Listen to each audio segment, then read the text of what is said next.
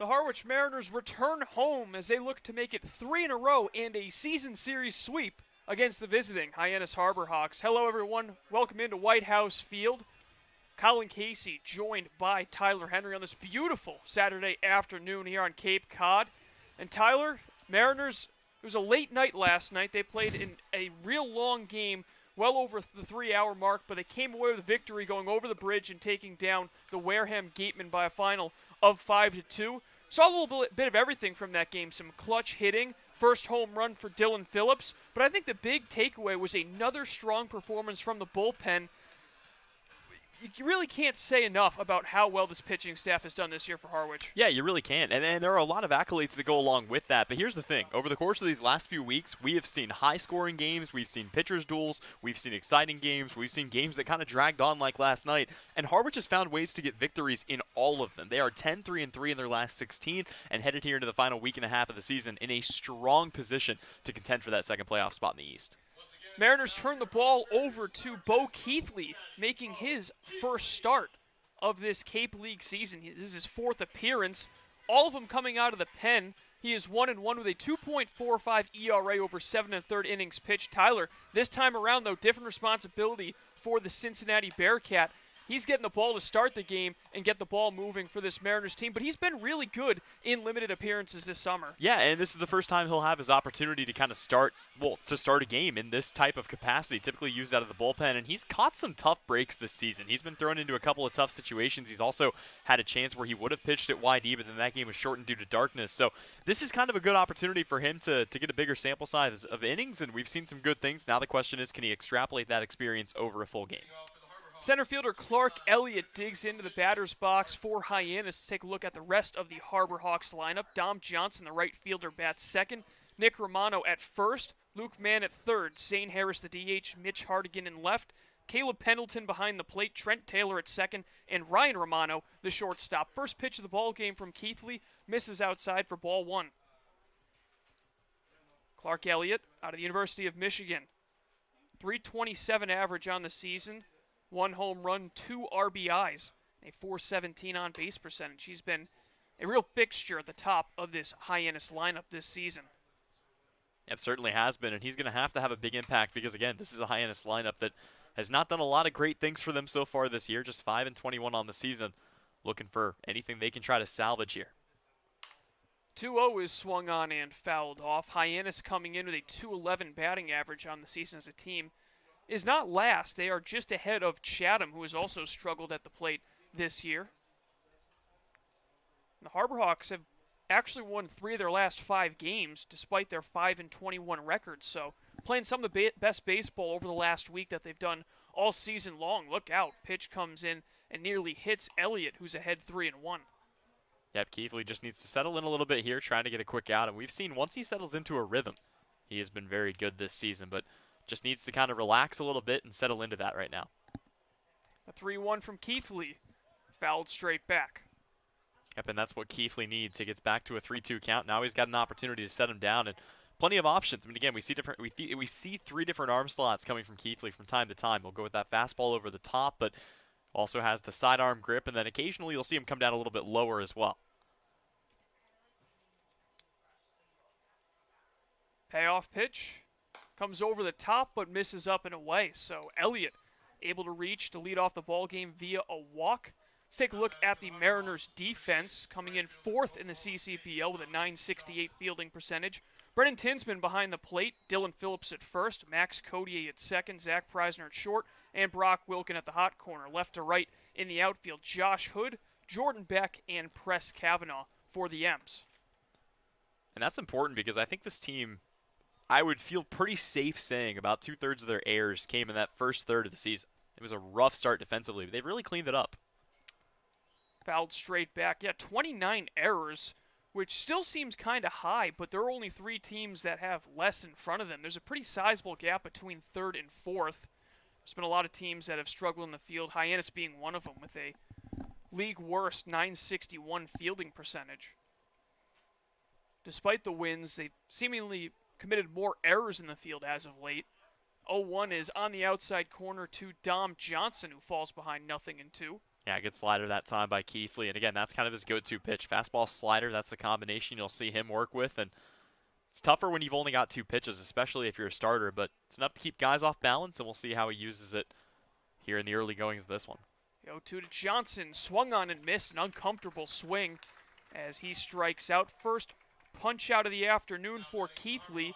One away with the runner still on first. Yeah, but again, comes back at him that time, goes down and away. Just mixing up his locations, that's really all you have to do. And now he'll face the first of 2 Romano brothers in this lineup, and Nick.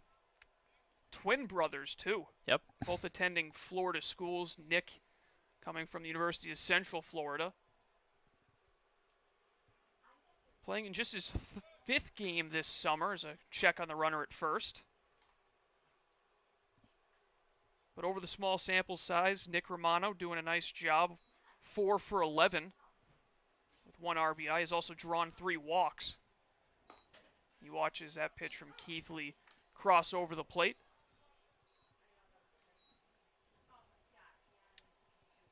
The last of 3 meetings between these 2 teams here in 2021. Second of which here at White House Field. Last time out, the Mariners with a thrilling 15-12 win in Hyannis. The runner goes, the throw gets by Codier as he slips. Might have been wide anyways coming from Tinsman behind the plate, and it's a steal for Clark Elliott. And that was a little bit awkward out there for Codier because, again, I mean, he was just trying to get to the bag, and he must have lost his footing somewhere. I'm not sure where along the line, but, yeah, I think even a good throw there, probably you're going to see Elliott take off the center fielder with blazing speed, and now a runner in scoring position here for Hyannis. 6th stolen base of the season for Elliott. He is yet to be thrown out trying to steal. Keithley with an 0-2 count. And his breaking ball is fouled back. Mentioned Tyler, Keithley not a guy with a lot of options in his toolkit as far as pitches go, but the different arm slots he uses is really his big benefit. We've seen guys like that before in the Cape. Antonio Menendez, one that comes to mind for the Mariners back in 2019. Elliott going again as the 0-2 is fouled straight back. He got a great jump over at second base. Yeah, he got a massive jump. There was no chance they were cutting him down at third. So fortunate for the Mariners that the hit and run does not work out, or at the very least that Romano fouls that pitch off. But yeah, I mean, talking about a guy who was just drafted in Antonio Menendez, the former Wake Forest Demon Deacon, and he had a really impressive Harwich season for the Harwich Mariners in that 2019 year. Keithley paying a close eye on Elliott. Now a grounder to third. Wilkin checks the runner back. The throw across to Phillips is in time. Elliott forced to stay at second. Out number 2 for the Mariners. Yeah, very fortunate that out goes right into the glove of Wilkin, on the line no less. He had a chance to kind of just square his shoulders up to second a bit, and that was all it took to get Elliott moving in the wrong direction. So 2 away here, but you do have the cleanup man to deal with in Luke Mann. See what you did there? No pun intended this time. Mann, the third baseman out of Missouri. You know, if that was on purpose, I would have had a smirk on my face. You've been working with me long enough. No question about it. 3 home runs on the season for Mann and 17 RBIs. That's easily the high mark on this Hyannis team. And on a Hyannis team that, you know, again, they did lose a lot of players, but mostly affected the pitching staff as opposed to their lineup. They got to keep a lot of the bats that they had throughout the season. And they've actually looked better for it. And they've looked better since losing those guys to the MLB draft. 1-0. Grounded foul towards the Hyannis dugout. And we really saw the floor kind of drop out on a team that was already struggling. We're talking about a Hyannis team that I believe at the time of the MLB draft was 2-15. They were on a 9-game losing streak, and they lost all 5 guys in their starting rotation. But to their credit, they've come back as a team. They've bonded together, and they found a way to pick up some wins here down the stretch. The 1-1. That'll miss outside. Not only that, Tyler, they now have 2 starters that qualify in the top 7 in earned run average in the league. So been able to rebuild this team quite a bit over the last week or so, and it's been showing in both the stats column and on the field. Even if it might be too late for them to make the postseason, the 2-1, and Mann is able to spoil it foul down the left side. Yeah, I mean, it's all inclusive here down the stretch. And I will say this, too. We're going to talk about this a little bit later in the broadcast, I'm sure. But Hyannis is not as out of it as Bourne is in it when we're talking about a playoff spot. This is a Hyannis team that, you know, it would take a very wild set of circumstances, but it's not completely out of the question that they could find their way back into a playoff spot. Very unlikely, but not impossible. 2-2. Breaking ball hit high in the air into shallow right. Codier battling the sun, but he will call off the right fielder Kavanaugh and make the catch to end the inning. So leadoff walk does not bother Bo Keithley. Head to the home half of the first, scoreless from White House Field. You're watching Mariners baseball on the Harwich Mariners YouTube network.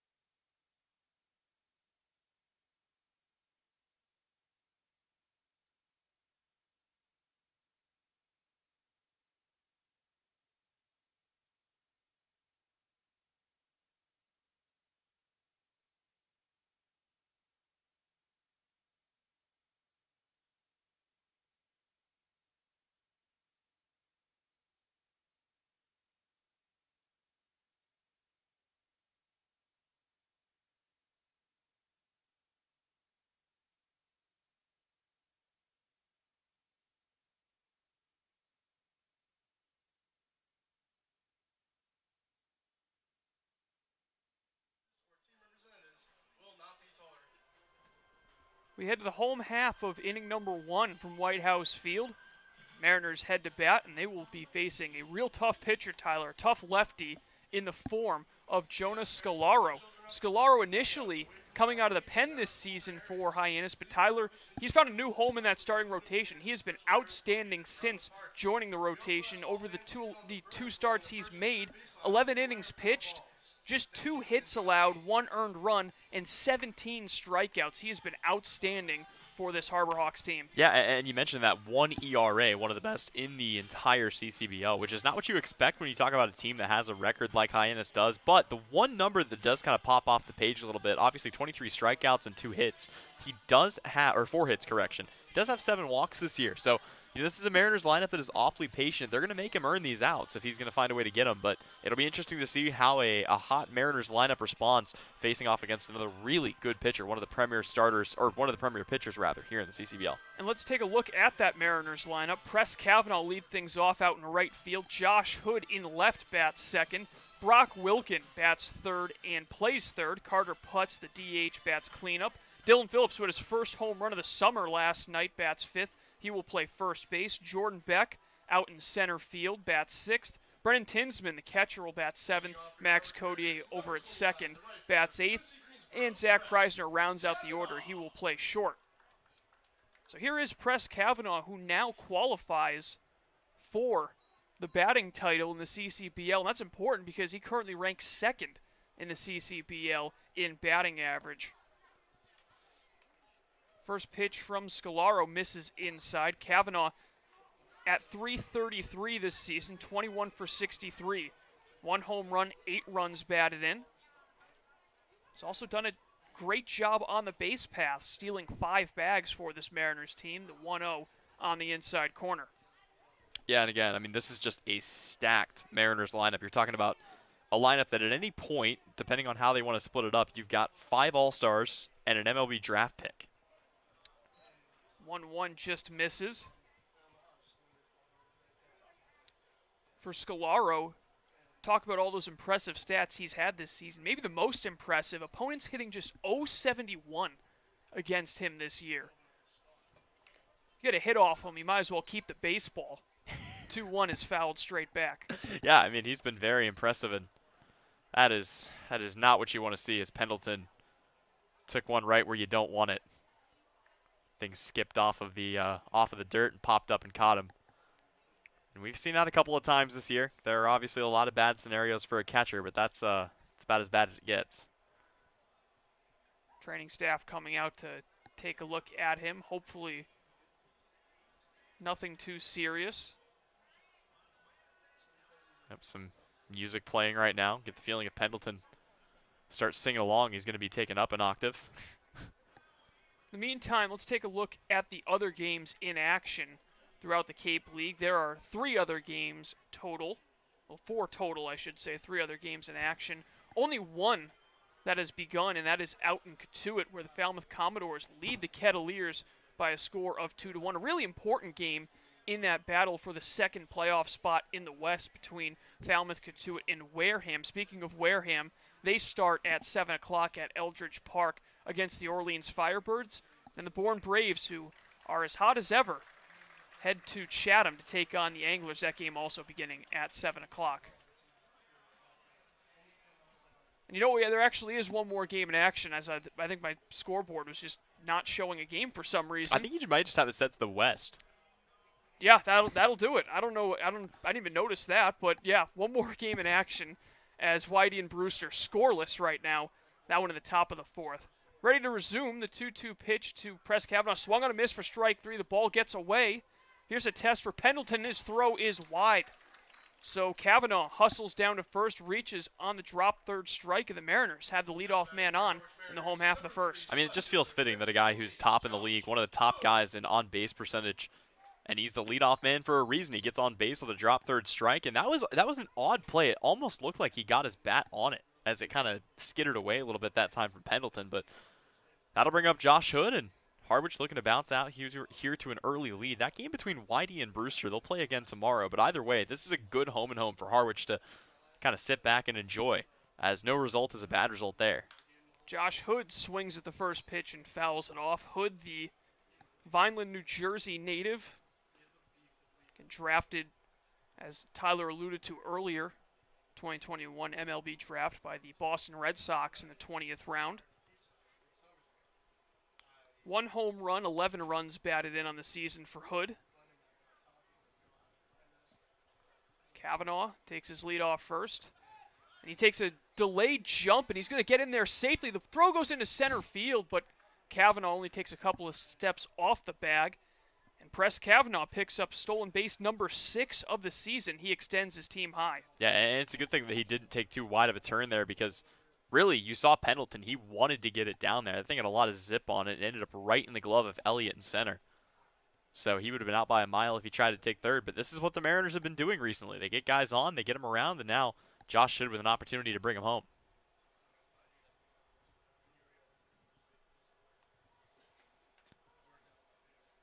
Huge RBI opportunity already for the M's. Breaking ball, that gets away from Pendleton again, and up to third is Kavanaugh. And Tyler, you wonder if he might be feeling the effects of that foul tip that caught him. Yeah, I mean, it certainly could, but at the same time, these have not been good pitches, and that's not what we expected coming into this out of a guy like Scolaro. I mean, he's been very good all season long, but everything has been down. He's missed the spot a couple of times, and I mean, again, Pendleton doing a good job keeping the stuff in front of him, but when you got a guy with as much speed as Press Kavanaugh, you feel pretty confident about his ability to take a base, and now there are a million ways Josh Hood can bring him in. 2 balls, 1 strike. That one swung on and hit deep to right field, carrying back to the corner. The catch is made by Johnson. Tagging is Kavanaugh. He will score. It's a sacrifice fly for Josh Hood. Mariners didn't even need a hit to score their first run. They lead it 1-0. Yep, exactly. And ironically enough, you look in the scorebook here, and the guy that came across to score did it on a strikeout. So, you know, you got a guy out there who's faced the minimum, but he's given up a run. There's that little baseball paradox for you. So in steps the heart of the order, Brock Wilkin. Comes in tied for the CCPL lead in extra base hits. Also top 5 in a number of categories all throughout the Cape League, and he's ahead in the count 1-0. I don't think this is a stat that the Cape League tracks, but I would love to see the number of pitches Brock Wilkin has seen in the strike zone over the course of these last few games, because it hasn't been many.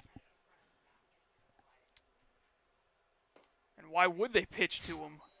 1-0 misses down and in. Yeah, again, 13 extra base hits this season, tied with Chase DeLauder for Orleans for the most in the Cape League.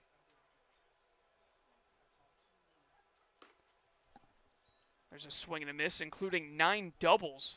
That is the #1 mark in the Cape. Yep, a lot of balls in the gap to the fence this year for Wilkin, and it's a big part of the reason his RBI numbers are what they are as well.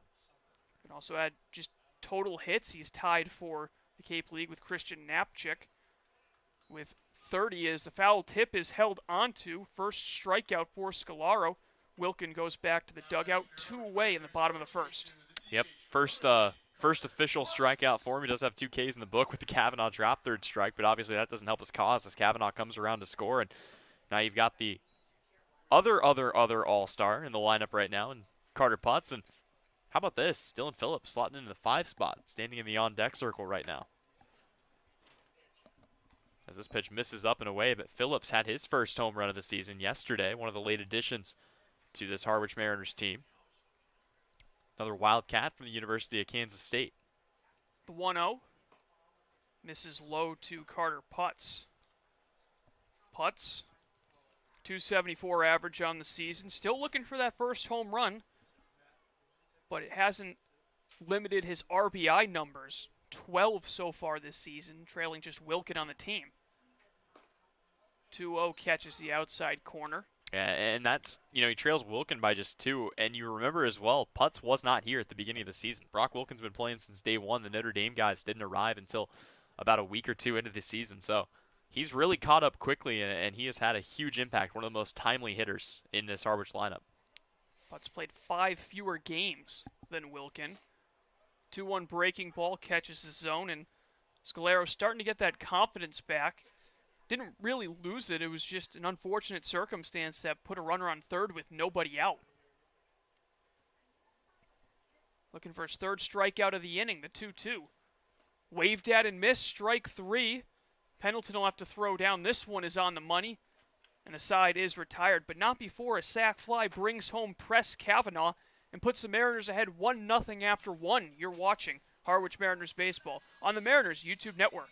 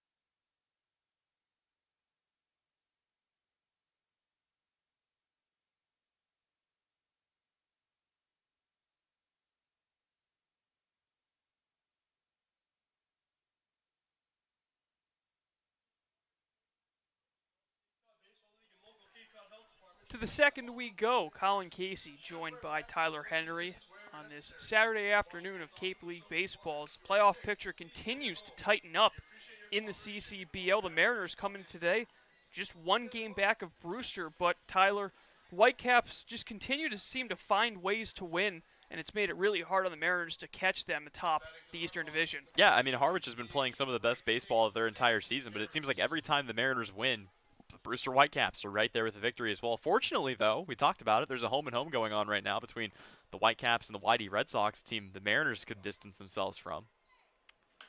Keithley's first pitch of the inning fouled straight back by Zane Harris. So there is no bad outcome here. I mean, if the Brewster Whitecaps fall, the Mariners could take over first place. If the Whitecaps win both games, Harwich picks up some additional breathing room against YD, and if they split, the Mariners could end up in first anyway. So whatever happens is going to be good for the M's here over these next 2 days.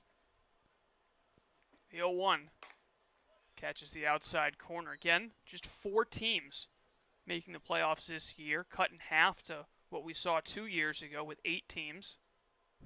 That's important. Remember, the Harwich Mariners just barely made the playoffs as the 4 seed in the East in 2019, made it all the way to the championship game. Well, the Kettleers were not the 1 seed in the West either, but they end up coming back and winning it all. So, yeah, I mean, it really it really is a league that by the time you get to the end of the year, the teams look so different from the beginning that there is a lot of parity to be had in the playoffs. See what Keithley does here on 0-2. Looking to lock down strikeout number 2. Check swing. But Harris is able to hold up. Yep, and that's the right call there. Clearly didn't break the wrist, so he'll hang on here. 1-2 the count, and now Keithley with another opportunity to set him down. Rick Emerson over at third. Third base umpire in this one. Jim Foncesa behind the plate. Pitch misses outside. Count is 2-2. Over at first, that's Dan Henry. Umpiring crew for tonight's game. 2-2 the count. Pitch to Harris. Misses just down and in. Zane Harris out of Wright State. 212 on the season. A solo, or 1 home run and 7 RBIs. Looking to avoid striking out for the 20th time this year.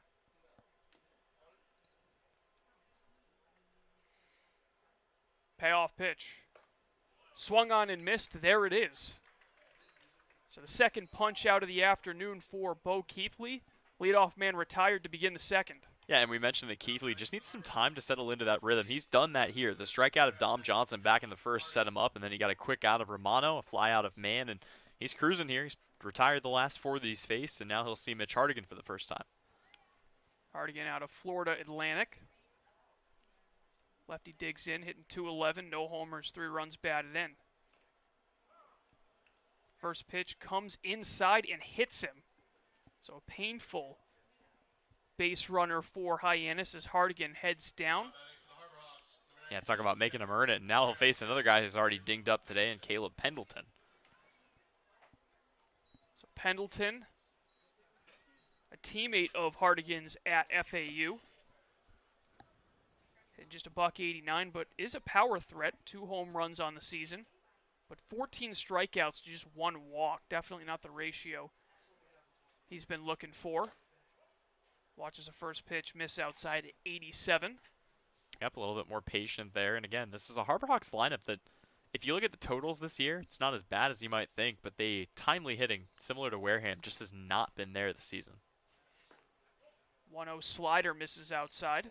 Colin, we talked a little bit about the standings earlier, and you and I were talking about this before the game. The Bourne Braves, with a win or a combination of losses and or ties from Falmouth and Wareham, they could be in the playoffs today with a week and a half left to go in the season. Definitely takes some pressure off as pitch gets away from Tinsman behind the plate. That'll be a pass ball, puts Hardigan at second. Both pitchers struggling a little bit with control there, although Tinsman was able to get his glove on that one, just didn't squeeze it. 3-0 count. Keithley already walking one and hitting another. But he's able to find the outside corner. Pendleton tried to sell it, but to no avail. Yeah, tried to sell it, but to his credit, he didn't toss the bat. We've seen that a couple of times this year, so he'll have to come back here. 3-1, he'll be swinging away, although may take this next pitch. You never know.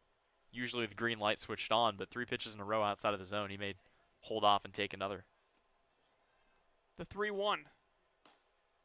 Down and away, and there's the second walk issued by Keithley this afternoon. So Hyannis threatening 2 on and 1 away for Trent Taylor. Yeah, they've had 3 base runners. They've had 2 guys in scoring position. They're still looking for their first hit. So far, everything that they've gotten has been given to them in this game, and now you've got the bottom 2 guys in the order, Trent Taylor and Ryan Romano, coming up next.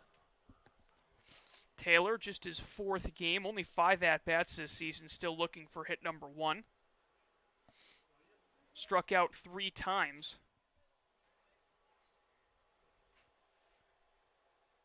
A huge RBI spot here. Shows bunt and unable to get on top of as he fouls it over the backstop. Yeah, you can see he was frustrated with himself there. Got a decent pitch, just got under it and pops it up, which is the one thing you really don't want to do. Fortunately for him, he pops it out of play, and count's still just 0-1, but Wilkin going to be on high alert down that third base line. Right now, Wilkin playing even with the bag. Phillips playing behind the runner over at first. 0-1. Submarine delivery. Tinsman having trouble finding it in the umpire, but he's able to pick it up.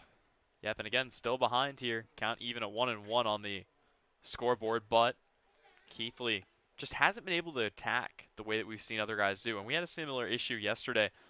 Spencer Geesting falling behind in a lot of those early counts, but to his credit, didn't give up a single run. And the Mariners able to eke out a win. The 1-1 swung on and missed. Taylor, it's a big opportunity for him as a junior in 2020. Played in 10 games, but didn't really get many at-bats at UCF. 3 total. So a good opportunity here on the Cape to showcase, make up for some lost time. The 1-2, he watches it miss down and away. Yep, doing that out in the American Conference, which has some solid teams in it for baseball. Tulane, of course, one of them, a team that I had a chance to do a little bit of coverage of before the season really got into full swing. Actually was able to homer against Tulane on May 14th. This year, was able to get some more at-bats in the spring compared to 2020, 38 total. 2-2, Taylor watches it just below the knees, full count. Yep, and after getting ahead, which is something that we mentioned he hadn't done a whole ton of, at least not in this outing, now it's a full count. So we'll see what he's got in store. Doesn't want to walk the bases loaded here, but he does have a guy with a lot of potential at the plate. Keithley had only walked 2 guys the whole season coming into today's game. And here he walks his third already in just an inning and a third. So the bases will be loaded. Only 1 out. Ryan Romano with a huge chance for Hyannis. Yep, and again, you do have a guy here at the bottom of the order coming up. Is Coach E going to run out? We don't see that very often. But he is hustling out to try to have a word here with Keithley. Nobody up right now in the Harwich bullpen. Both teams still looking for their first hit of this game, and yet here is Hyannis with the bases loaded and 1 away, and Harwich has already brought a run across. Really odd start to this game as Coach Engler heads back to the dugout. Well, of course, if you go back a couple of days, or if you go back rather to last week, wasn't exactly an average, typical start to that game not. either.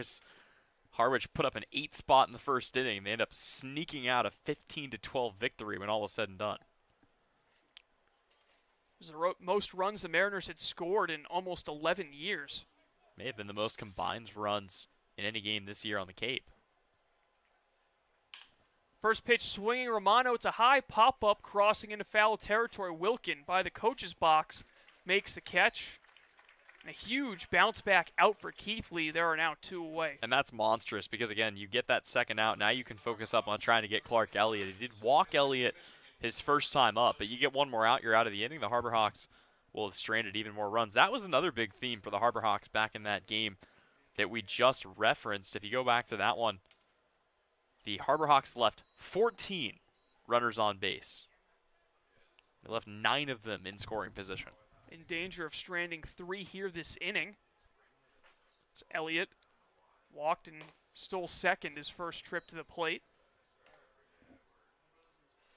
Elliott, the University of Michigan, a school that had a huge week, not on the baseball diamond, but actually on the ice hockey rink with 4 Michigan players being drafted in the top 5 of the NHL draft. Count 2-0 to Elliott. Wow. I don't know a ton about hockey, but I would assume that's probably pretty rare. Yeah, first time that's ever happened for an NCAA program. Owen Power, of course, going first overall in that draft. Buffalo Sabres. 2-0 misses inside. He was followed by Matty Beniers, who was the first draft pick in Seattle Kraken history, 2nd overall. And then 4th overall, it was Luke Hughes to the New Jersey Devils, a brother of Jack Hughes. And 5th overall, Kent Johnson. So quite the top 5 for Michigan. 3-0 from Keithley, and he's able to get it over. That was a must-have strike for the righty from Cincinnati. Yeah, certainly was. I will say, as new Big Four sports team names go, Seattle Kraken's got to be one of the best. Great color scheme as well. Yes, really, really good branding. I've been impressed with what they've been able to do with that so far. Keithley needs another strike. The pitch misses, ball 4 just outside. That one didn't miss by a whole lot. And Mitch Hardigan comes across to score. This game is tied. And again, no hits on the board right now for the Harbor Hawks, but they've got the bases loaded And they just tied at 1-1, and still nobody up and warming out in that Harwich bullpen. A couple of guys standing up, but nobody throwing, nobody warming, nobody stretching. Keithley's got to find a way to get out of this. Certainly an inauspicious start for Keithley. Now 4 walks and 1 hit batter.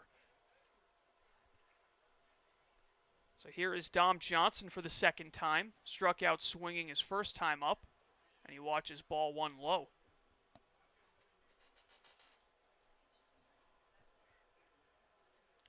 I don't know the last time I've seen both teams get on the board with no hits. True. Certainly doesn't happen very often. 1-0 is fouled back. Yeah, I was going to say, I can't imagine there are a lot of games where both teams are in the run column before they're in the hit column. For one team, it can happen every now and then, but not typically in this fashion. And again, let's just call it what it is. I mean, Hyannis has a wonderful opportunity here with 2 away to try to bust this game wide open. 1-1, breaking ball up and in.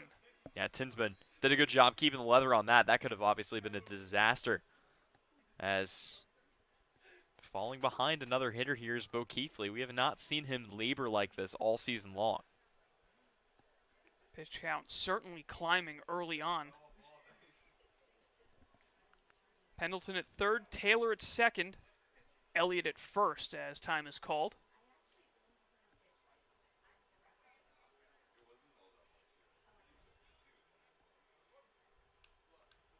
Runners going on contact, so a ball in the gap could really be huge for Hyannis, but this one's sent in the air in foul territory. Phillips makes the catch, and the Mariners are able to get out of the bases loaded jam, surrendering just 1 run. Ball game is now tied through an inning and a half here at White House Field. You're watching Mariners baseball on the Harwich Mariners YouTube network.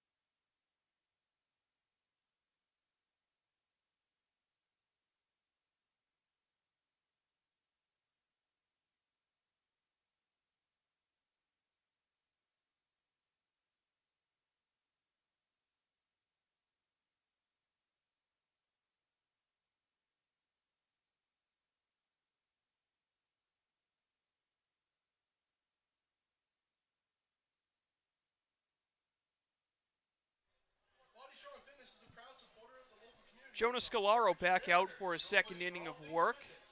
He and the Hyannis Harbor Hawks able to tie the game in the top of the second inning without scoring any runs.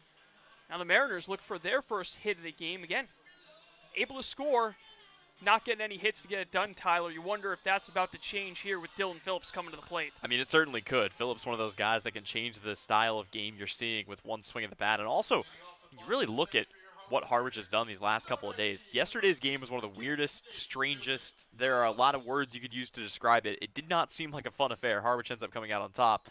So far, this has been a bit of an odd one, too. Still just 1 1/3 of the way through. Lefty against lefty. First pitch misses low. But it'll be interesting to see how this game kind of plays out throughout, as you never really know what you're going to get here on the Cape, but these last few games have just been odd. Fastball from Scalaro. Swung on and missed. Phillips hitting .304. Playing in his 7th game today. 1 home run, 5 runs driven in.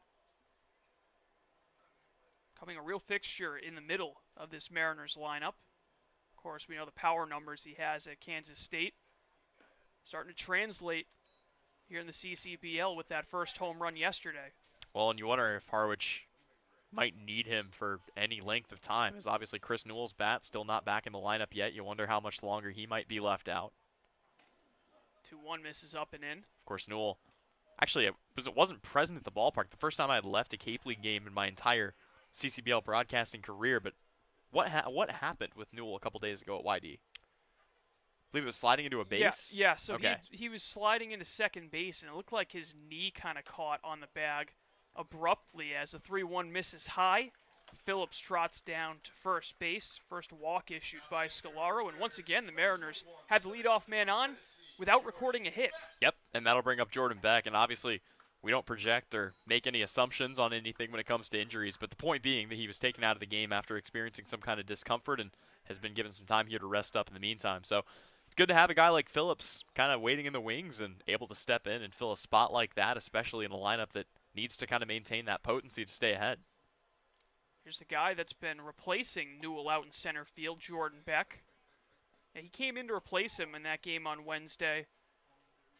But Newell did stay in the game and eventually scored that inning, so the hope is that it wasn't anything too serious if he was able to at least play through it for the remainder of the half inning. Certainly. Scalaro, the 1-0. Breaking ball right there to Beck. Beck coming in, hitting .246. In that game where he replaced Newell, he had his first home run of the CCBL season, a solo shot over the center field fence at YD, which of course is as deep as it gets. A whole 352 feet as the check swing. An appeal. Beck did go around the count 1-2. Not to discredit Beck's home run. It cleared the fence by a good amount of distance, but just one of the stranger ballparks when it comes to dimensions. Yeah, certainly. And he becomes the 8th Harwich Mariner with a home run, or correction, the 7th. Dylan Phillips became the 8th guy on the active roster with a home run, and then they had a couple of guys previously this season that have since departed the team with a home run as well. So throughout the year, I mean, they haven't had anybody with a ton, but they've got a lot of guys that can consistently bring power. 1-2 misses up and away. I believe Newell and Wilkin with 4, and then the only other guy with multiple home runs no longer on the roster, that's Ben Malgeri. Had a couple, both here at White House Field. Of course, they also had one from Hal Hughes. They had one from a guy who would end up getting drafted out of UConn, and Pat Winkle. 2-2 pitch. Beck slices this one foul. Look out. Ooh. Might have caught somebody down in the Hyannis bullpen. Yeah, I didn't see it bounce off, so it must have landed maybe in a hoodie pocket out there, but a couple of guys getting up and walking away, and that's why you got to keep your head on a swivel. There's no protection for the bullpens here at White House Field. That's how it is a lot of these ballparks. The bullpens are kind of in the old-fashioned style of in the field of play in foul territory down both lines. The 2-2. Breaking ball down and in. Pendleton able to keep it in front of him. Yep, does a good job there. And quick update. Again, we'll kind of keep a closer eye on this game than what we usually do throughout the course of this one. But the YD Red Sox have taken a 2-0 lead on the Brewster Whitecaps in the top of the 5th. And that's big for a couple of reasons. But the biggest is if Harwich wins today and Brewster loses, there is a tie for first place atop the East. Throw over by Scalaro to check on the runner Phillips. Not exactly a big threat to run. Brewster 16-8-2 on the season. Harwich 14-8-4. Head-to-head, though, pretty monumental in the fact that the Mariners 0-2 against Brewster this season. They have yet to play, though, at White House Field. Payoff pitch is fouled off. Yeah, they're 0-2, and they have yet to score a single run against the Whitecaps this year. But they'll have that opportunity. We'll see 2 more Western teams for the rest of the season, but aside from that, it's going to be a steady diet of Eastern opponents, which will give Harwich an opportunity to get back at YD, and more importantly, it'll give them a home-and-home against the Brewster Whitecaps next week.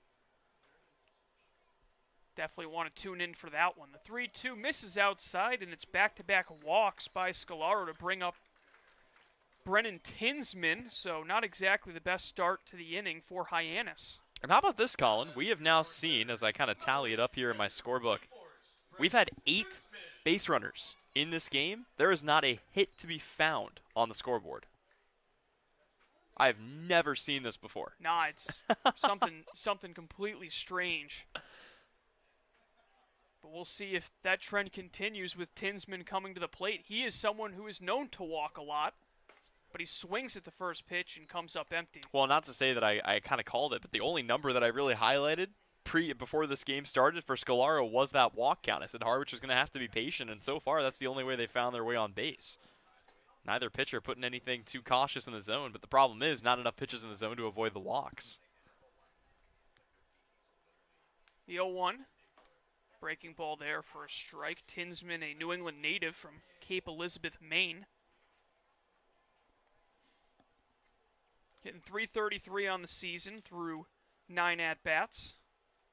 3 RBIs, but that big walk number, 4 already. Really patient hitter. We'll see what he does here on 0-2.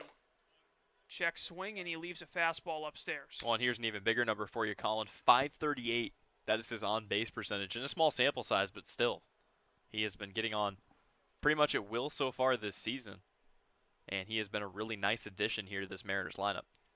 M's with a solid on-base percentage as a team, .347 in 2021. The 1-2. Waved at and missed for strike 3, so after back-to-back walks, Jonas Scolaro able to bounce back and get the first out of the inning. Jonas Scolaro has now faced 7 batters. He has had just 1 at-bat that was not either a strikeout or a walk. Talk about the 3 true outcomes. We do that a bit. Wonder if that third one is due. Codier still looking for his first home run of the CCBL season, but the man on deck, Zach Preisner, had his first earlier this week against Bourne at White House Field. Codier does have some power, as that one misses in the dirt. Seen him a number of times in BP this season. He's been able to clear the fence out in right field. Yeah, and a guy that picked up his first RBI this last week as well, so looking to kind of keep on that and try to give the Mariners the lead back here in a 1-1 ball game. Phillips leads off second, Beck over at first. The 1-0. Fastball in the outside corner.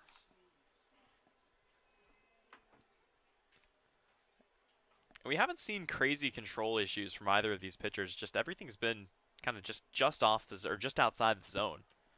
We're not seeing guys sailing pitches back to the backstop or every third pitch spiked in the dirt. Just not really filling the zone up here.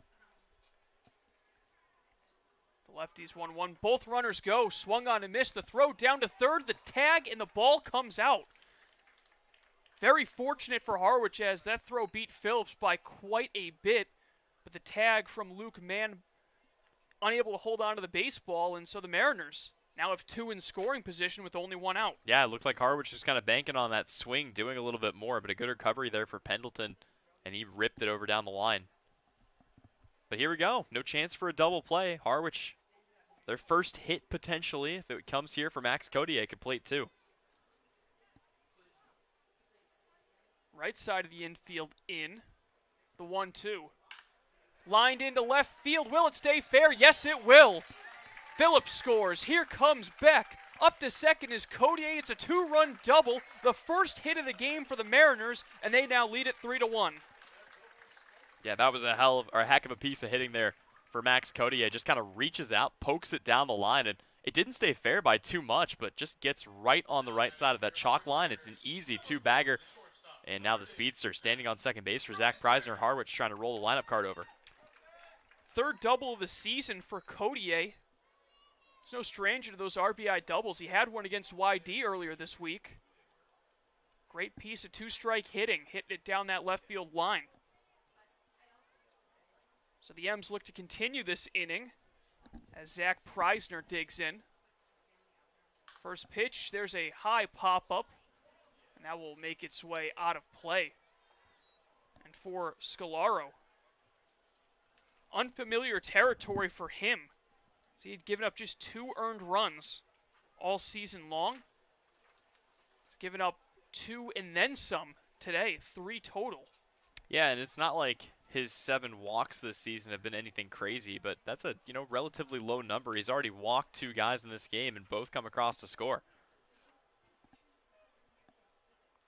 Lefty from FSU comes home and chopped foul off to the left by Preisner. But Colin, you and I talked about this a little bit before the game, and we kind of wondered what it would be like as he transitions from the bullpen to a starting role here. A little bit of a different look, and you can't just come in and throw your hardest stuff. You do have to kind of try to sustain yourself a little bit and string yourself out throughout a game. So not sure if that's affected him at all. Not sure if he's throwing any differently, but whatever has happened, the Mariners have been able to double up his earned run total on the year, doubling his ERA. Cody with a decent-sized leadoff second. The 0-2 is sailed high. With that being said, doubling his ERA does still put him right at 2, which is very impressive for a pitcher here in the CCBL. Just making his third start. So not accustomed to going several innings, at least this summer. So that one fouled straight back right into the bleachers. Yeah, big swing there on a breaking ball, and you could tell as soon as Preisner saw the way that thing was breaking, he wanted to put that one over the left field fence, but just couldn't quite make solid contact, and now you've got Scolaro sitting ahead 1-2. Preisner, the California native, one of several Mariners going to school at Notre Dame. 1-2, fouled off again. Good adjustment there by Preisner. He goes from a breaking ball that comes in the mid-70s to a fastball at 88. I think had some heat on it, and he did a good job of adjusting, caught up, got his bat on it, and now sit down, wait for another 1-2 pitch.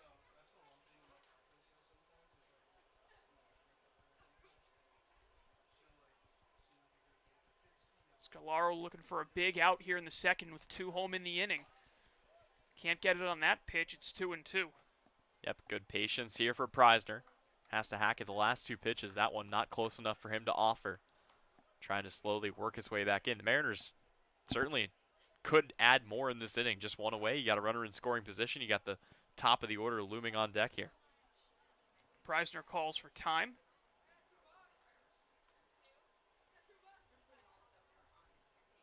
M's looking for their first CCBL championship since 2011, and they're hoping to clinch one of those playoff spots. Count now full. Certainly put themselves in a great spot, especially over the last 2 weeks after a pretty inconsistent start to the season. Both the pitching and bats have stabilized, and they're getting production from basically everyone in this lineup.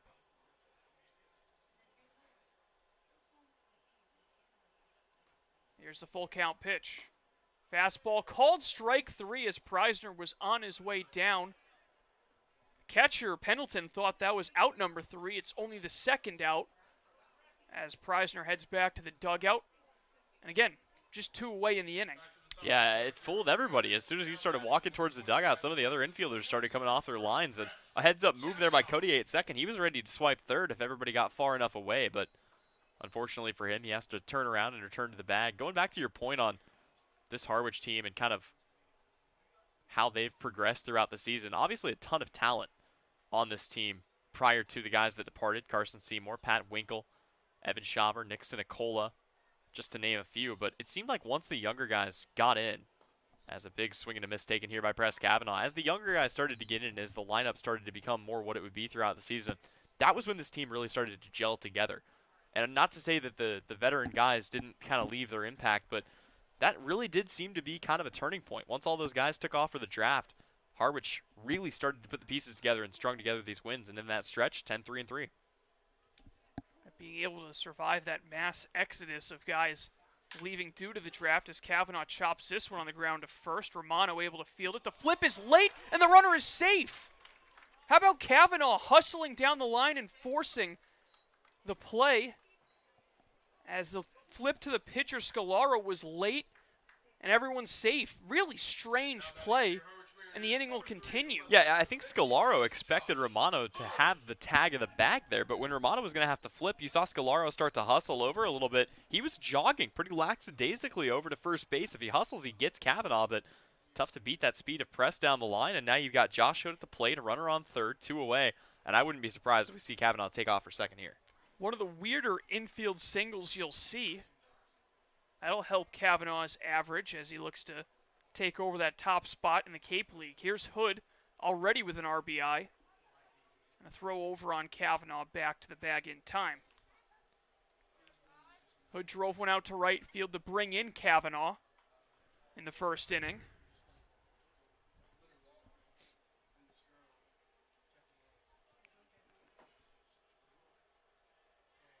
look at first. Now the pitch.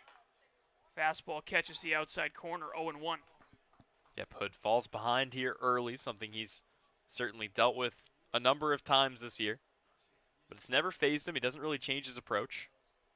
And he'll settle back in and look for something good here on an 0-1.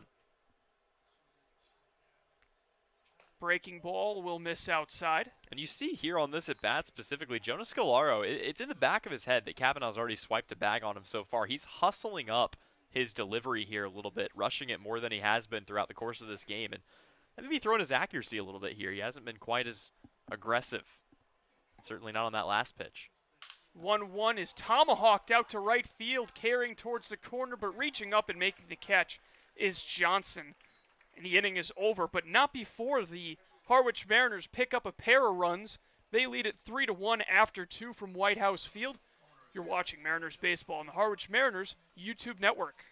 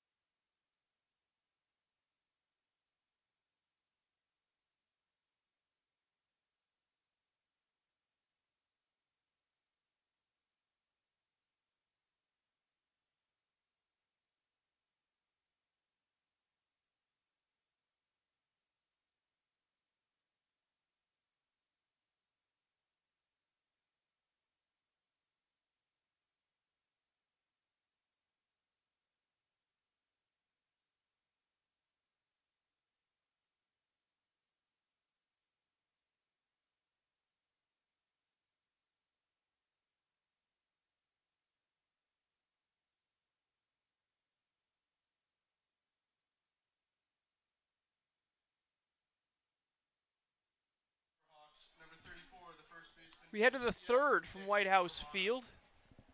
Mariners lead it 3-1 in the final meeting between these two teams in 2021. And with all due respect to the Hyannis Harbor Hawks, Tyler, I think we can safely assume that these two teams will not be meeting in the postseason. Yeah, it would seem less than likely. Hyannis currently 8 points away from elimination. Hard grounder to third, and Wilkin unable to handle it. Barehanded by Preisner, but not enough time to throw it down and try to get Nick Romano, who reaches on the error committed at third by Wilkin. Yeah, they call it the hot corner for a reason. That's just a tough play there for Wilkin, and obviously something that we've seen him make before, but not on this occasion. And the streak continues here. The Hyannis Harbor Hawks get their 6th base runner. No hits. Yeah, one of the stranger ones we've seen so far, at least to start this game. Here's Luke Mann. Pitch from Keithley misses outside. Mann popped out to end the first inning.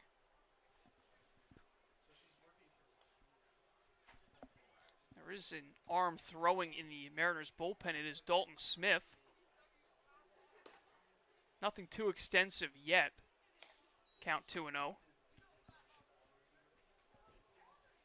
Yeah, expecting to see them try to leave Keithley out there to go as many innings as he can here and really kind of see what he's made of, what he has potentially. Harwich still looking for really kind of one spot in that rotation. You know for a fact that Dombrowski's going to be a big part of the home stretch here. You know that Eric Raiselman's going to be a part of that. And you got a couple of other guys that have really kind of slotted in well throughout the season, but seems like Harwich is still figuring out the last spot in that starting rotation. 2-0 misses inside, of course, Andrew Mosiello, guy who's gotten stronger with every start he's made this year. Yep, a Cape League All-Star.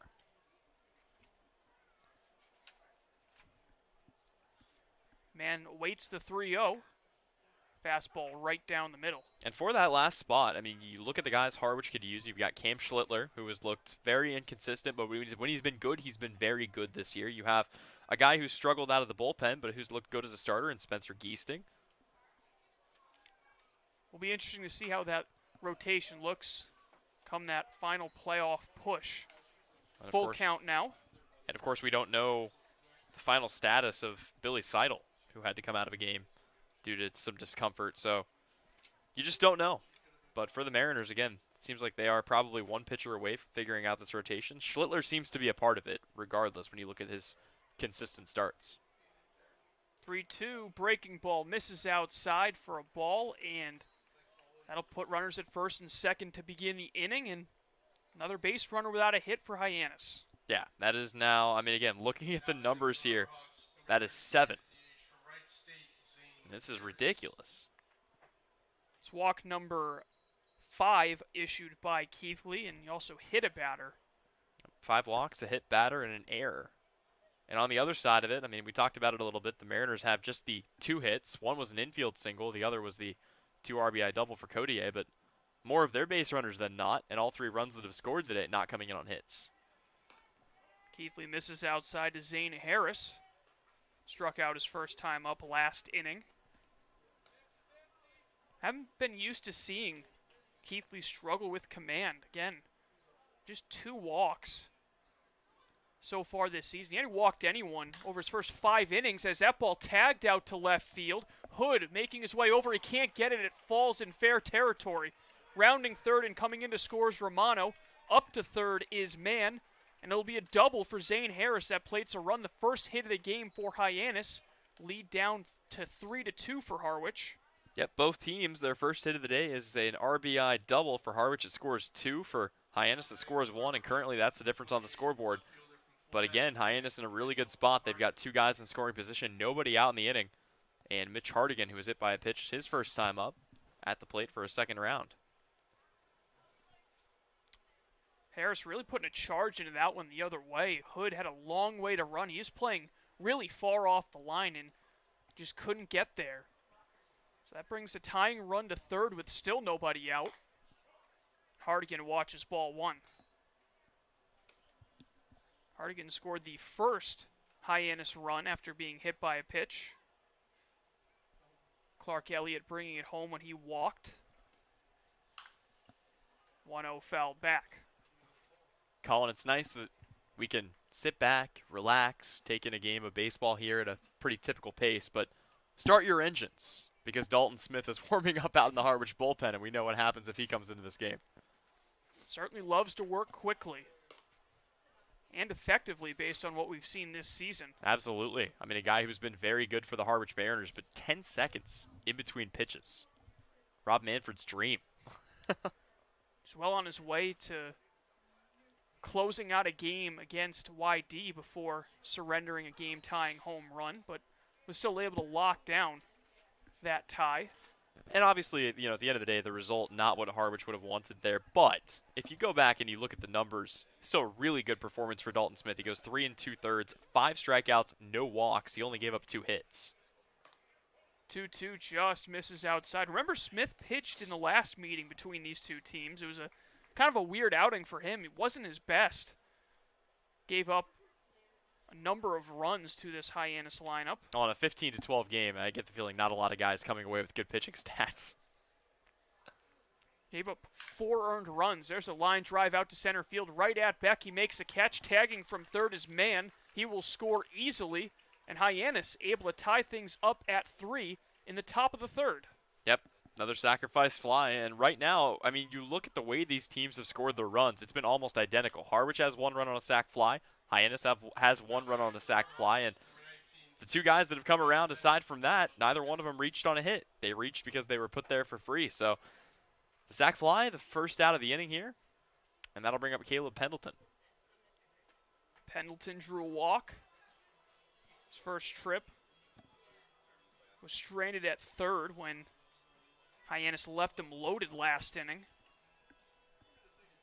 And I'm starting to get that feeling that we had the last time these 2 teams played, Tyler, where runs are just going to be coming left and right. Not exactly the 8-run outburst we saw from the Mariners in the first inning, but already runs coming fast and furious, and both teams haven't even woken the bats up yet. Yeah, no joke. I mean, you're talking about a game that's currently 3-3, and the 2 teams have combined for 3 hits. So it's not been a hitting clinic, and now Coach Engler comes out, and this will likely be the end of the line here for Bo Keithley. Englert looking towards the bullpen, and he will make the move. So in comes Dalton Smith. We'll get you his numbers when we come back. It's 3 apiece here at White House Field, the top of the third. You're watching Mariners baseball on the Harwich Mariners YouTube network.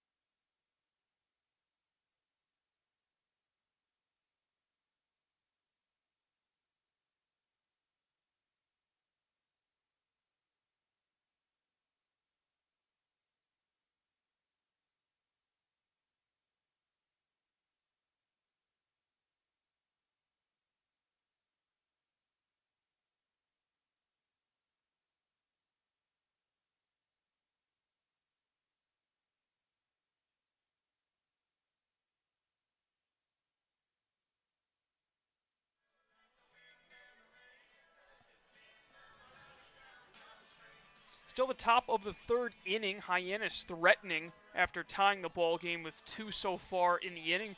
Bo Keithley's afternoon is done after just 2 1/3 innings. Surrendering just the 1 hit.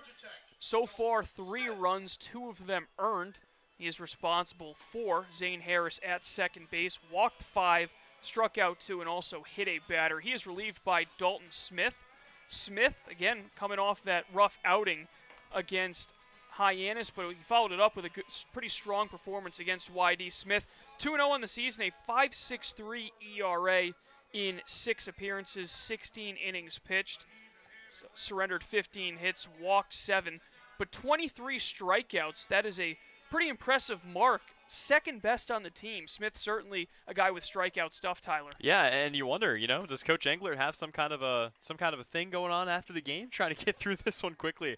No, but in all seriousness, Dalton Smith has kind of slotted in. He's become the go-to long reliever of sorts for the Harwich Mariners and gets put into a good spot here, trying to keep this at a 3-3 game. Caleb Pendleton watches ball 1.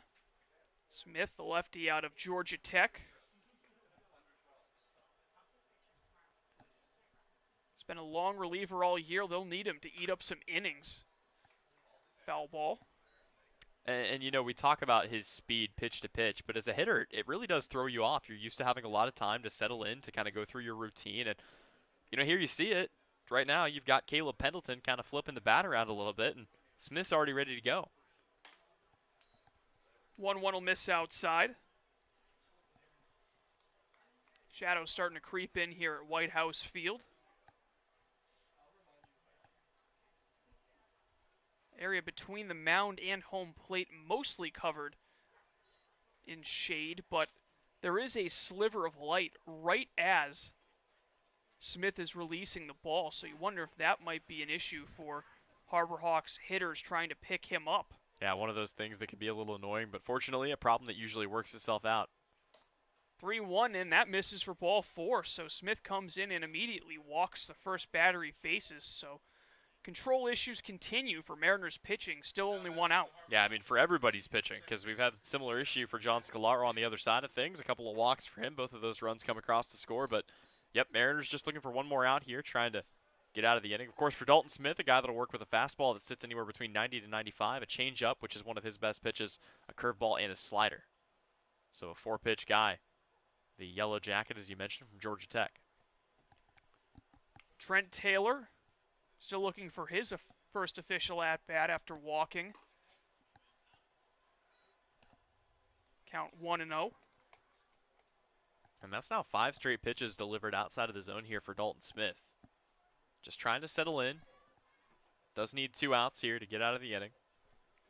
But the double play certainly an option. Taylor watches strike 1. Hyannis looking for their first victory at White House Field since July 1st, 2018. After unable to win one in 2019 here. Of course, no season in 2020. Count now 1-2. There was one other thing that I don't think we had a chance to talk about from last night, but just for a moment, Colin, let's talk about Matthew Pusher. Yeah. He was so good last night for the M's in just his second outing. And again, the Mariners really didn't need another arm in the bullpen, but they got one. 1-2 swung on and missed as Taylor chases that one. A huge out number 2 for Smith. But, yeah, you mentioned Pusher. He was outstanding. Big thing, too, I remember in the pregame I talked about how big the bullpen was yesterday. He basically was the bullpen yesterday.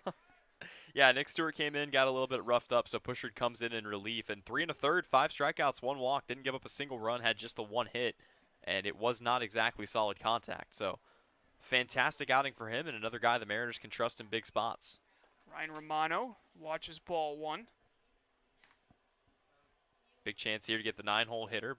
Trying not to face the top of the order. Clark Elliott has already reached on 2 walks in that leadoff spot, as has Caleb Pendleton, who stands on first base. 1-0 misses outside. Romano, a Florida State teammate of Hyannis' starter, Scalaro.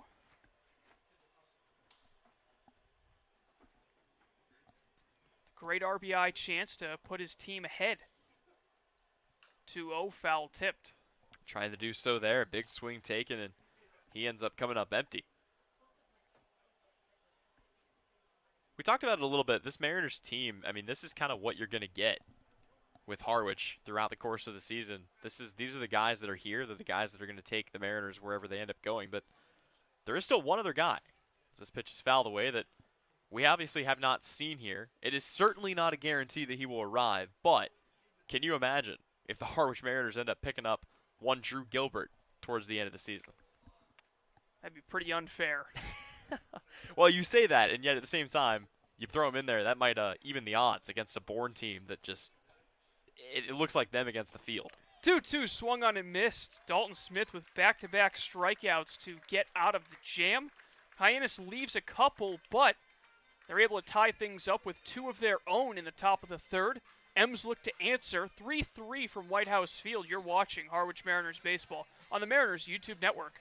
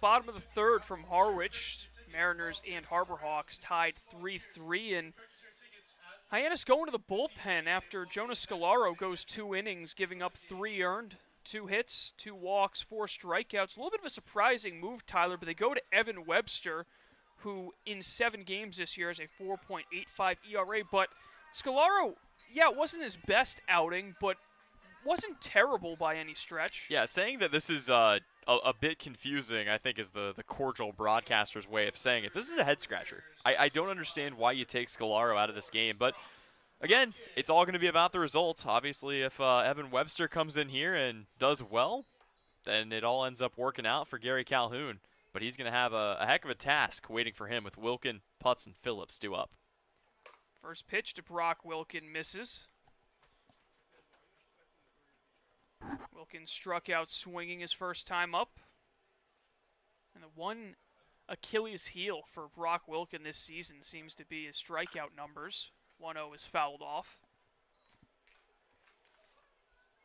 Obviously, you see more of that with the way the game has been trending over the last several years. Strikeout numbers have kind of climbed as batting average has dropped, but that's the worst thing that's comes with Brock Wilken, and he's got a lot going for him.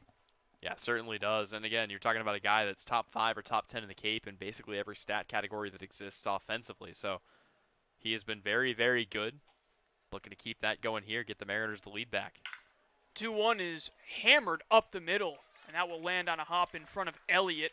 It's a sharply hit leadoff single for Brock Wilken. The Mariners have had the leadoff man in all 3 innings thus far. Yeah, and for the Mariners, that is on record today, I believe, just their 3rd hit. So the first guy that he comes out and faces gets a hit off of him, and Harwich is seeing Evan Webster relatively well here so far. Carter Putz up now, and again, the Mariners in a good situation here. Webster from Union, Kentucky, be a sophomore this fall. So another one of those younger guys as Carter Putz swings and misses for a strike. But Webster pitched 34 innings for Louisville, 5.50 ERA. 0-1 is fouled back. A couple of big cuts here from Carter Putz, clearly trying to put something in the gap somewhere, at the very least, just rip something into the outfield. But he'll have to be a little bit more protective here. Count goes to 0-2, and you've got a guy very capable of doing the same thing standing on deck in Dylan Phillips. Wilken is lead off first. And there'll be a throw over on him. Wilken with 3 stolen bases this year. Has been caught twice. One thing that's kind of forgotten about Wilken is he does have some solid speed. Over at third base, the 0-2. Spoiled away by Putz. Yep, that does a good job there of hanging on, and nothing too overpowering here for Evan Webster, another guy who's going to have that fastball sitting just under 90. Don't think we had a chance to mention it. Mentioned that the Whitey Red Sox were ahead 2-0. They now trail the Brewster Whitecaps 3-2.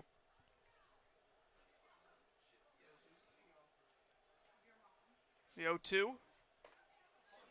Strike 3 called at the knees. Putz in awe as he heads back to the dugout. And I don't think the Harwich Mariners dugout liked that call either, as Steve Engler sharing a few words with Jim Foncesa, 1 away. Yeah, they may still be a bit fired up after last night, in which we saw just a clinic on what not to do as a home plate umpire.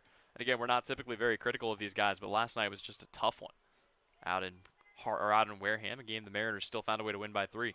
Both teams were voicing their frustration at the home plate umpire throughout that game as Phillips watches strike 1 on the outside corner. And that's when you know it's bad, when you have both coaching staffs, both dugouts, both fan bases, basically everybody in the stadium, including the broadcast teams, not really overly enthused with the job that you're doing behind home plate, as this is a cross for strike 2. Webster pounding the zone since coming into the game, going right after the heart of the Mariners lineup.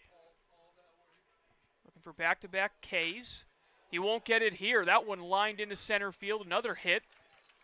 Wilken up to second, and Dylan Phillips has reached base in each of his 2 trips. The Mariners threatening with 1 out. Yeah, 2 lasers right up the middle. I mean, this is a good work, or this is good work for the Mariners hitting, and now they've got 2 aboard here for the bottom 4 in the order.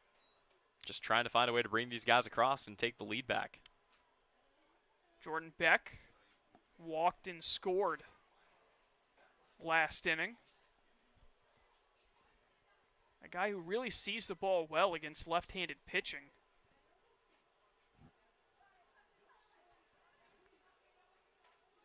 First pitch, and Webster able to get one over for a strike.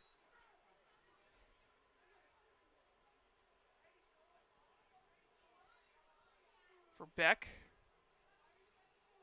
hitting .250 this year off of lefties. He's only had 12 at-bats against Southpaws.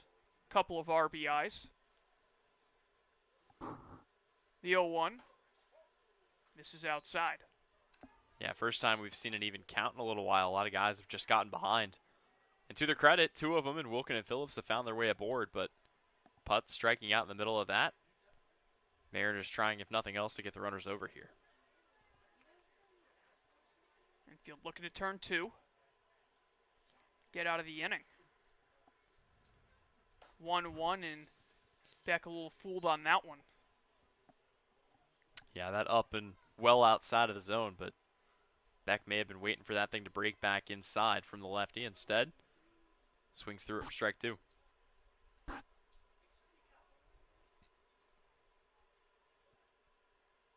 Long look in from Webster. Gets the sign he's looking for.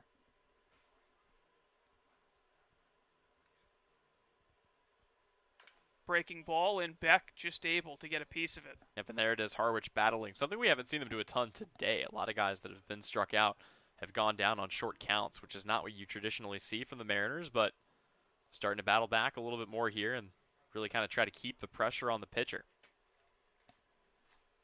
Beck, the Hazel Green, Alabama native, he was the top rated outfielder out of the state of Alabama coming out of high school. Also played basketball in high school and shared backcourt with Carol Lewis Jr., current New Orleans Pelicans point guard. The 1-2. Beck able to foul another one off. And you can tell Beck is just, he's eager for a hit here. He wants to find his way on, and he is reaching out and taking a hack at anything even remotely close to that strike zone. Brock Wilkin at second, Dylan Phillips at first. 3-3 ball game in the bottom of the third.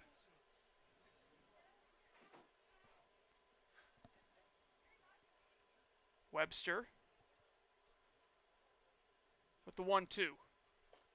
Tries to get him to chase another breaking ball, but this time Beck lays off. Yep, good patience there by Beck. Again, this is one of the lengthier at-bats we've seen so far. He falls behind, he slowly works his way back in, and this is where a lot of times, you know, the hitter usually is going to be expecting something in the zone, obviously on a 2-2. This is a good waste pitch, potentially. We'll see if that's what Evan Webster wants to try here. 2-2. Hit down the right field line, fouled off once more. Harwich, 8-3-1 at White House Field this season. So, just shows the importance if they're able to make the playoffs, especially if they're able to pass Brewster and take home the regular season division title and get that home field advantage in the Eastern Division Finals. 2-2. Beck hits this one sharply out to right field. Johnson back, makes the catch. Tagging from second is Wilkin, and he's in there standing. So, with 2 away, there'll be runners at the corners for Brennan Tinsman. Yeah, big at bat coming up here for Tinsman. But going back to what you said, you mentioned the Harwich Mariners so far this season. They're 8-3-1 at home. We had a couple of stats, if you'll remember back to previous broadcasts. This is a team that was very bad against the East, and they were not very good on the road. Since then, they've come back and fixed both of those stats. They don't have a single losing split. Home, road, east-west, it hasn't mattered for the Harwich Mariners. The worst split they have is a .500 record against the East. Aside from that, they are above that .500 line in every respectable category. Breaking ball misses up and away to Tinsman. And Tyler, we talked about how important that was once there were less and less West teams on the schedule. The Mariners had to figure out how to rack up those wins against division opponents, and they've certainly done that in a big way. They struggled with YD early on. They've certainly righted the ship against the Red Sox as of late. It's the 1-0 misses downstairs, and they've really just been outstanding against the Chatham Anglers all season long, winning each of the first 4 games between those two teams. Yeah, those two teams in their last 16 meetings dating back to 2019 have now taken 8-game win streaks back and forth. Chatham winning 8 in a row, Harwich winning 8 in a row. 2-0. Misses below the knees. The other big one, of course, the 2-2 tie. The M's were able to come back and draw here at White House Field against the Orleans Firebirds, a team that Harwich really struggled against early on in the season. Yep, couple of big guys that would end up going in the MLB draft that helped Orleans to those victories, but since they've left, that Orleans team has just looked depleted. Tinsman taken all the way, 3-1. Yeah, not a bad idea there. Good clear take. 3-0, obviously no interest in offering. Max Codier in the on-deck circle. He already has a pair of RBIs today. See if Tinsman has the green light. Webster's 3-1. Takes that one low. Ball 4. Brennan Tinsman draws the walk, and that'll load the bases for UVA's Max Codier. Yeah, Codier is another one of those guys that, again, if Harwich finds a way to get him going, there really aren't many bats that Harwich can put in the lineup that haven't been consistently producing. Codier hasn't exactly had the strongest season, but recently he has started to produce. All 3 of his RBIs have come in the last 5 games, and he's got an opportunity to give the Mariners potentially the lead here. He already did it once, he can do it again. On top of that, he is 5 for his last 11. So talk about figuring it out over the last week. He's been outstanding. Breaking ball to start out Codier. Webster can't find the zone. I mean, Codier, one of the guys that's been here since earlier in the season, but with all these new imports Harwich has been getting that have been producing, you really do have to be playing well to find your way into the lineup. We've seen some guys that have completely disappeared from view. The 1-0. Swung on and fouled off to the left. Codier on July 13th had a 133 batting average. Had a number of games off. Drew back in the lineup on July 17th. And since then, he's been able to raise his batting average to 240 and climbing. He's already 1 for 1 today. Yeah, no, very good to see him battle his way back. And, I mean, again, he's one of those guys, the Mariners, they knew what they were getting when he came in, and they expected him to produce a little bit more. It's good to see that production really picking up here over the last week or so. Webster comes home. Fastball at the letters for strike 2. Yeah, Codier, not a huge fan of that, but you got to settle in. Got to be defensive here. Very protective with a 1-2 count. Harwich trying to avoid straining the bases, loaded with 2 away. Wilkin at third representing the go-ahead run. Phillips at second, Tinsman at first.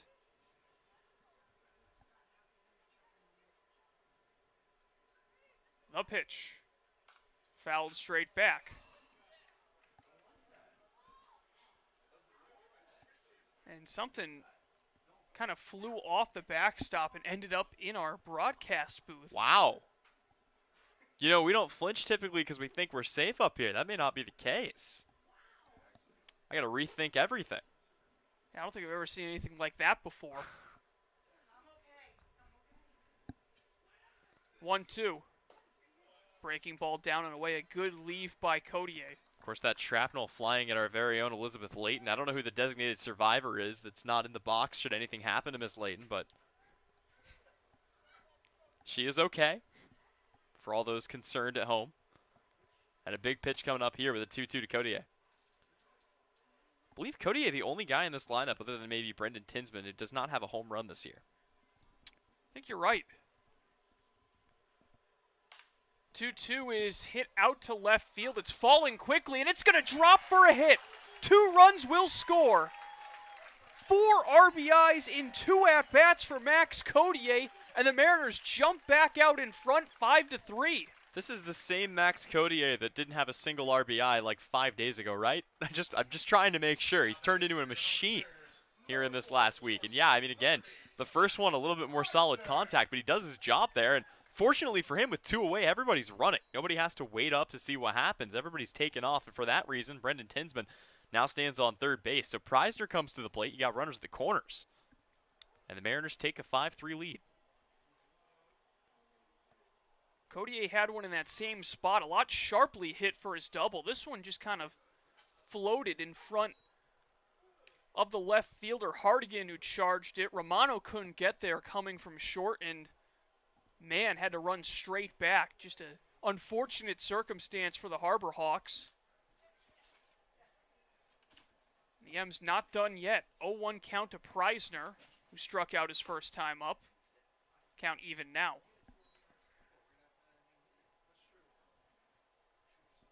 Codier, just like that in 2 at-bats, has raised his RBI total from 3 to 7 on the season. Now has 6 over his last 2 games. 1-1, and we got a pickoff move as Codier is dead to rights, but he dives in safely. The tag late from Romano. How about that? Hyannis thought they had themselves out of the inning, but that is not the case. What a dive into second by Codier to miss the tag. Well, and you have Zach Preisner at the plate, so you see the shortstop playing a little bit deeper in the hole. Romano did have some ground to cover to come over to make the catch and put the tag on, and just a really good heads-up play there by Codier, keeping himself low, making sure he times that slide properly, and now Mariners have 2 guys in scoring position for Zach Preisner. Preisner coming in with 6 RBIs on the season. Webster's 1-1. Breaking ball up and away.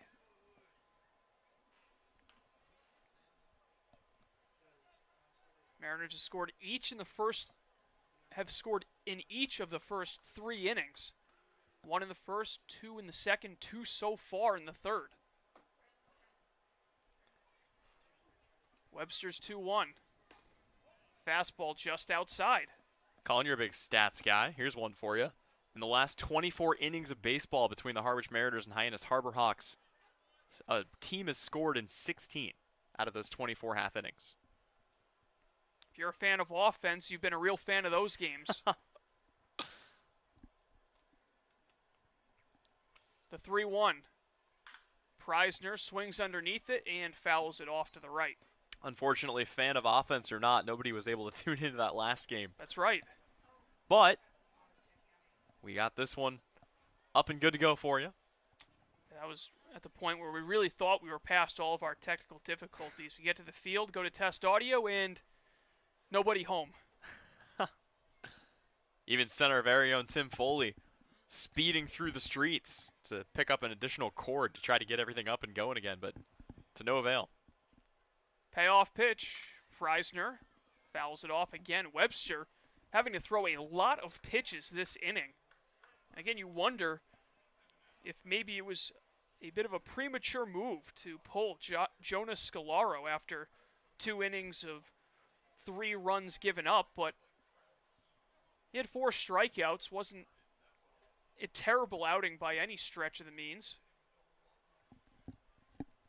The 3-2. Fouled off once more. And again, the Mariners may not be done here. Preisner finds his way on. You got Press Kavanaugh coming up, then Josh Hood, Brock Wilkin. I mean, there is no place to hide from this Mariners lineup. There is no longer any stretch of it that exists that a pitcher can kind of relax a little bit in. 1 through 9, no matter who they throw out there, you've got a lot of dudes in this lineup. Another 3-2, and yet another foul ball. Preisner a little frustrated with himself. I think he thought that pitch was right in his happy zone.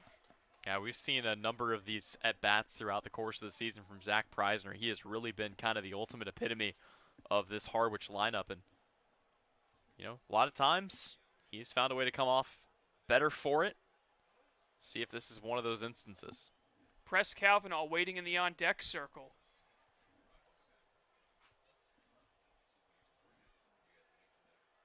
Another payoff. Low ball 4. What an at-bat from Zach Preisner as he goes down to first. Won't go into the scorebooks as an at-bat as he draws a walk, and that'll load the bases for Press Kavanaugh. Yep, the same Press Kavanaugh that's already reached base twice today, an infield single, and also reached on a drop third strike and then came around to score. And Harwich just 1 batter away from batting around here in the inning. It's now 3 straight base runners with 2 away for Harwich. Wilkin led off the inning with a single, and Putz struck out looking. Phillips with a single, Beck with a fly ball to right. And then Tinsman walked, 2-run single from Codier, and most recently Preisner drawing a walk. First pitch to Kavanaugh, breaking ball down the middle. Yep, Kavanaugh does not have the advantage here facing the lefty, but we've seen him work some really good at-bats for the second time in the inning. The Mariners have the bases loaded. Last time, Max Codier brought 2 in with an RBI single. Another breaking ball, that one outside. Yeah, not a bad idea to try to get him to chase the same pitch, but a little bit further off the plate this time. And Kavanaugh wise to hold off, evens the count. Brock Wilken, who came in to score this inning, extending his league best, 17 runs scored. 1-1 is fouled off to the left. Yeah, but now Kavanaugh will have to be careful as he'll look to get defensive here. Home plate umpire Jim Foncesa wants to come out and wipe off home plate. Kavanaugh typically the table setter, but now in an opportunity to try to drive some runs across here for the Harwich Mariners. Does have 8 RBIs on the year. The 1-2 to Kavanaugh. Kavanaugh chases one up the ladder, but is able to get enough of the bat on it to foul it off. Yep, fouls it away, and that's all you got to do. Stay alive. Give yourself an opportunity to see more pitches. That's what Zach Preisner did. He's now standing over on first. Is what Brendan Tinsman did. He's standing on third. Walks have played a huge role in this game.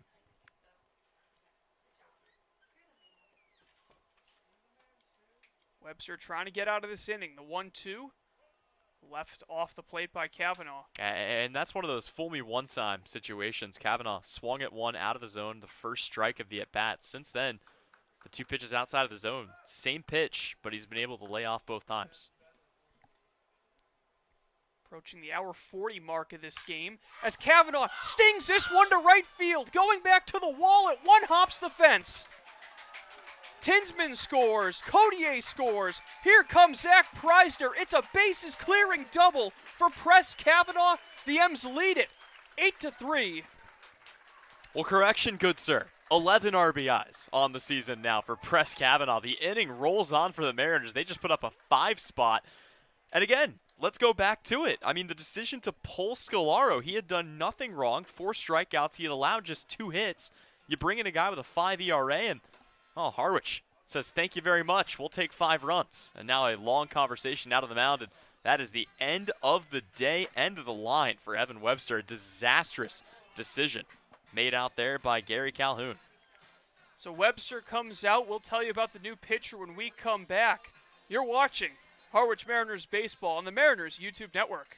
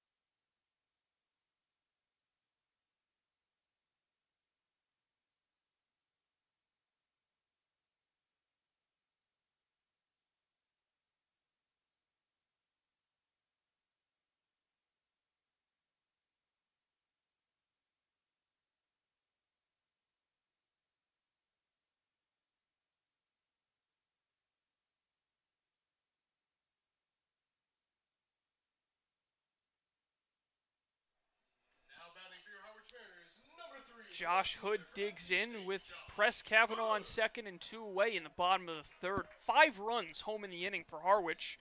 New pitcher on for Hyannis. It's Salvatore Fusco, who also appeared in that wild 15-12 Mariners win at McKeon Park against the Harbor Hawks a little over a week ago. Fusco just trying to get out of the inning. The deficit still at 5. First pitch to Hood, misses outside. Yeah, now you have to bring in a guy with a 6.25 ERA. The situation not getting any better here for the Harbor Hawks, and you just go back to the decision to pull Scalaro. I mean, that's going to be the mark on this game, but so far, the 5 runs that have been made up in the meantime, that's been the difference between these two. 1-0, misses. The throw down to second, almost ends up in center field. Kavanaugh took a couple of steps as the ball deflected off a glove. You wonder, in that situation, would the throw down really be worth it? Seems like it wouldn't be. Best case scenario, you get close, but typically you're not going to backpick a guy at second base, especially not somebody with the heads-up wherewithal and the speed of Press Kavanaugh. 2-0 to Hood. Hit hard on the ground towards short. Ryan Romano throws it across the diamond to his brother Nick, and the inning is finally over, but not before the M's put up 5 runs thanks to a 2-run single from Max Codier and a 3-run double from Press Kavanaugh. We head to the 4th, 8-3 Harwich. You're watching Mariners Baseball on the Harwich Mariners YouTube network.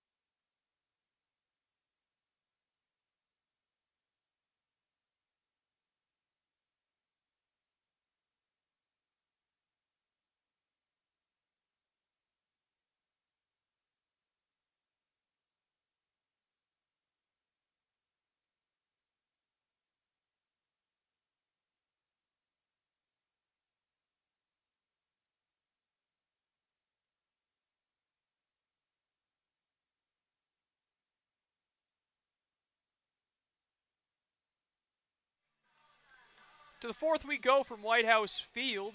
Mariners lead 8-3, and for the next 3 innings of play-by-play, here is Tyler Henry. Thank you so much, Colin. Good game on our hands so far. Good for the Harwich Mariners. They now lead at 8-3, and they have a good arm out there on the bump right now. Dalton Smith now working with some run support. Smith, of course, had that kind of odd outing you and I talked about a little bit earlier against this very high-end team, but an opportunity to come back and bounce back against the Harbor Hawks. The first man he'll face in the order here will be the leadoff man, Clark Elliott. First pitch to Elliott, misses upstairs. Ball gets right back to Smith. Smith gets right back to work. Elliott's done his job so far this evening. A couple of walks. Even brought home a run in the 2nd inning. Yep, he's reached base twice. The ideal setup man for this Harbor Hawks lineup. This will miss outside of the zone. Count goes to 2-0. Mentioned in the last 24 half innings of play between these two, we have had at least 1 run in 16 of those. That has included 30-plus runs between these two. A lot of high-scoring affairs so far this season. Wasn't exactly a pitcher's duel the first time these two met back at the beginning of the year either. 4-pitch walk going to be issued here, the 3rd of the day to Clark Elliott. And the leadoff man is aboard here for the Harbor Hawks for the 2nd time today. Yeah, one thing you don't want to do with a team you're ahead of by 5 runs is to give them some hope by issuing free passes. We saw Keithley struggle finding the zone, and already the 2nd walk issued by Dalton Smith. Yeah, so far we are 2nd man up, 3rd time through the lineup, and 11 of these at-bats have resulted in either a strikeout or a walk on this side of things. First pitch here misses outside of the zone, so Smith has now delivered 5 consecutive pitches outside of that strike zone, trying to settle in and find a rhythm. Looked very good against YD the other day. 1-0 pitch in there for a called strike. Again, mentioned the big strikeout numbers for him there. 2nd on the team in that mark, which is made all the more impressive by the fact that he does not have a start here in 2021. Facing Dom Johnson now, who's 0 for 2. And he will lace one up the middle. That's going to get down in front of Beck. So the first 2 aboard here for the Harbor Hawks. They've had these types of situations in this game, Colin, but they've stranded 6 runners already. Yeah, something we've seen a lot of in each of the games played between Hyannis and Harwich is Hyannis has gotten those opportunities, they haven't been able to cash in, but with nobody out, great opportunity to chip away at this deficit with the heart of the order looming. Yeah, that was the big number the first time these two met. Hyannis stranded 14 runners.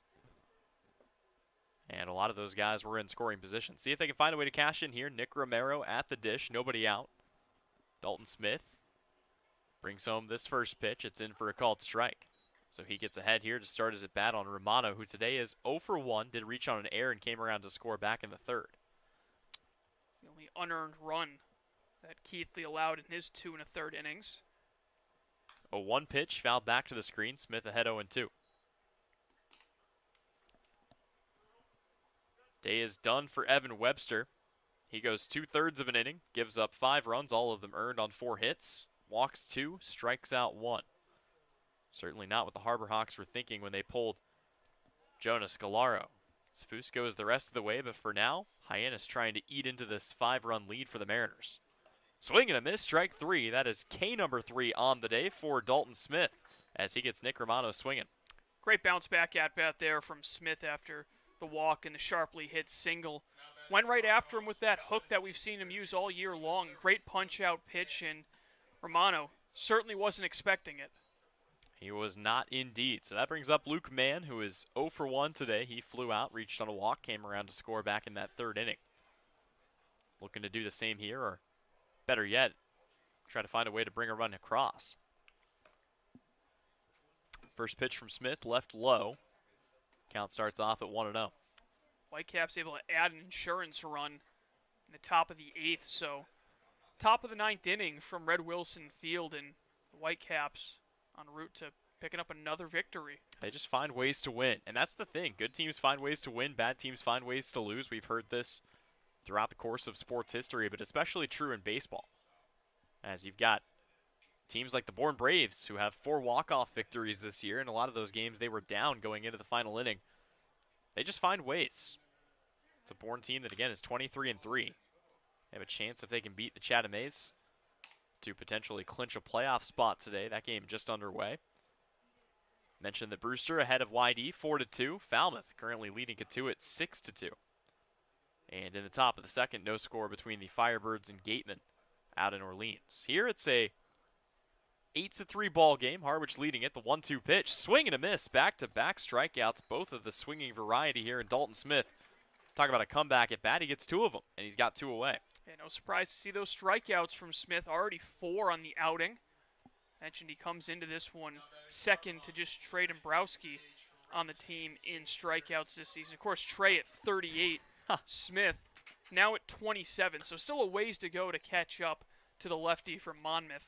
Yeah, I don't know that that's going to happen this year. Trey Dombrowski has been a different kind of special. Here's strike 1 delivered by Smith, who has clearly settled into a rhythm, but those 38 strikeouts made all the more impressive. Still just 1 walk on the year for Trey Dombrowski. He is not afraid to go at that zone. Here it's Smith facing Zane Harris, who drove in 2 of the 3 Harbor Hawk runs. He'll take a pitch above his, or about eye level. Count evens at 1-1. Back to that Brewster YD game just as I mentioned, I was about to mention they've been getting it done with the home run with 3 so far today. Make it 4. My Will goodness. Simpson solo home run to make it 5-2. It's a home run derby out in Brewster as Wilkin chases this one back to the dugout. He'll run out of space, but another foul ball will be a second strike on the board. Count goes to 1-2 here for Zane Harris, who has already been a strikeout victim once today. Tyler, you said it was a home run derby in Brewster. I hate to burst your bubble, but not surprisingly, that game is taking place in Yarmouth. Ah, yes. At YD's Red Wilson Field. What was I thinking? Shouldn't have even looked. I should have just heard how many home runs have been hit and assumed that it was out there at Red Wilson. We do love Red Wilson for a lot of reasons, but the dimensions, not really among them. Here it's a 1-2 count.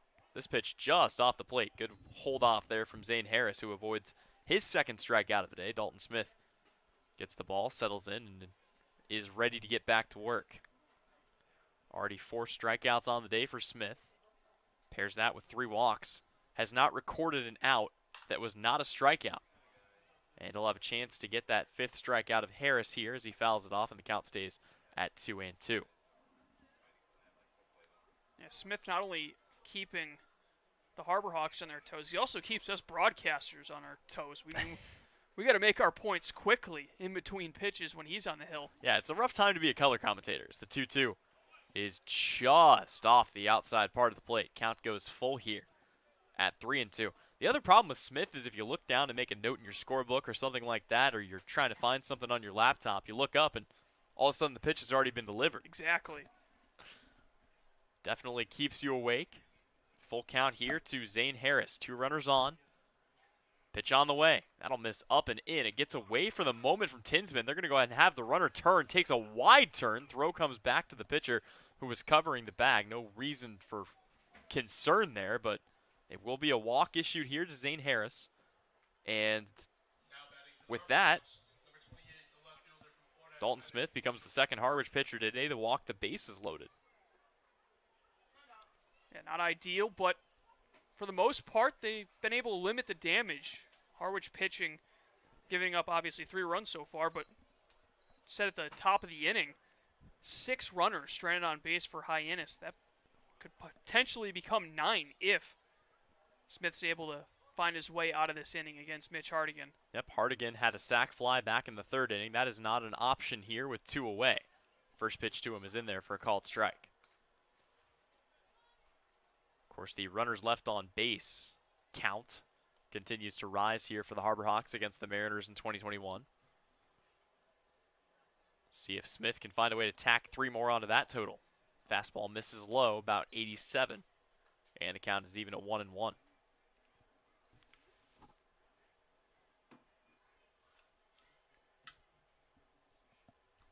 Smith sets, working from the stretch. Off speed in there for a called strike. He's ahead 1-2. Might be a little early to start calling games must-wins for teams as we are getting late in the season, but this one feels like a must-win for Orleans against Wareham, and they're off to a good start. 1-0 lead at Eldridge Park over Wareham. I mean, yeah, with how good the top teams have been, as that is in there for a called strike, Hartigan just watches it go by. And just like that, the side is retired on 3 strikeouts. 5 total on the day for Dalton Smith. We'll step away when we come back. We'll have more of a conversation on the East. Mariners leading at 8-3 here on the Harwich Mariners YouTube network.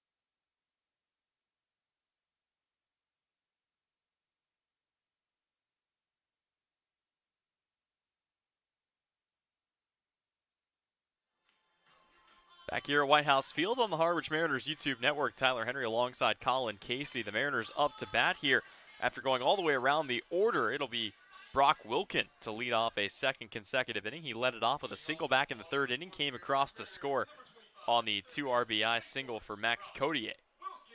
So he'll lead it off again, and this time it'll be against a different pitcher, but the same pitcher in Salvatore Fusco.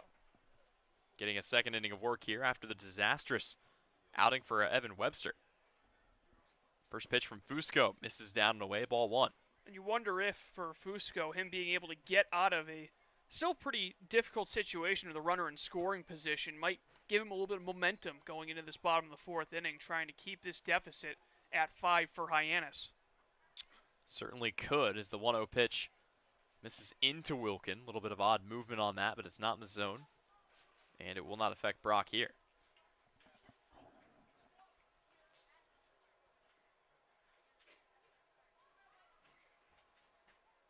Here comes the 2-0 pitch. This is swung on and fouled away, and we'll have to get confirmation on where the second hit is. Maybe you have something different in your scorebook than I do. On the scoreboard, Hyannis has 2 hits. I'm only seeing 1. Yeah, there was the double from Harris in the third, and then Dom Johnson reaching on a single in the fourth. Classic case of me not being able to read my own handwriting. I thought that was a B. This one will miss. The count goes to 3-1 on Wilkin. The point. Go ahead. I was going to say, it's safe to assume that it was a walk based on how this game has gone. Well, and the point remains that I was about to make. This is a team that only has 2 hits in this game. The Harbor Hawks do, as this pitch will miss, and Wilkin will take his base to lead off the inning. Just 2 hits today, but they found a way to strand 9 runners in 3 innings. And Colin, in case you're wondering, in the last 13 innings of Harbor Hawks versus Mariners for the Hyannis Harbor Hawks, they've stranded 23 runners. Yeah, that'd be interesting to see what the runners in scoring position batting average might be for Hyannis. I can't imagine it's pretty. It's not good. I can tell you that without even looking at the numbers. Here it's Carter Putz after the leadoff walk for Wilkin. He'll take ball 1 inside, and Fusco really struggling with his own himself.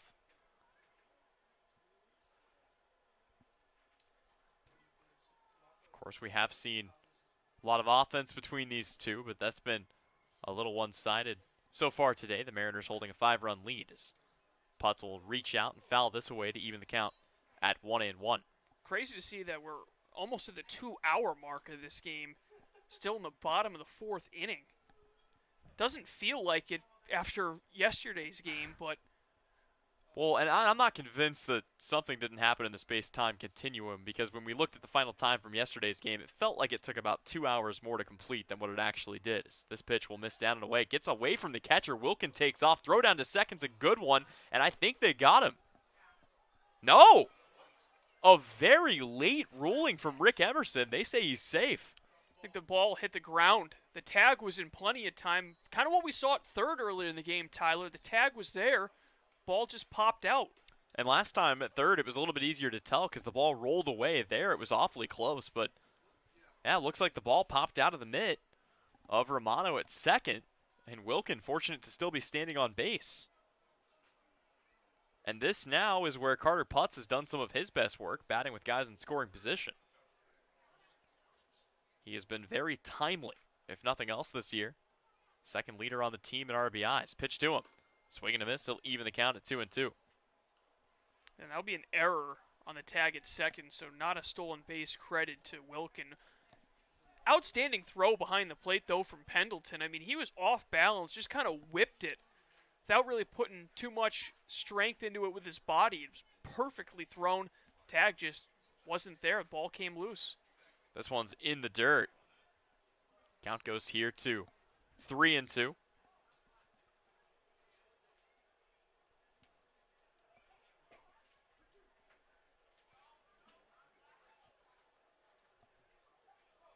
So standing back in here is Putz. Full count to him. Pitch on the way. And that'll miss upstairs, so it's back-to-back walks here. And have to get a final number on this, but the walks in this game have been plentiful on both sides as Dylan Phillips comes to the dish. Yeah, just both sides struggling to find the plate. Big reason why this game has taken quite a bit of time over the first 2 hours so far, now first 3.5 innings. But the Mariners have taken advantage of those free base runners they've gotten, already driving in 8 and on their way to driving in more this inning. See what Phillips can do. Certainly a prime candidate for RBIs. And here's the number, Colin. 15 walks through the first 3 1/3 of this game. Correction, the first 3.5. That's what I meant to say. Those are some Little League numbers. It really is. I mean, it has not exactly been a pitching clinic for either of these teams. 1-0 on the way. That'll miss low. Again, if you're a fan of offense, certainly could be the game for you, as now Gary Calhoun's going to come out and have a word with his pitcher, Salvatore Fusco, and you wonder if we may see Hyannis go deep into their bullpen in this game as well. There is an arm warming for the Harbor Hawks, so we wonder how long until we see a move being made. Austin Brush, the Dayton Flyer, getting loose out there. This is coming on the heels of a game in which we saw 6 different pitchers used against YD. Or correction, 7. 7 different pitchers used against YD. 6 actual pitchers and a position player in Briley Knight. Home plate umpire Jim Foncesa goes out to break up the festivities on the mound, as this conversation does not lead to a pitching change. So it's going to be Salvatore Fusco to continue for the time being, facing off against a very, very potent Mariners lineup. Yeah, it will be interesting to see exactly what Fusco's leash is at this point, with 2 runners put on via a walk, a 2-0 count to Phillips. Not a good situation to be in. Certainly not. And the Mariners right now have one of their biggest bats at the plate. 2-0, swung on, taken up the right side. That's going to get through the hole. They will go ahead and hold Wilkin up at third, so the bases are juiced for Jordan Beck. Another single for Dylan Phillips. And Colin, I posed this question to Tim yesterday. I don't know that Phillips' bat leaves the lineup for the rest of the season. I don't see any reason why. He's been outstanding at the plate. Again, also, he's a versatile player in that he's been at first base all season long, Tyler, but he played a lot of outfield as well at Kansas State. So if they have to move him around, they can do that. But yeah, like you said, Phillips, such a valuable bat in that lineup for Harwich over the last week and a half. Yep, coming into this game through 6 games, he's hitting .304, has a double, a home run, 5 RBIs. Today he's added on to that. He's reached base in all 3 of his at-bats. He's scored 2 runs. He's driven in a third. Big swing and a miss here by Jordan Beck at a pitch in the dirt. And again, when you play the numbers, the best case lineup for this Harwich Mariners squad, it's just not really fair. When you look at the 9 guys that Harwich can throw out there, I mean, at this point, they have the luxury that for the last 3 days, we've seen them resting all-stars. Yeah, no Tatum Levens in this game today. And they can certainly afford to do that. No Tatum Levens in the lineup today. They're up 8-3. Plus Chris Newell battling an injury. Yep. So 2 guys resting up right now. The 0-1. Swung on, taken by Beck. This is going to get through the other hole. That's going to score a run, and they're going to go ahead and wave around. Carter putts. He never stopped running, and he'll step on the plate. Jordan Beck with 2 RBIs, and the Mariners are up 10-3. Well, I think that 15-run game that was the most in 11 years might be in jeopardy based on how this game is going against the same opponent that Harwich put up 15 on. Credit to Jordan Beck there, just finding a hole through the left side of the infield. Didn't try to crush that ball, just something on the ground to get through, and sure enough, able to add on a couple more. Already double digits for the Mariners once again this season. And they have been loading it up and letting guys take really big hits as this gets inside, almost gets away for the moment from Pendleton. That'll be enough to hold Dylan Phillips on second, but you look at the way the Mariners have made their money today. Max Codier's got 2 RBI hits. That's a 2 RBI hit for Jordan Beck. And, of course, a 3 RBI double, bases clearing for Prez Kavanaugh. So there have been a lot of big moments in this game for the Mariners. It leads to a 7-run lead, as this is swung on and fouled away by Brendan Tinsman, who is 0 for 1. He's got a strikeout, a walk, and a run scored today. Yeah, we're getting at the point where in MLB The Show, I kind of just close the application when I'm down this bad. Of course, there is no mercy rule here in the CCBL. There is a 10-run rule in Diamond Dynasty in MLB The Show, so. This is in the dirt. Gets away from Pendleton this time, and he loses sight of a ball that was sitting about 1.5 feet in front of him. That allows both runners to move up, and with nobody out in the inning, Harwich has second and third for Brendan Tinsman. Yeah, it's just another one of those nightmare innings for Hyannis. All too familiar with him this season. Had been trending the right direction the last 5 games, winning 3 of their last 5 after that dozen-game losing streak, and now all of a sudden, it's the same song and dance we saw the first several weeks of the season. Yep, and now there are a lot of ways Brendan Tinsman can bring in at least 1 run. The 2-1 pitch to him. Misses upstairs, gets past the glove of Pendleton. That's going to score another run. Coming across here is Dylan Phillips, and it's an 11-1 or 11-3 lead. Yeah, just making it easy now on the Mariners after Harwich had to earn the first couple with a 2-run single from Beck this time. Just a couple of balls that get away, and The nightmare inning continues. And this was shaping up to be really kind of a good back-and-forth game. Harwich got out to a 1-0 lead. Then it was 1-1, then 3-1, then 3-3. But all of a sudden, Harwich has come back as this is laced right past. I think it caught a spectator, but thankfully it looks like he's okay. That is never the sight you want to see. Of course, Colin, the difference between where you and I are sitting, I didn't have a chance to see that, but it looked like it did pop up and catch a fan on the berm. But as you mentioned, he does appear to be okay, which is obviously what you like to see. And the count is full here on Brendan Tinsman.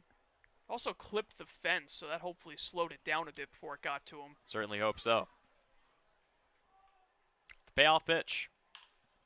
Skied up. This one will be drifting out of play. And we'll do it again. I think we had this conversation earlier in the year, either you and I did or Tim and I did, but earlier on when the MLB announced that they were extending netting for spectators, I was kind of wondering why. My thinking back then was if you're paying attention, you should be okay, but some of the time you could be paying attention, that ball comes at you at 105 miles an hour off the bat. Even the best of reflexes probably isn't going to save you. Another payoff on the way. This one's going to be popped up high in the air, drifting out into shallow left field. Coming in from left is Hardigan. Going out is Romano. He'll make the catch for out number one. That was you and I that had that conversation. We talked about that a little bit. And, yeah, I mean, you got to think, even for somebody who's out there, typically your average spectator does not have a glove. And they also probably didn't play baseball or softball. So even, again, if you're paying attention, when that ball's coming at you at 75, 80 miles an hour, there's not a whole lot you're going to be able to do. Here comes a guy who's been seeing the ball well, Max Codier. Here's his day. 2 for 2, single, double, run scored, 4 RBIs, and a stolen base. He's got another one standing on third right now. And you know Codier wants to bring this guy in. And Codier is going to line one out to the left. That's going to hold up. They will send the runner. There will be a throw from Hardigan. They cut it off, throw to the plate, and it's not fielded properly by Pendleton. So Max Codier is going to get his 5th RBI of the day on a sacrifice line out to left, and the Mariners lead it 12-3. And this is now 9 unanswered runs for the Harwich Mariners. No question about who the player of the game is right now. It's Codier putting up 5 RBIs. Believe that might be the most from a single player in a game this season for Harwich. I don't remember anyone else put. You know what? Brock Wilkin actually had 5 RBIs here against Chatham, the game he hit the grand slam. So he's matched the most RBIs in a game this season by a Harwich Mariner. But Codier's had to do it the hard way, spreading that out across 3 different at-bats. First pitch misses up and away here. And you wonder if Hyannis is kind of just waving the white flag, leaving Salvatore Fusco out in this game. Could we see another position player on the mound, maybe? We very well might. The 1-0. Chopped up to second. Opportunity for Taylor to come in. Scoops it, turns, throws to first, and it is not in time. It looked like it was there, but Romano slides off the bag at the last possible second, and that is going to allow Zach Preisner to reach safely, rule it an error on the throw. So an E4 on Taylor. Yeah, it's one of those weird plays where the first baseman had to switch his feet at the last second. And I think it was because of the throw from Taylor at second. So that seems to be the ruling, the consensus here in the press box. But, man, that was their out of the inning right there. And now it continues with the top of the order for Harwich. Now you've got 3 All-Stars and the guy who was taken in the MLB draft coming up. This pitch is in there for a called strike to Press Kavanaugh, who's gotten on base in all 3 of his at-bats. He scored a run. He has 3 RBIs, single, a double, and then, of course, he reached on that drop third strike back in the first inning. Will be interesting to see how things shake out in terms of the batting title race after tonight with Kavanaugh already 2 hits. We'll see how things are going out in the other games to see if anyone he's competing with is able to keep his pace. And everyone has made a contribution at some point as this ball's taken down the line. It's fair. Kavanaugh's got a chance to hustle it out, and he'll tag the bag before Romano can get back as it goes off the glove of Romano, stays in fair territory, and Press Kavanaugh just finding ways to get on base. It is going to be his 3rd hit of the day, and he's had just 1 ball leave the infield.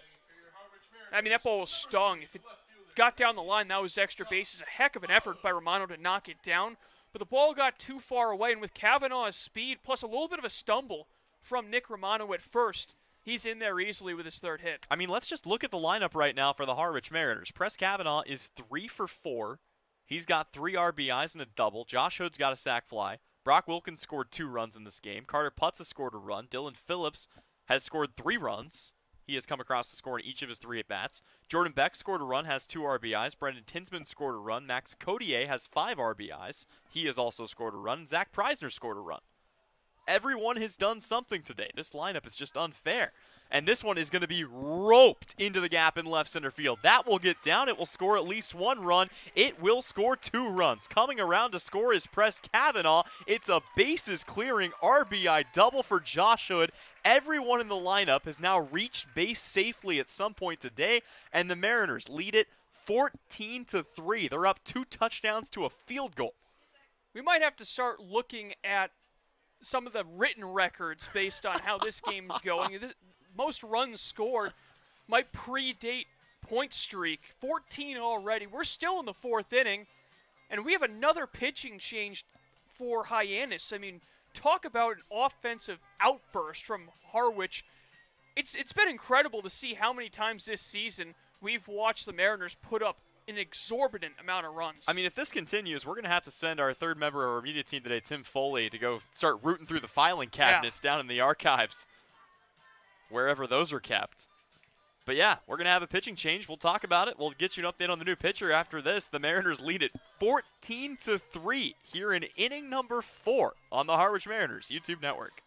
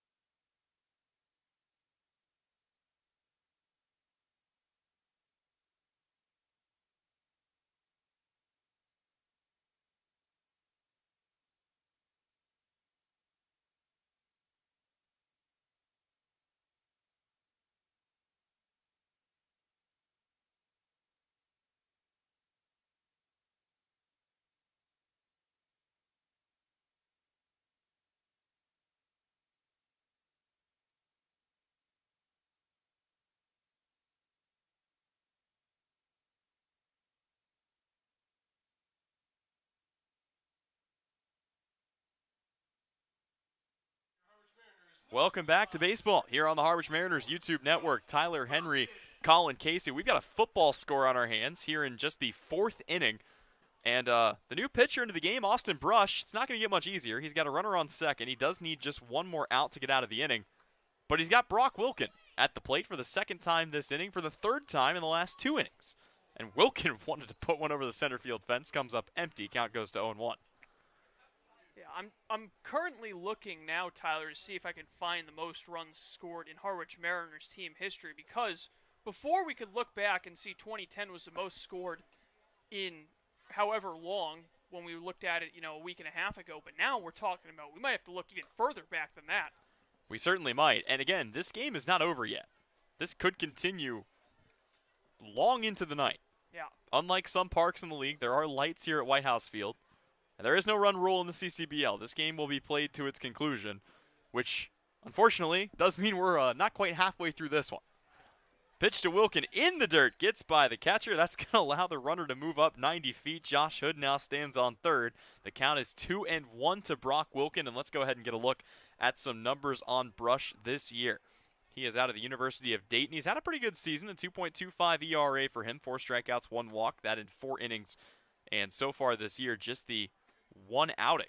So making his 2nd appearance here in the CCBL. Speaking of fields without lights, we've got a final already. The Brewster Whitecaps defeat the Whitey Red Sox 5-2. So Harwich is playing for an opportunity to try to distance themselves from the Red Sox as opposed to an opportunity to catch up to Brewster. Next pitch in there for a late called strike to Wilkin. He doesn't like it. The count even at 2-2. And that runner at third and Hood that comes in to score, that evens up the total that the M's had against Hyannis earlier this year. 2-2 in the dirt. Salvatore stops it this time. Or Pendleton, rather, stops it this time. Keep in mind, though, Mariners needed 9 innings for that. Yep. And this game, again, not even to the halfway mark yet. We are still in inning number 4. The Mariners lead at 14-3. Brock Wilkin is taking his third at bat in 2 innings. Payoff pitch, he swings and misses, and finally the inning is over. But not before the Mariners put up a 6 spot to add to the 5 spot, to add to the 2 spot, to add to the 1 spot. They lead at 14-3 here on the Harwich Mariners YouTube network.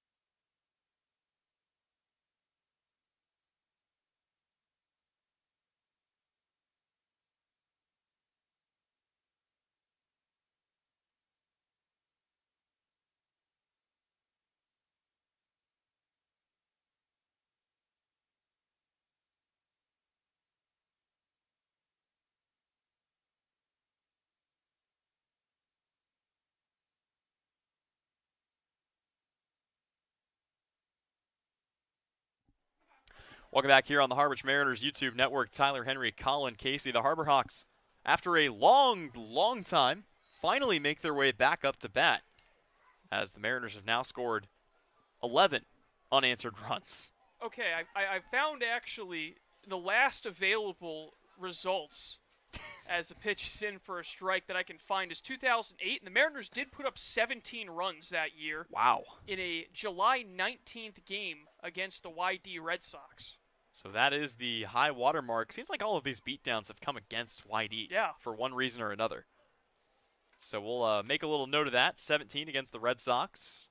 14 right now against the Hyannis Harbor Hawks. Another inning of work coming up here for Dalton Smith. And, well, if you're Smith, you certainly have a comfortable amount of run support to work with here, Colin.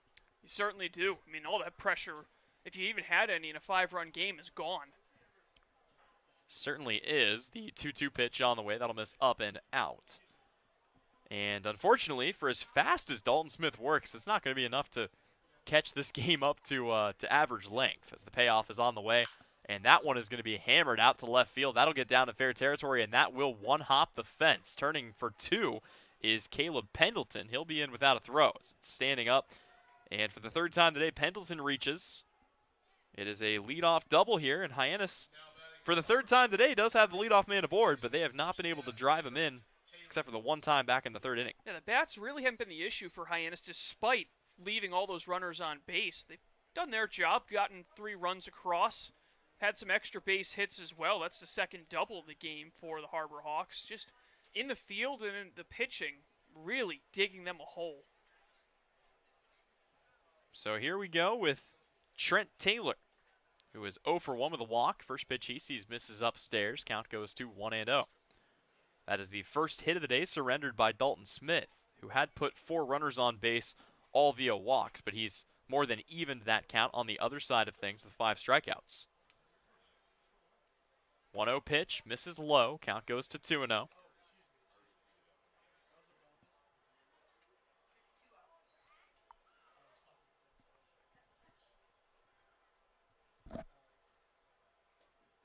2-0 pitch.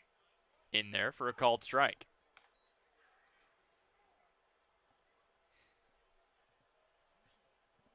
Still a solid crowd on hand despite this game getting out of hand.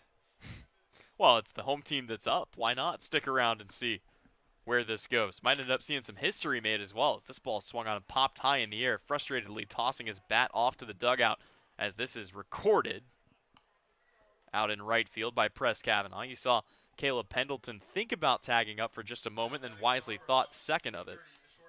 And that is 1 away. Yeah, even in a game like this, team trailing by 11, ball wasn't hit far enough to try to advance to third. Kavanaugh's got a solid arm out there. We talk about a lot of things with Kavanaugh with his ability to get on base and his ability to run. One of the things that gets forgotten about is he does have a pretty strong arm out in right field. Certainly does. He has been very good for the Mariners, both with the bat in his hand and with the glove on it. And part of the reason the Mariners are leading it right now, 14-3. He's already got a 3 RBI double. He scored 2 runs today. He is 3 for 4. I know, yeah, by the way, that one at bat where he didn't have a hit, he reached safely on a drop third strike that he hustled down the line for. The 0-1 popped up back into foul territory. Count goes to 0-2. Colin, you mentioned we might see a position player coming to pitch here for the Harbor Hawks. We might see a position player coming to pitch for the Mariners. Yeah. I don't know if you even need to pitch some of your guys at this point. It doesn't make a lot of sense, especially with some big games coming up down the stretch against Eastern Division teams. You might want to preserve those arms. Certainly want to have all hands on deck in case you need it. The 0-2. Swung on and taken to short. Picked up by Preisner. Turns, throws to first in time for the second out of the inning. So 4 pitchers have come into this game for the Hyannis Harbor Hawks. It's been a disaster for them, and that'll bring up the leadoff man, Clark Elliott, who has reached base safely in all 3 of his at-bats. Does not have a hit today. He has 3 walks, so no official ABs, making his 4th plate appearance, and he will try to get something going here with a runner on second for the Harbor Hawks. Keep in mind for Hyannis, the run differential coming into this game this season was -79. This is not going to help that, as that is a cross for a called strike. And again, it's not like they haven't found ways to get guys on base, but they've stranded 9 runners through the first 4 innings of this game. Smith's 0-1. Misses down and away, evens the count at 1-1. That really tells the difference right there, Tyler. The Mariners have scored in each of the first 4 innings. The Harbor Hawks have left men on base in each of the first 4 innings. Yeah, this has just been textbook hitting for Harwich. They've done everything that they can. And again, for all Hyannis' faults this year, as Smith's next pitch will miss, they've only been blown out a couple of times. I mean, you look at 5+ run victories, I believe that Hyannis has only been on the losing end of that 2 or 3 times this year. But this one has certainly gotten away from them, and it's gotten away from them in a hurry. The 2-1. Swung on and taken into left field. That'll get down. They will go ahead and send the runner. It's going to be picked up by Hood. Throw to the plate is a decent one, but on the wrong side of the bag. Tinsman can't pick it up and apply the tag, and a run comes across on an RBI single for Clark Elliott. It's now 14-4. Elliott continuing to put together a strong game. Walked in each of his first 3 plate appearances. This time able to put one in play. Sharply hit ball to left, and you know, obviously with your team trailing by 10, it's not the ideal game, but at least on a personal sense, Elliott able to show out. That's what these games are really all about for these players as individuals, is showcasing their talent. Elliott's certainly doing that tonight. Certainly has been able to do all that he can in what could still very much end up being a losing effort. Here's one hammered well but foul down the left field line. Count starts off at 1-0 against Dominic Johnson. And the Mariners need all the runs they're getting today, but they might want to save a few of them for tomorrow against the Bourne Braves.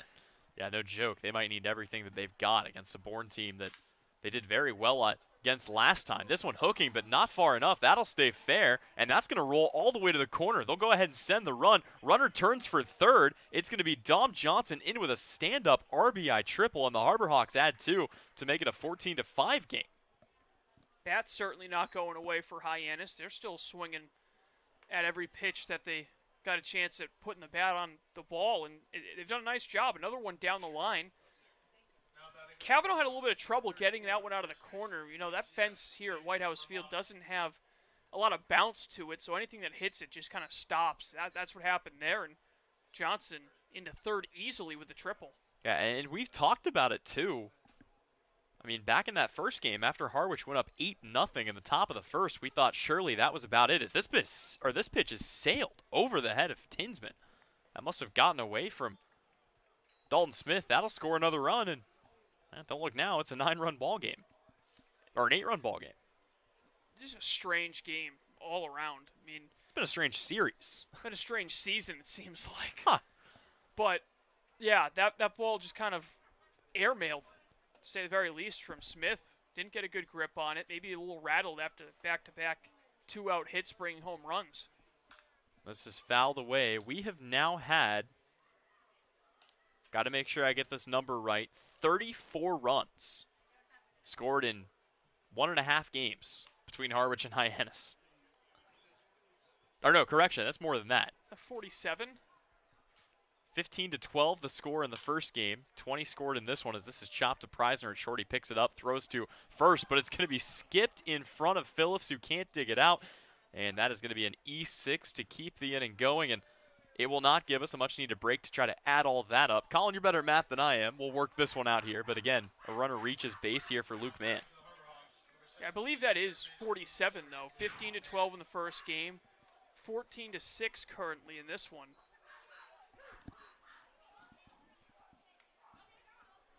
Got a very agitated dog behind the press box here at White House Field. Must be a fan of pitcher's duels. Maybe just a Hyannis fan. Wow.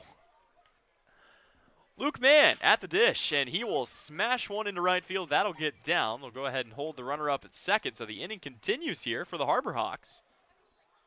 And they are not going away right now. You gotta respect the commitment that they have to keep swinging away.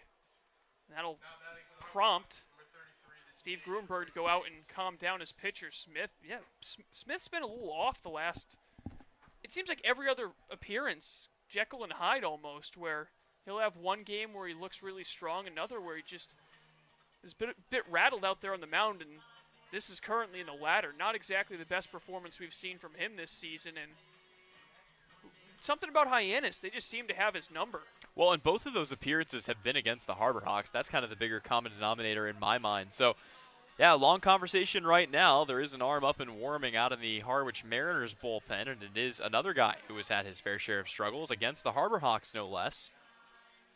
For the Mariners right now, out there getting warm, it's Brandon Walker. For the time being, it's still Smith's game. And he will now face Zane Harris, who had the RBI double back in the third inning. That at the time, right before a sac fly by Mitch Hardigan, allowed Hyannis to climb back into it. The one beautiful thing about baseball, there's no taking a knee, no running out the clock, no parking the bus. You've got to pitch to every batter and get it to the finish line. And Hyannis taking full advantage of that right now. They've already cut into the lead a bit. 3 runs already across here in the inning. I mean, we didn't think, again, that first game was going to be competitive after Harwich put up an 8 spot, but Hyannis came back and made it close. The 1-0. Called strike on the outside part of the plate, 1-1. Yeah, 6 runs on 6 hits. Of course, the walks really helping out Hyannis early on. But this inning, it's been all the bats. I mean, 4 hits in the inning. Of course, the error kept the inning alive as well. This one in for a called strike as well. So Smith ahead, 1-2.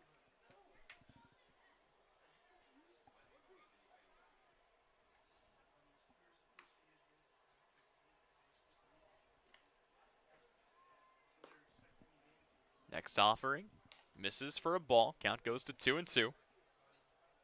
Sun finally coming down here at White House Field. Almost feels like this was a 6:30 start based on how this game has gone. Certainly does. Not usually seeing the sky this low. Swing and a miss, strike 3. Dalton Smith picks up his 6th strikeout of the day. That will end the inning, and Hyannis strands 2 more runners, but they do strike for 3. It's now 14-6 on the Harwich Mariners YouTube network.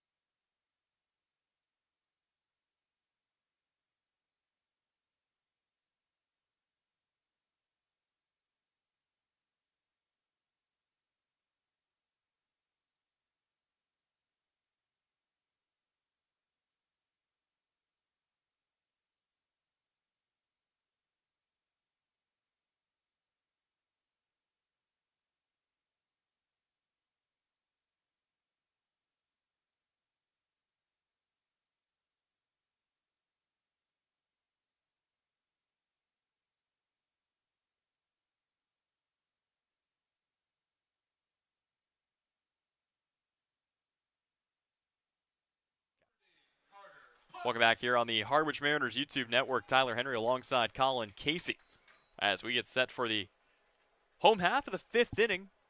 If you like offense, keep it locked right here. This is the game for you.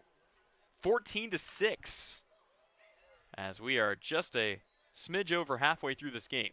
A couple of long ones for the Harwich Mariners. And just to give you a sense of how long this game has been, again, this game got started at 5:30, one of the earlier start times on the Cape.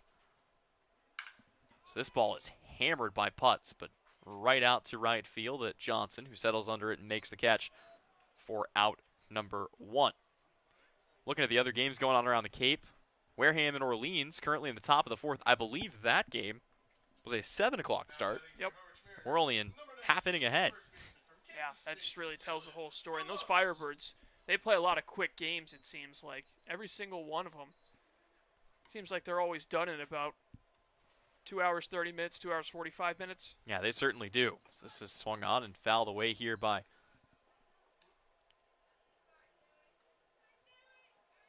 Dylan Phillips. And this one's going to be hammered by Phillips out to right. This one a little bit deeper than the one hit by Putz, and it is gone. Solo shot for Dylan Phillips, and the Harwich Mariners extend their lead again. It's 15-6. Whammer strikes again. Back-to-back games now for Phillips with a home run. You figured this was coming. I mean, we knew about the power as he was drawn into this roster. 4th all-time at K-State in home runs, and he's bringing that power in a big way to the Harwich Mariners this summer. He certainly is. Big things happening for Dylan Phillips. No, yeah, by the way, Dylan Phillips has come to the plate 4 times. He's crossed home plate 4 times. Every occasion. It's Jordan Beck strides to the dish here, 1 away for the Mariners. Trying to keep up with this book has been something in this game for sure. Just a lot of ink on the paper. Yeah, gonna need a trip to Staples after this one. Get some new pens. No joke. Colin Casey, a known pen killer himself. Yeah, I mean, I went through 2 of them in a game, which I wasn't even writing a whole lot. That was just bad luck. The 1-1 pitch to Beck. That'll miss in the dirt. And again, doing a little bit of bookkeeping here.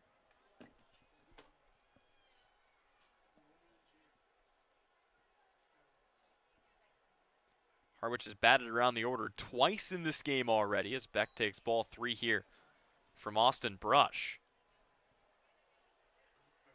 And they have scored a whopping 15 runs on 11 hits. 3-1 pitch. Swung on and lifted high in the air out to right field again. This will be easier for Johnson, who bookends the home run from Dylan Phillips with 2 flyouts, 2 away. Even their outs have been loud as of late for the Mariners. That one hit pretty well by Beck out to right field. A known power bat when it comes to hitting to the opposite field, but got a little bit underneath it. As you said, busy inning so far in right field for Dom Johnson. He's the only guy that's really gotten involved, that's really had to get involved for this team. This is fouled away off to the right side. No surprise there by Brendan Tinsman, who is 0 for 2 today. A strikeout, a flyout, a walk, and a run scored. Yeah, still looking for his first hit of the game, but was able to come home and score on the walk. And that's all it takes. You find ways to get on base. You trust your guys in the lineup to get the job done and bring you in. And that seems to have worked out well for the Mariners here in this one. Didn't really have a chance to note it as this ball is lifted out into that Bermuda Triangle, but it hangs up long enough for Elliott to come over from center, and the fastest half inning we've had in this game.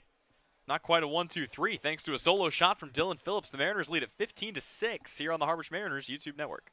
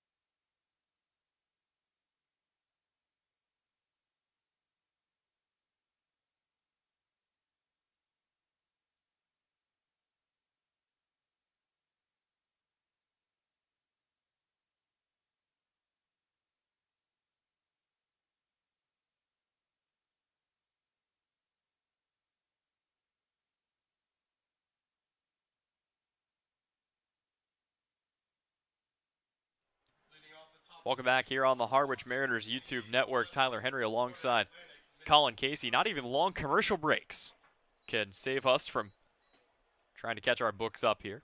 Again, not a problem we typically have. Colin Casey actually keeps one of the cleaner books I've seen. Pretty good master statistician over there. Brandon Walker in for the Harwich Mariners. The third pitcher of the day does close the book here on Dalton Smith, who goes 2 2/3, gives up 3 runs all earned on 5 hits, walks 3 and strikes out 6. So Walker takes over to start the 6th inning here.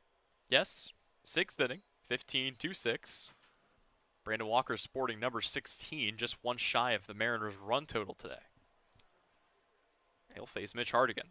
Of course, Walker facing Hyannis in his last appearance. Made the start, actually, in that game, his first start of the season. And this is going to be taken out into center field, chasing it back as Beck looks up, makes the catch for out number 1. And that's one thing that Walker's trying to do is keep the ball in the ballpark. He's had a little bit of issues with home runs this year. I believe he gave up a pair to the Harbor Hawks last time up in. So we've got a pinch hitter, the first of the game from either team. Yep, looks like we've got a new bat coming into the game here for the Hyannis Harbor Hawks. Standing in, it'll be Joey Raffel.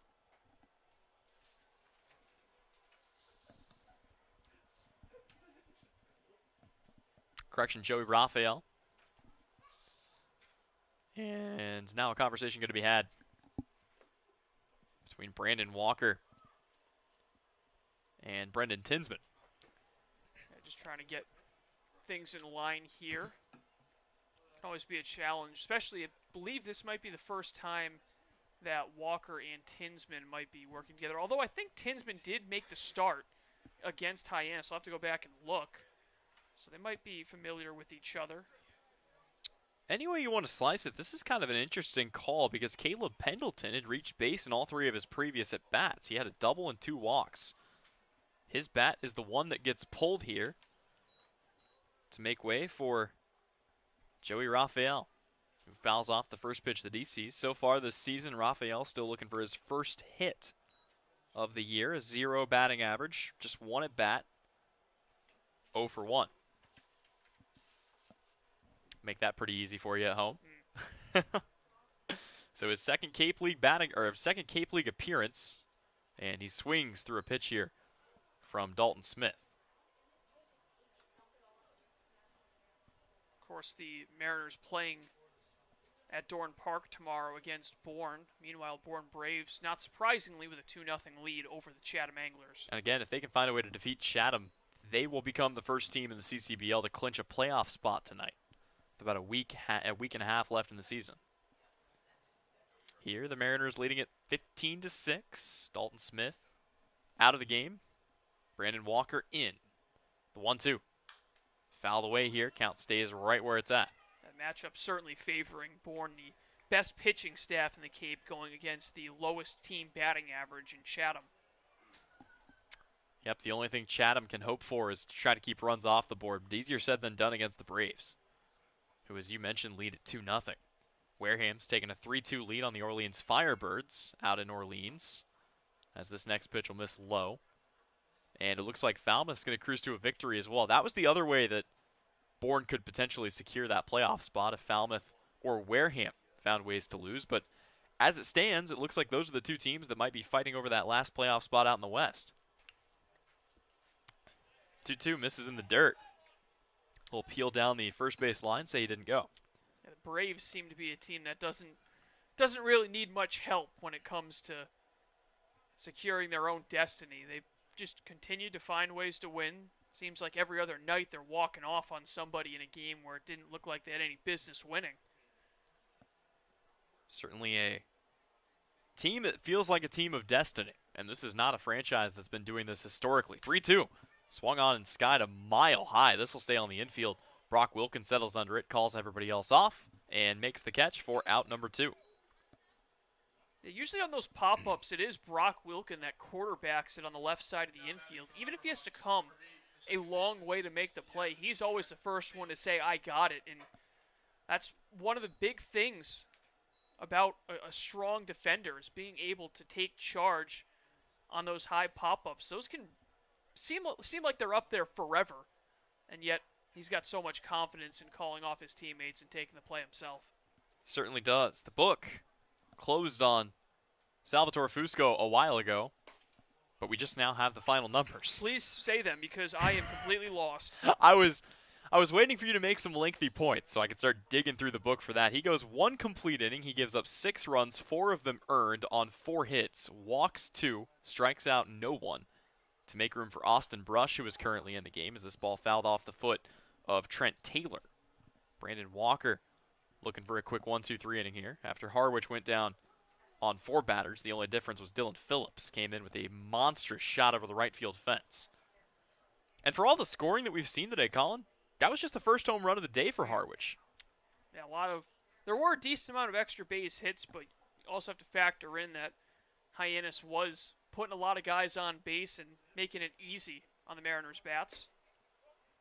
Next pitch will miss. Count goes to 1-2 here. Will it? Looked like it was right there. You would think at this point in a game like this, the umpires might be a bit extra motivated to try to get everybody home, but that's not the case here. As the count is 1-2. Walker from the windup has this ball chopped near the hole. It'll be through Wilkin, but it's picked up by Preisner. Throw to first, not in time. And it's an infield single, and that is not what you want to see. Is unable to hold up as Trent Taylor.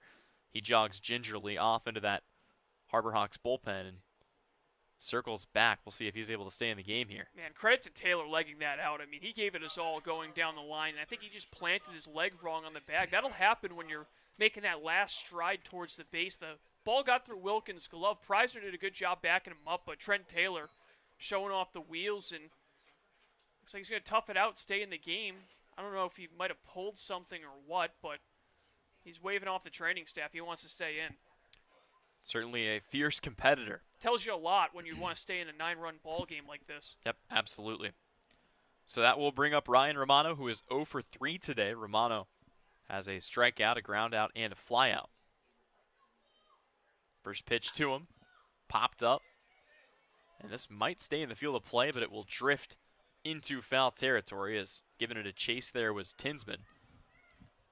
But he is unable to come up with it. Not quite to the 2/3 mark of this game. And it has been not quite all Harwich Mariners. Again, not a bad day at the plate here for Hyannis. They've managed to score 6 runs. But as you mentioned, Colin, a 9-run ball game. Thanks in part to 11 runners stranded on base for the Harbor Hawks tonight. And 11 unanswered runs from the Mariners after it was a 3-3 ball game. 0-1 from Walker. Misses low, count even at 1 apiece here. And yeah, the Mariners not quite unanswered. There was a 3-spot put up by Hyannis back in that 5th inning. But yeah, for the most part, it's been all Harwich for this middle 3. Plenty of stuff to pull for the highlight reel for the Mariners. This comes inside. It gets him. Walker comes in and hits Romano. That'll put runners on first and second for Clark Elliott, who has reached base safely in all 4 of his at-bats. Yeah, just lost control of that one. Fastball sails up and in on him, and just got to keep focus here. It was a great start to the inning for Walker. Taylor able to leg one out, and even here, he was in a good spot in that at-bat. So we'll see how he responds to a little bit of adversity, and he'll have to do it against the top of the order. Yep, Clark Elliott, who, as we mentioned, only officially 1 for 1. He has an RBI single and a run scored in that 5th inning, but aside from that, he has reached safely on 3 separate occasions with a walk. Now facing Brandon Walker. That's the first guy that Walker's put on base for free. First pitch to him. In there for a late called strike.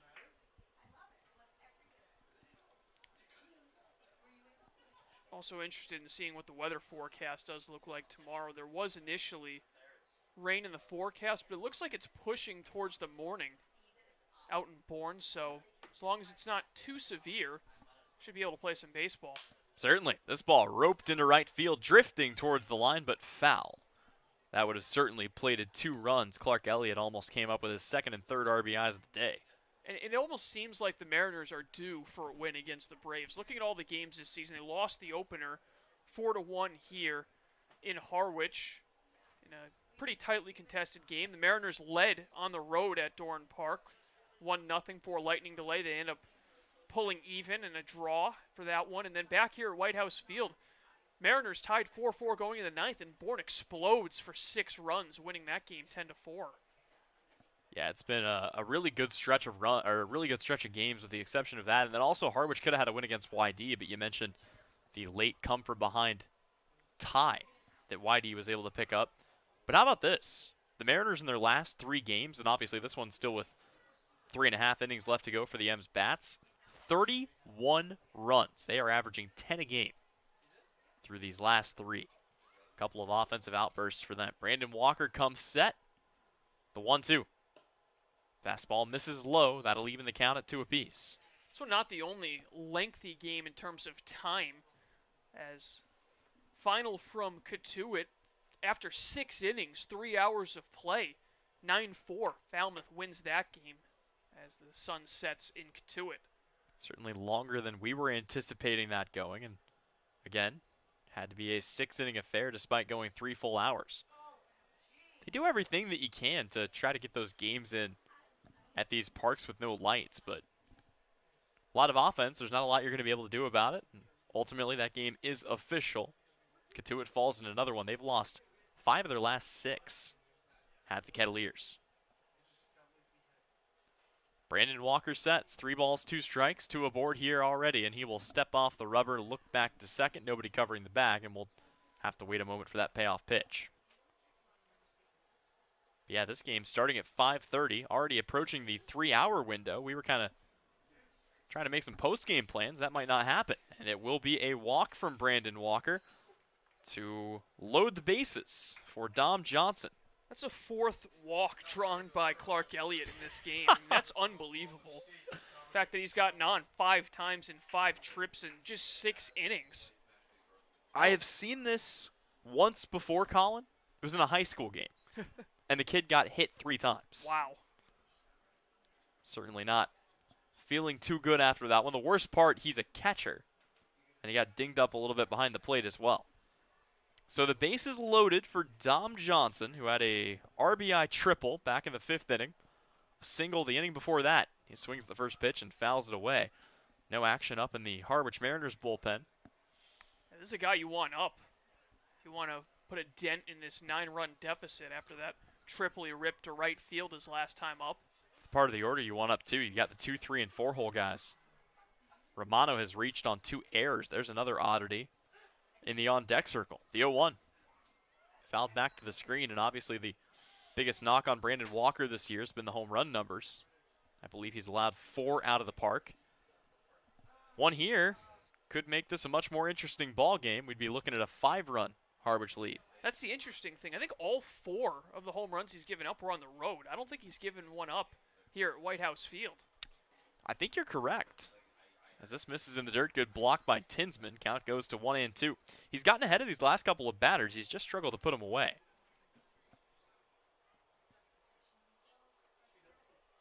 Yeah, Hyannis really cranking up the discipline. I mean, they've had it up all game with both teams struggling to throw strikes, but this inning specifically, been able to work deep counts on Walker and eventually either drive a pitch or get on via walk or hit by pitch. So we'll see if they can find a way to collect one more out here. The Mariners need it. Big swing and a miss. Strike 3. Down goes Dom Johnson, and the Mariners are out of the inning. For the third time today, the Hyannis Harbor Hawks strand the...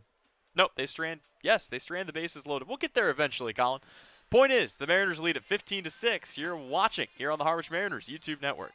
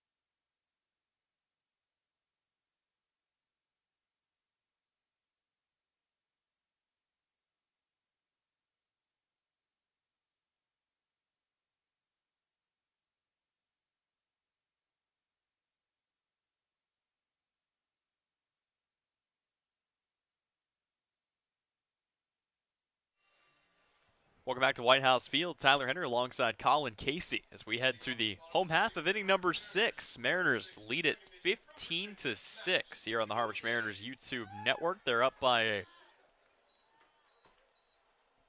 trio of field goals. You could hear the steam coming out of my ears trying to do the mental math on that. Oh boy. Austin Brush out for another inning of work. Squaring to bunt, laying one down the line, but foul here is Max Codier. In a 9-run game? Trying to ambush him.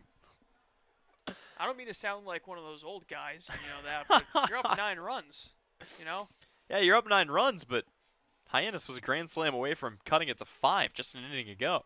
Of course, there is no run rule here in the CCBL. And even if there was, if this was the NCAA rule, this game would still continue. At least for now, it's 10 after 7. And we are not yet to that 7th inning. This game currently in the bottom of the 6th. The 7 o'clock start time in Chatham has now caught up to this game.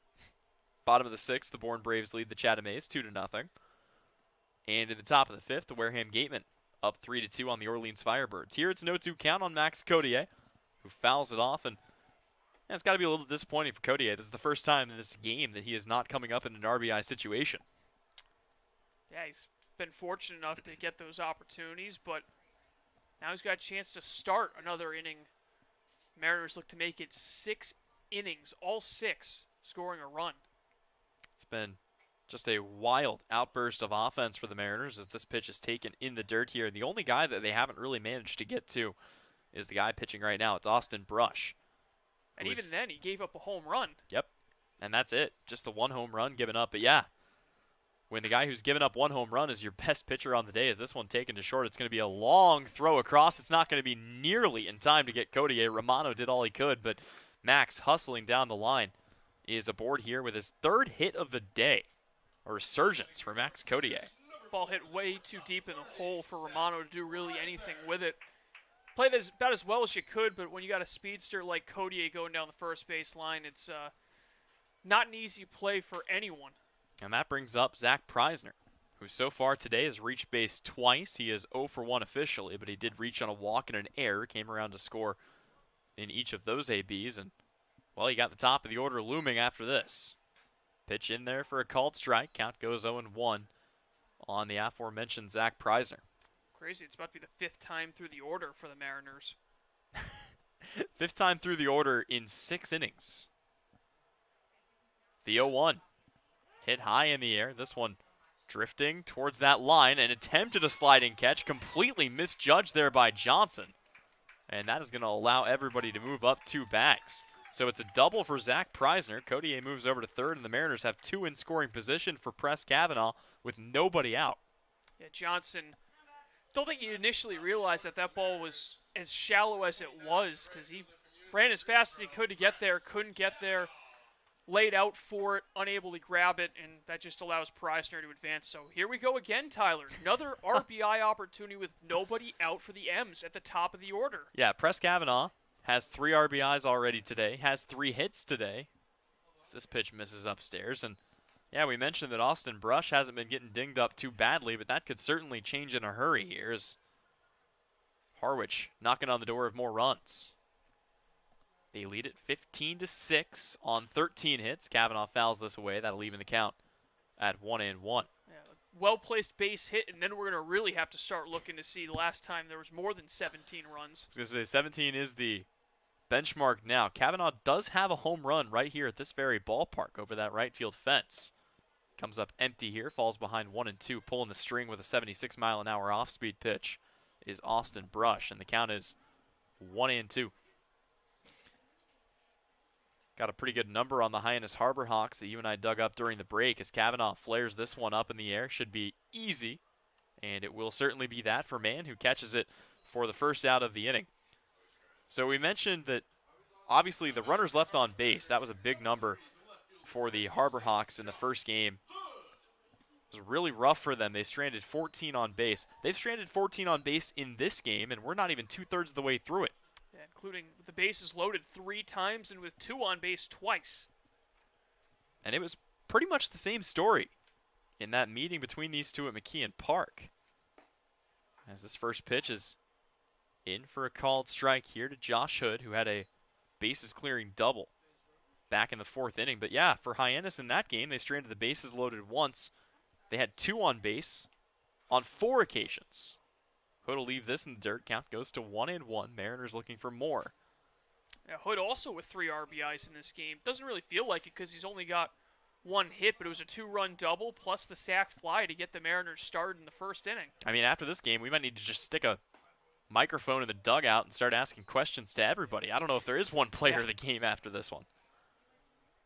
And this is it. I mean, again, Harwich has found ways to win both varieties of the games. They've won low-scoring pitchers duels. They've also won games like this where we're looking at 21 combined points between these two, and the Mariners lead it by almost a touchdown.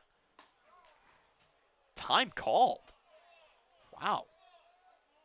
Didn't see that, and it wasn't really called out by Jim Von Sessa until after the pitch had already been delivered in for what would have been a ball. So the count stays 1-2 here on Josh Hood instead of 2-2, much to the chagrin of the Mariners dugout. It was a well-placed pitch, too, a perfect breaking ball.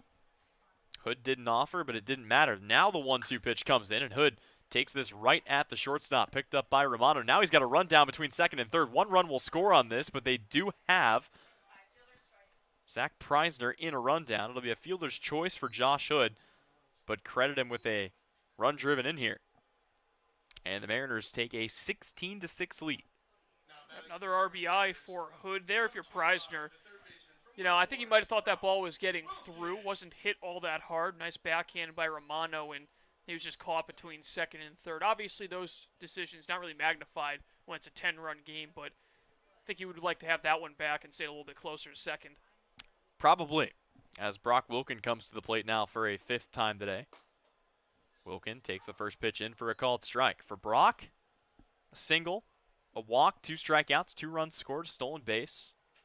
Everybody putting up resume numbers today. Everyone in the order has scored a run except for Josh Hood, who's got 3 RBIs. 4 RBIs. This pitch gets away from Raphael, who has replaced Pendleton behind the dish. Count goes to 1-1. Surprisingly, Brock Wilkin, who leads the team in RBIs, doesn't have any tonight. Careful, Colin. Yet. he may be able to hear you from down there. The 1-1. Taken outside. No. Called strike 2. Count goes to 1-2. Sun is set here. Darkness fast approaching as we approach the 2/3 mark of this game. Over 3 hours already played in the books. Still in the 6th inning. The 1-2. And, well, Colin, you called it. And Brock smashed it. 2-run home run for Brock Wilkin, his 5th of the year. And the Mariners lead it 18-6. Yeah, he heard me. He definitely heard me. That ball way over the fence in left field. And the onslaught continues. The Mariners tearing the cover off the ball. 5th Brockett of the season. What else can you say about this guy? But he has been nothing short of spectacular this summer. Brock Wilkin now has 2 RBIs on the day, and, well, it doesn't get any easier from here. Carter Putz will now come up for the 4th time today. Putz, I believe, looking up and down here, Putz is one of just 2 guys in the order that does not have a hit today. That's it. Everyone's reached base. Everyone has now scored a run, including Josh Hood. We also mentioned that accolade. He was the only guy in the lineup who hadn't come across the plate yet. He comes across on the home run. Almost everyone's got an RBI. It's unbelievable. Next pitch. Called strike. That'll even it up at 1-1. So, yeah, now we'll really have to go digging and see the last time that the M's scored 18 runs in a game. I mean, outstanding stuff. I mean, it's 17 as far back as the Harwich Mariners website has existed. 1-1 is in there for a called strike. Yeah, it goes back to when I was in elementary school so far, so. Yep. You and I had not yet thrown on the headset for the first time. Nope. Count goes to 1-2. I believe at that time, I think I wanted to be a lawyer. It's a good thing that didn't stick. So the count goes to 2-2 here on Putz. Well, you didn't have enough student debt? Oh, it's funny because it's true. Yeah. Carter Putz stands in, pitch on the way, misses inside, and it's a full count.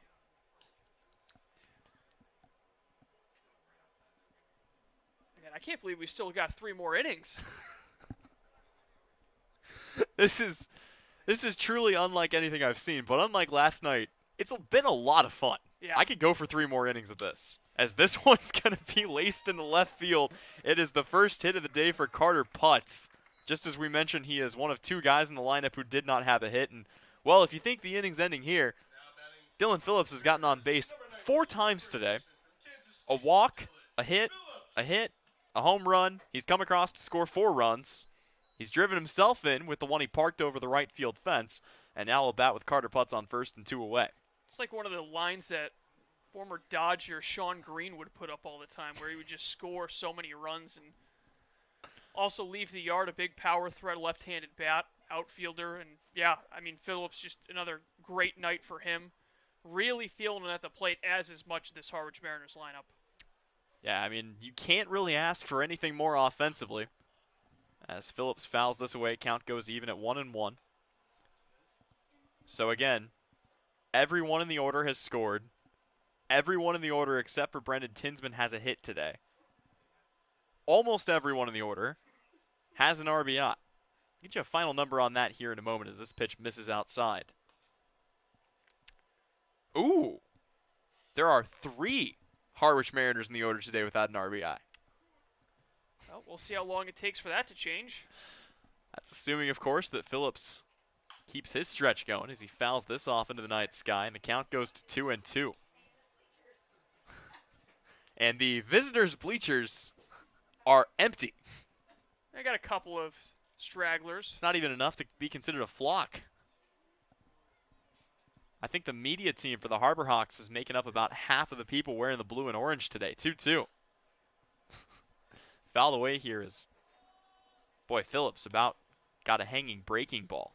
And a big shout out to the Harbor Hawks media group. They're a real great bunch of people. Yes. Also, obviously, really tough to be in a situation where your team's trailing by this much in a game. So credit to those guys on the broadcast right now. Yeah, because especially those 2 broadcasters, Lincoln and Austin, who you and I have become friends with throughout the course of the summer. That's one of the other great things about the Cape. Obviously, the players get to meet a lot of other great people, but we get to meet a lot of great people that kind of do what we do, and it's been great to see. No question about it. But yeah, they're troopers. They have to be.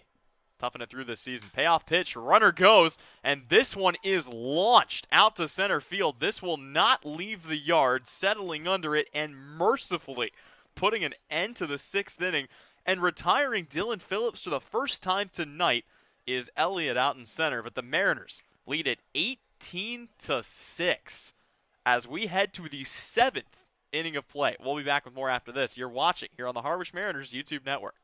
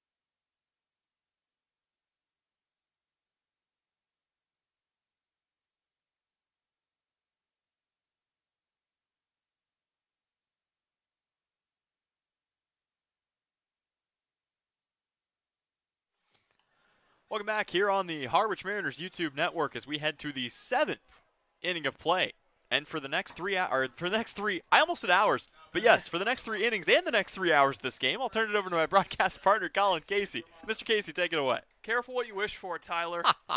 18-6, Harwich leads as we head to the top of the 7th. Heart of the lineup due up for the Harbor Hawks, Nick Romano leading things off. Romano 0 for 4 tonight, but he's reached base on an error twice. Brendan Walker on for his first inning of work. Fastball over for strike 1. Remember in the open when we mentioned that this might be a pitcher's duel? Nope. Yeah, I don't know if I can remember that far back. The 0-1. That one stung out to left center field. Newly entered in the game, Jake Lazaro over to make the catch to retire Romano for out number 1. Lazaro moves to left. Josh Hood over at short now, and out of the game comes Zach Preisner. Pretty inconsequential at this point in the game. I mean, you'd probably send anybody out there at this point. I don't know if anyone would actually notice. I may request to go down and play first base at the rate we're going. Yeah. Give Dylan Phillips the rest of the night off. Actually, I take it back. Dylan Phillips doesn't. I can't take over that spot in the lineup. I don't think there's a spot in the lineup anybody can take over right now. Count 1-0 to Luke Mann. Maybe give Brent Tinsman a little relief on his knees and go catch the rest of this game. Walker's 1-0. Hit in the air, a towering fly ball down the left field line. Another chance for Lazaro, but he will run out of room in the ball. Just creeps over the fence, foul. Mann has reached base twice in this one. Walked and came around to score in that 3rd inning, which at the time tied the ball game for Hyannis. It was 3-3 at one point, and then Harwich putting up 5 in the bottom of the 3rd inning and 6 in the bottom of the 4th. Hyannis would respond with another 3 runs, but since then, Harwich tacking on 4 more. 1-1 from Walker. Breaking ball, catches the outside corner. Yep, and that'll make it a 1-2 count here. Walker looking for a good bounce back performance, and he's got a big cushion to work with here.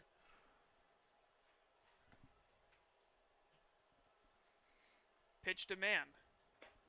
Fastball just below the knees. As now taking over color commentary duties, I'll start flipping through some of the historicals, trying to find the last time the Mariners have scored this many runs. It's like finding a needle in a haystack, It honestly. really is. Really tough to go back further than that. 2-2 swung on and missed for strike 3. Second strikeout for Brandon Walker as he retires Mann for out number 2 in the top of the 7th. Then that'll be another quick out here, which is exactly what the Mariners are looking for. They get the first 2, but they got the first 2 back in the 6th, and Hyannis still found a way to load the bases. So let's see if that continues here. There is a righty getting loose in the Hyannis bullpen as we've got a pinch hitter in his Caden Roast pinch hit for Taylor. And you wonder, yes, to give Taylor some rest, but after this pinch hitter for Zane Harris. I was looking at the wrong part of the order. So he'll pinch hit for the DH Harris. Rose hitting .202 on the season. 1 home run, 6 runs batted in as he swings for the fences there and can't connect. Yep, coming up empty, and at this point, good to get some guys some looks as well. 0-1 to Rose. Skipped in the dirt. Rose, the Madison, Alabama native, attending University of Alabama in Tuscaloosa. 1-1.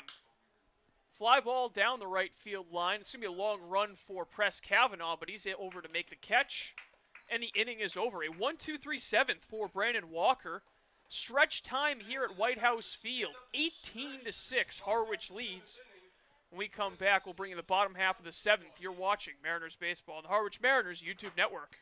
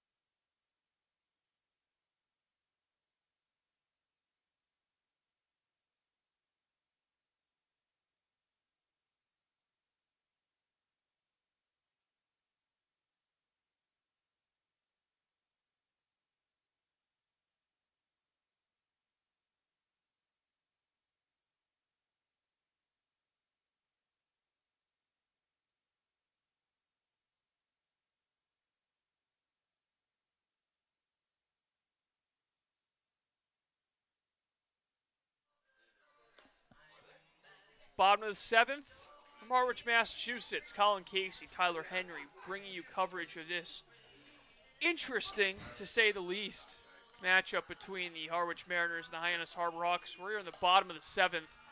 18-6, Harwich leads. It is, at the very least, the most runs the Mariners have scored since 2008, and much further back potentially, as we're trying to figure out the last time the Mariners have scored 18 runs, but it has been quite some time.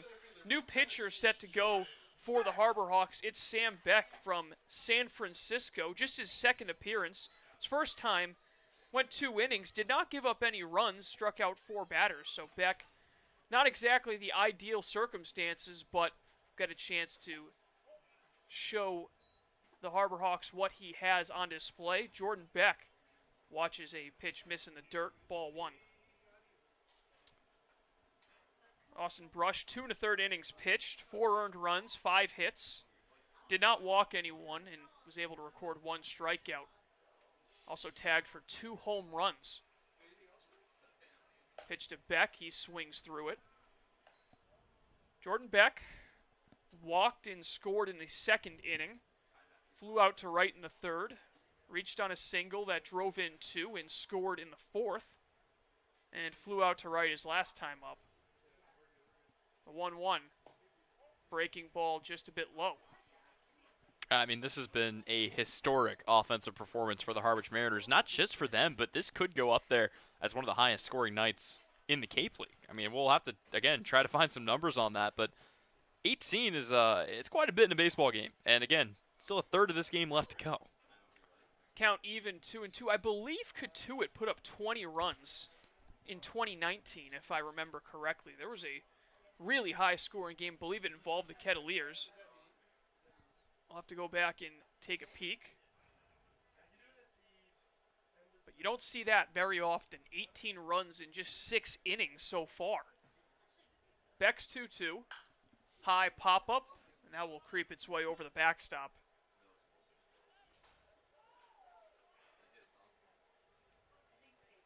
Looking back on Katuitt's 2019 championship season, they put up 16 on Hyannis that year. 15 on Hyannis again. Wow, they really just took it to the Harbor Hawks. But I don't think they actually did score 20, so maybe it was one of those 16-run performances, as the count is now full to Beck. And when you don't know something, ask an expert. Getting Chris Toms involved here, one of the Cape League historians. Good call. Will definitely be interesting to see where it ranks. The 3-2, and Beck fouls it off once again.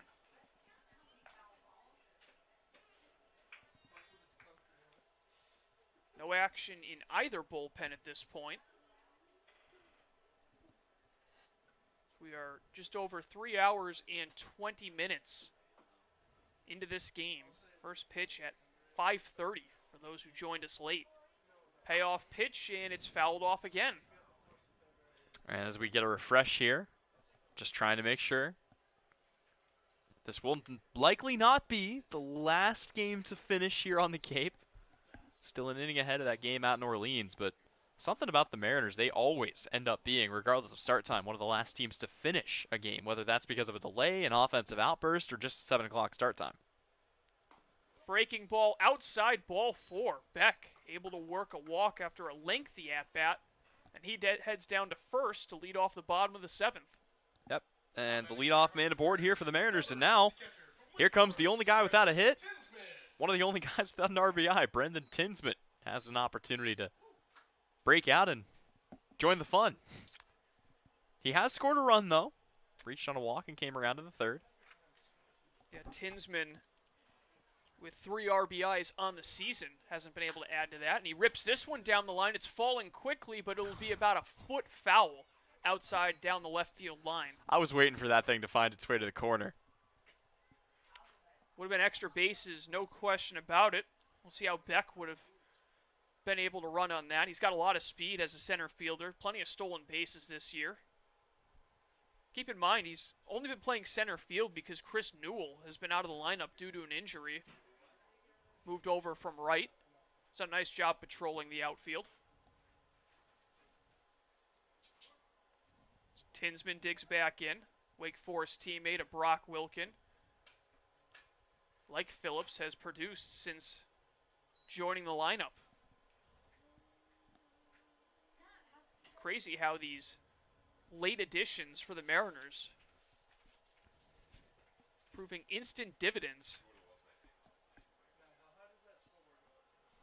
Beck takes a lead off first. He's not held on, and Tinsman rips this one. That one does land down the line fair. Beck will round second. He's into third safely. Tinsman will head to second. He's got himself a double. Well, there you have it. Everyone in the Harwich lineup today has a hit. I mean, this has been, undoubtedly the biggest team effort we've seen. Obviously, the team has 18 on the scoreboard. And we got a pinch hitter, so Matt McDermott will get an opportunity, an RBI chance, as he replaces Max Codier. What a night it was for Max Codier. 4 at-bats. He had a 2-run double, a 2-run single, a sacrifice fly, and a single. 2 runs scored in a 3-for-3 performance. Also had a stolen base. So 2 on, nobody out for McDermott. First pitch from Beck, and McDermott sends one high in the air behind third base. Luke Mann working towards foul territory. The ball comes back and it falls. Tough play for the third baseman, Mann. You wonder if either the left fielder or the shortstop should have called him off. They probably had a better angle to that ball. I mean, certainly, just at the end of the day, Hyannis just can't catch a break. And this game continues. This inning continues, and more importantly, the at-bat for McDermott continues. And I'll tell you what, if he does anything, this Harwich bench is going to go absolutely berserk. We have seen these guys get excited for their teammates, and especially for some of the newer guys like McDermott, who just hasn't had an opportunity to get a ton of playing time. He's 1 for 11, but his lone hit was a double. And he waits on a breaking ball, chops it. They got a run down between third and home. Beck hung up to third, moving smartly as there's 2 guys on base, but Beck is tagged out. They're waiting to decide who is officially out. Umpire says it's actually going to be Tinsman, so he heads back to the dugout. A little bit of confusion. So Beck is on third. McDermott to first on the fielder's choice and 1 away in the inning. And there for a brief moment, you saw the pitcher start to walk away from the spot that he was in. And if he had done that, there was no one covering home plate. And I saw Beck kind of give it a look just for a moment. But wisely, Sam Beck figured out what was going on and stood his ground. So here's Jake Lazaro getting his first at-bat after coming in as a defensive replacement. He replaces Preisner in the order. First pitch to Lazaro's on the outside corner. Jake Lazaro, soon to be a member of the Liberty Flames. Transferring there from St. John's.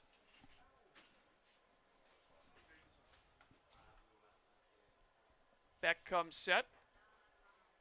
And the pitch misses outside. Yeah, at this point, I think really almost everybody that was available is going to get an at bat. Yep. I mean, you look up and down the roster, Tatum Levens has not been checked into this game, but Tinsman does. Preisner, Putz, Wilkin, Lazaro, Josh Hood, of course. 1-1 breaking balls in there. I believe Levens is the only one Yeah. because there were only 3 guys available off the bench with Newell not available. Yeah, I mean, I just went through the entire Harwich Mariners roster. And yes, Tatum Levens is the only guy who does not have an at-bat, and you get the feeling they're not going to bring him into this game. I mean, there's no reason to, and also it's not like it's going to help him or anything. Beck almost loses one to the backstop as Raphael had to get out of the crouch and prevent that from happening. So it is good to see again that he is not going to be coming in here. Certainly well-deserved rest for Tatum Levens. Lazaro, like McDermott, still looking for his first RBI of the season. I've been swinging a lot better bat lately, but here he swings through a breaking ball and strikes out. So back-to-back outs recorded by Beck, in the Hyannis Harbor Hawks have an opportunity to get out of an inning for the first time tonight without allowing any runs. It'll be easier said than done, though, with Press Kavanaugh walking to the plate. I was going to say, you do have the top of the order here. Press Kavanaugh, Josh Hood, Brock Wilk, and Carter Putz. And even if Harwich wanted to sub any of these guys out, the only guy left on the bench is an all-star. So this is still going to be a tough run here for Sam Beck. Runners at the corners. Harwich, I'm sure, would love nothing more than to tack a few more runs on here. Fastball misses outside to Kavanaugh. Sixth time coming to the plate for Kavanaugh. He struck out, but reached base and came around to score all the way back in the first inning. Singled in the second, doubled home 3 in the third, singled in the fourth, came around to score, and popped out his last time up in the sixth. The 1-0. Kavanaugh watches it right down the middle. Kavanaugh would love a few more RBIs here. Again, the guy that sets the table for the most part. He's got 3 of them already on that big bases-clearing double. He's only not reached base in 1 of his 5 at-bats so far. So he is getting his 6th look at the plate. The 1-1. Breaking ball misses low.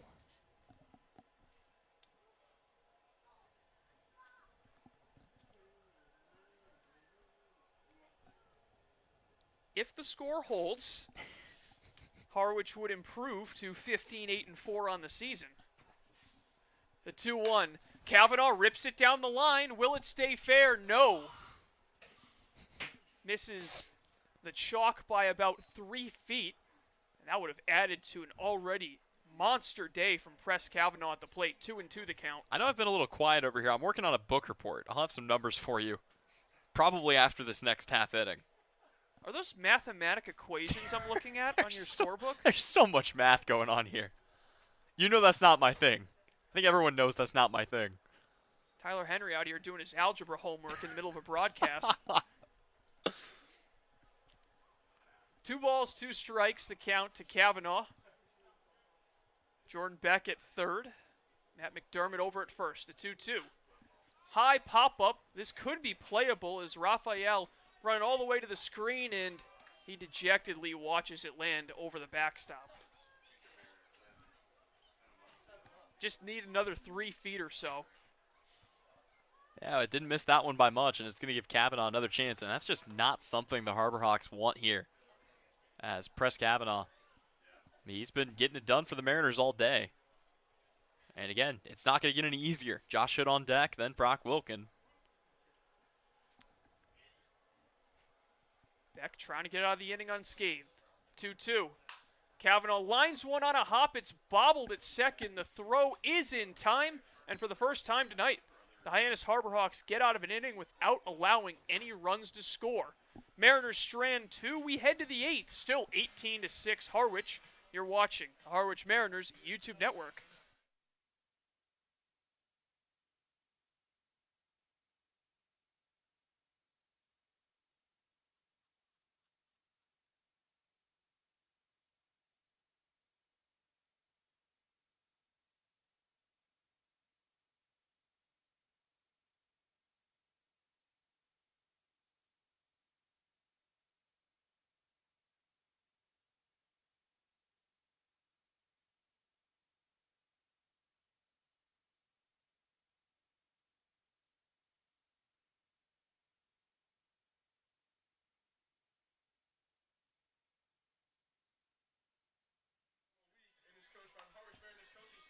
To the 8th from White House Field, Colin Casey alongside Tyler Henry. We appreciate those sticking around and tuning in for the conclusion of this one, as Tyler's 7th inning was the only inning so far where neither team was able to push any runs across, and it almost seemed like it was destined to happen at some point, but for a while there we were like, I don't think there will be one inning where that will happen, but finally, no offense through 1 inning.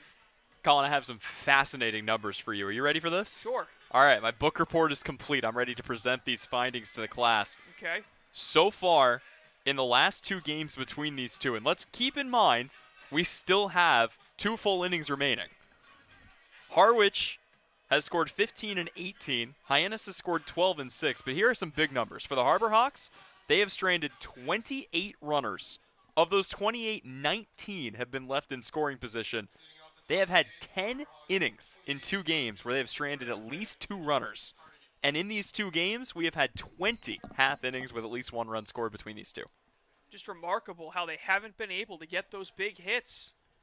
And it has led to these massive totals where they've given up a lot of runs and haven't been able to score nearly as many, as there's a ground ball up the middle, and it's a leadoff single for Mitch Hardigan. Hardigan reaching base for the second time, and Walker will have to pitch out of the stretch.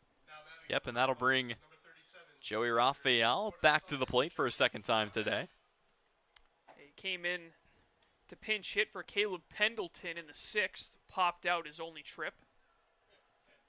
Well, and if you think that the runs might be done, I mean, again, it seems kind of mean almost that Harwich is doing this, but at the same time, what else are they going to do? I mean, they're here on the Cape. By the time this game ends, everything's going to be closed. Might as well score some more runs. Right.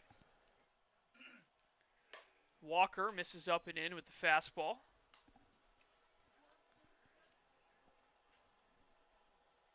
For Hyannis. Tomorrow, they will seemingly look to bounce back, barring any unforeseen circumstances. They will be looking to bounce back. As my computer loads, against the Orleans Firebirds at Eldridge Park. A rare 5:30 start time at Eldridge. One of the earlier games for one of the few times you'll see this season, as there's a fly ball sent out towards center field. Beck coming over, makes a catch, and that is out number 1. Yep, couple of flyouts here for Raphael, who is now 0 for 3 on the season, 0 for 2 on the day. That brings up Trent Taylor. I'm just kind of curious that Hyannis hasn't used more pinch hitters in this game. I mean, again, you're not going to probably climb back into this one down by 12. Might as well see what some of your guys are made of at this point, but sticking with pretty much the same lineup other than Caden Rose and Joey Raphael that we've seen. So for Taylor, he's reached base twice. Walked in the 2nd, struck out in the 3rd, flew out in the 5th, and ripped a single in the 6th.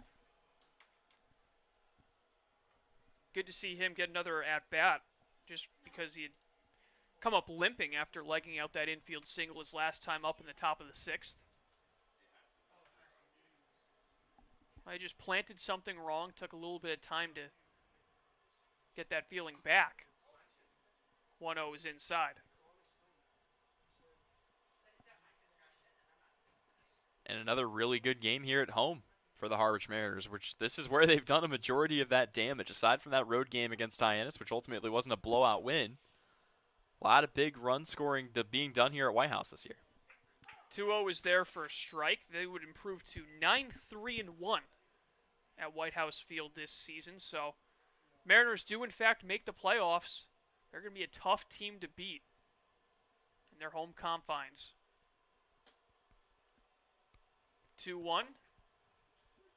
Another strike call. That really is going to put a ton of emphasis on the 3 games left scheduled between the Harwich Mariners and the Brewster Whitecaps, as they could potentially all just be battling for home field, depending on if YD or Orleans has anything to say about it. Right now, it's not trending in that direction. The 2-2 will miss low. And I hate to be that guy, but I mean, it does raise the question, right? If Brewster is playing playoff games, do you start those games at 1 o'clock in the afternoon to make sure that you can get through? I mean, and actually, we just have an update from Elizabeth Layton. Starting on Monday, their games will start at 4 o'clock. Pitch comes in, and not sure if it glanced off of Taylor or if it was just a ball. Regardless, he's down to first. It'll be first and second with 1 away for Hyannis. But yeah, I mean, that's the other thing. If you remember back to 2019, I mean, we had a game in the championship series against Katuitt that ended up going 17, 18 innings? I think it was 15. Or 15 innings, yeah. Correction, 15 innings. But still, if that game was being played in Katuitt, regardless of what time it started, you may not have been able to finish it. So I don't know what the situation will be, but again, we'll wait to see what the CCBL decides to do in regards to that.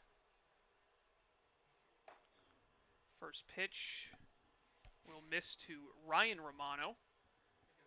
I was looking back when I was trying to find the most runs scored. There's been some pretty chaotic games in CCBL playoff history. as the 1-0 misses up and away. That'll happen when there aren't really any limitations on to how far the games go once you get into those playoff games. I mean, they have to decide a winner. Yep, certainly do. Also, just one other point to kind of bring up, but this is, kind of it's been a better outing here for Brandon Walker. He hasn't surrendered any runs this point in the game, and maybe a little bit of confidence builder for him here. 2-0 in there for a strike, and the one game I was trying to remember, August 10th, 2008, Game 2 of the Eastern Division Series playoffs, the Harwich Mariners with a 1-0 win at White House Field over the Orleans Firebirds that went 18 innings. Ball popped up foul to send the Mariners to the CCBL championship, where they would go on to win the championship in 2008. Their second most recent, of course, 2011 being the most recent.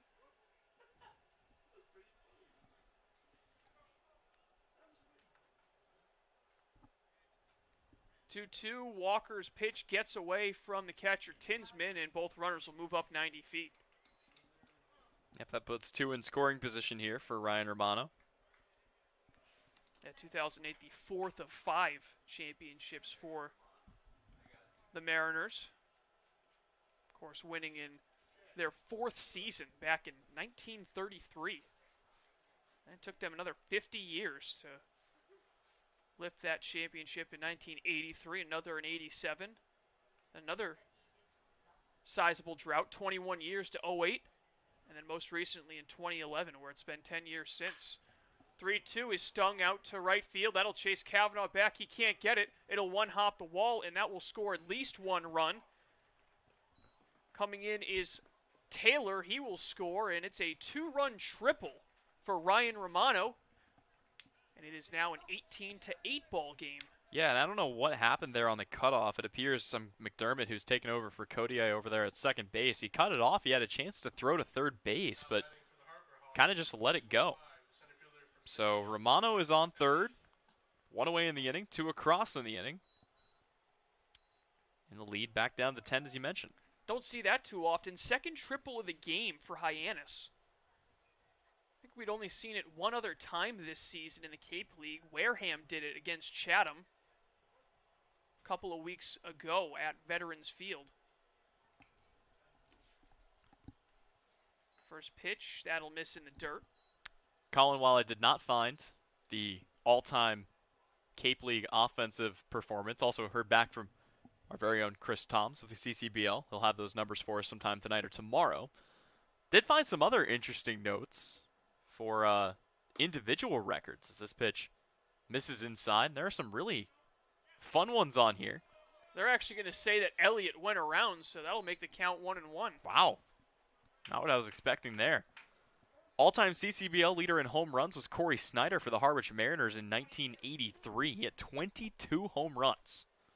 It's crazy to think about because most guys nowadays are topping out with 10 or 11 in a season. Yep. 22. Absolutely. Doug Fisher of Falmouth tied with Terry Steinbeck of Katuitt for the most RBIs with 54 in a season. Here's a fun one. Ken Voges for Chatham in 1963 hit 505 in a season. 2 spots below him, Buck Showalter, former Baltimore Orioles manager for the Hyannis Harbor Hawks. Back to that Snyder record. Keep in mind, back then, metal bats in the Cape League before they made the switch to wood. Oh, can you imagine? 1-2. It's a cue shot to third. This will score a run, and this will also be the 6th time that Clark Elliott reaches base in this game. He has himself another single, his 3rd RBI of the game, and it's now a 9-run ball game, 18-9. I mean, that's got to be some kind of a record in and of itself. He's reached base 6 times in one game. I mean, 6 at-bats in one game is impressive enough, much less finding a way to reach in all of them. Certainly a special night for the Michigan Wolverine. He stands on first with still 1 out. There is action now in the Mariners bullpen, as warming up for Harwich is Alex Rayo. So here is Dom Johnson, who owns one of those 2 triples that Hyannis has this evening. Speaking of triples, Ed Drucker of the Harwich Mariners, your all-time leader in triples, tied with Bruce Thompson of Hyannis. 8 triples in the season, still the high watermark in that category.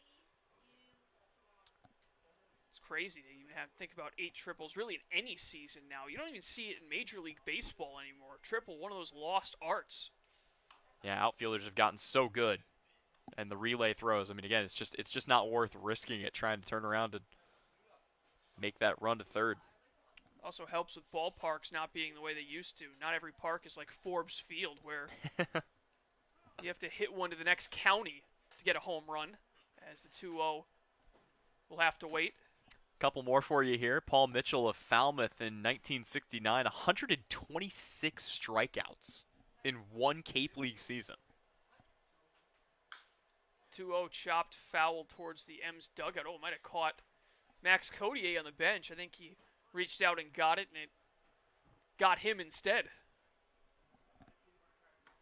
Certainly not what you want to see. There are not very many recent players on this list.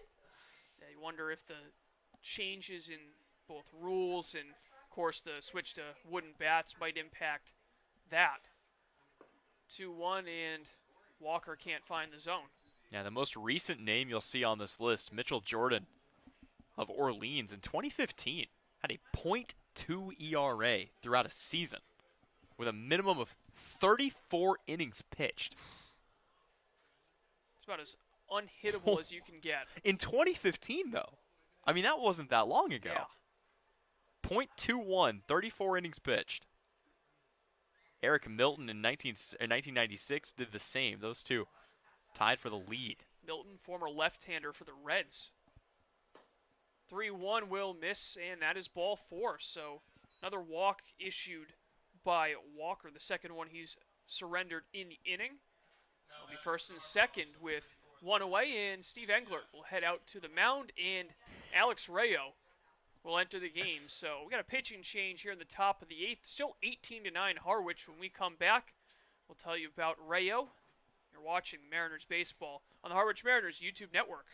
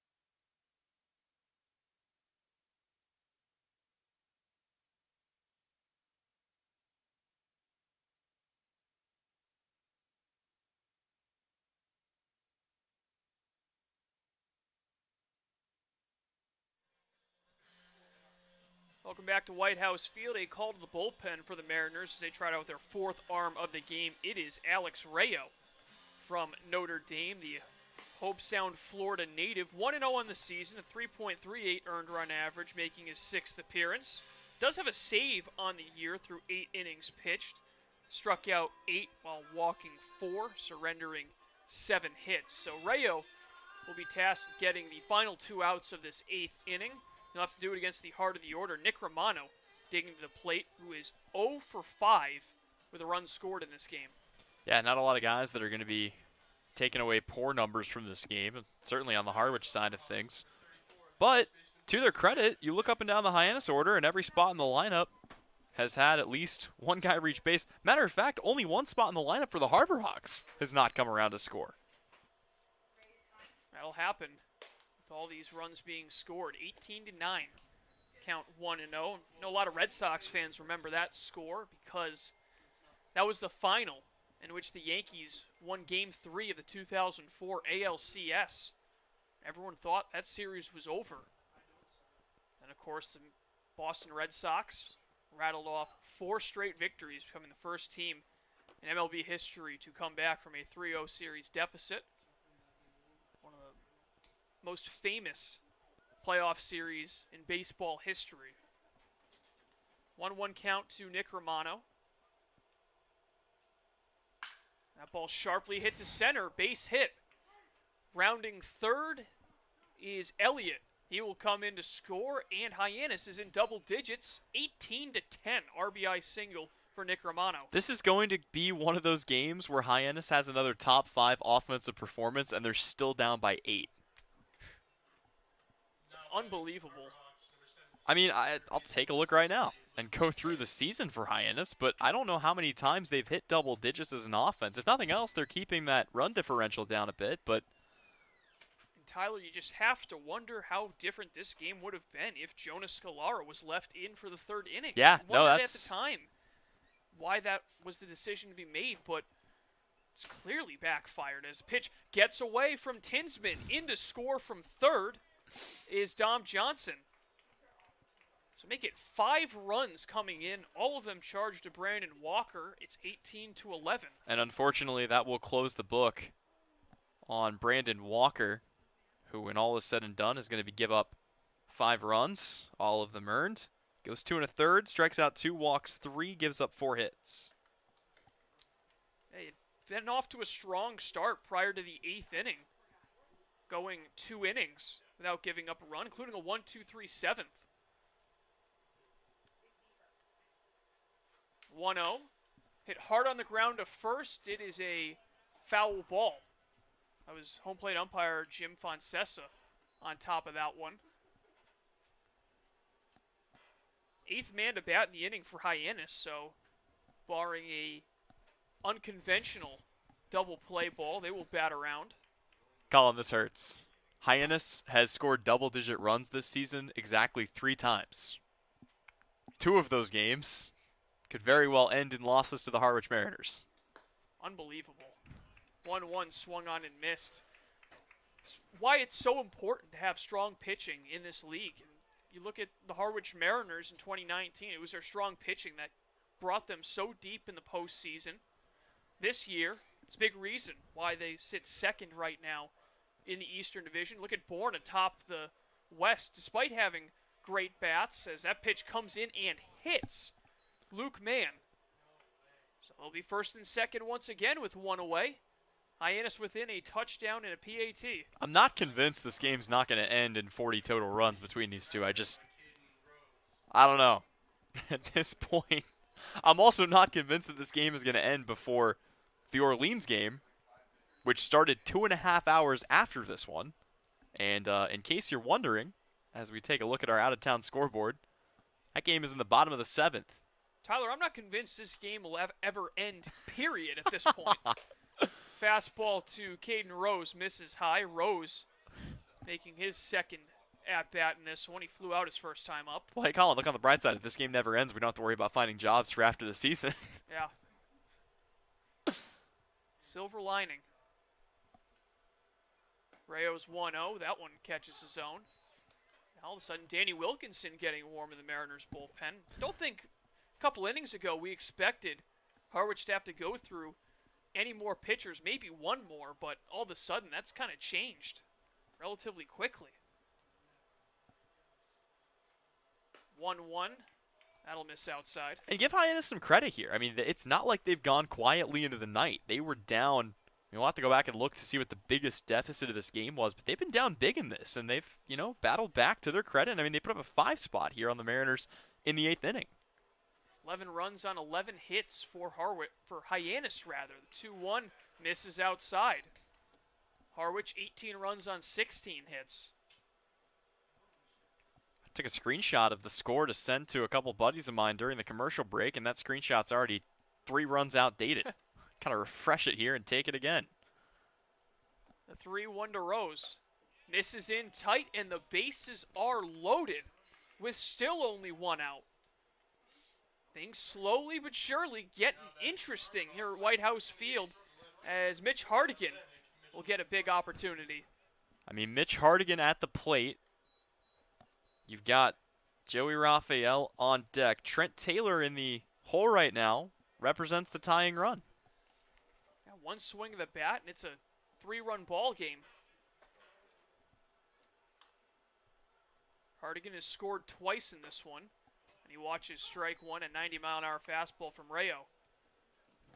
It's been a really tough start to the game for Rayo. Giving up a single, hit a batter, and walked a batter. 0-1 check swing, and I'm going to say it was a strike called. 0-2. Yeah, strikeout here would go a long way for Rayo. 5 runs already across in the inning for Hyannis.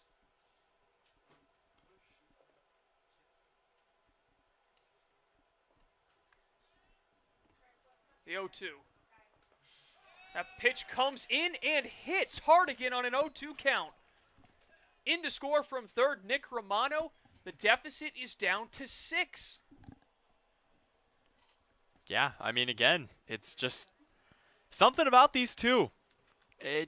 These games do not stay with a big lead for either team for very long. And, well, now you're going to have Joey Raphael up for the second time today. Raphael popped up in the 6th inning, flew out his last time up, which was this inning. Yeah. Pitch from Rayo. Over for a strike. Ryan Romano at third. Excuse me, Luke Mann at third. Caden Rose at second, and Mitch Hardigan standing on first. The 0-1. Breaking ball doesn't quite come over the plate. Wilkinson continuing to get loose. Think about if Wilkinson comes in the game right now, it's a save situation. That, in and of itself, is insane. Just barely. 1-1, that's on the outside corner. And obviously any hit, especially something in the gap, does make this an interesting game. No question about it. 30 combined runs. Hyannis. Back-to-back dozen-run performances against Harwich, but they might not be done yet. 1-2 fouled off. And can you imagine if you give somebody the 2 lines from this game just for Hyannis and you ask what the record in that game is? I don't think anyone's guessing 0-2. And to be fair, this one's not over yet. I mean, we say this, but Hyannis has put up 6 here. Just in this inning, they've got the bases loaded and only 1 out. There are a lot of ways they could cut into this here. Base hit would go a long way. The 1-2. Chopper to third, but trickles foul. Yeah, that one may have been taken off the body that time of Raphael as well. And as you mentioned, he's the only guy in the inning to record an out.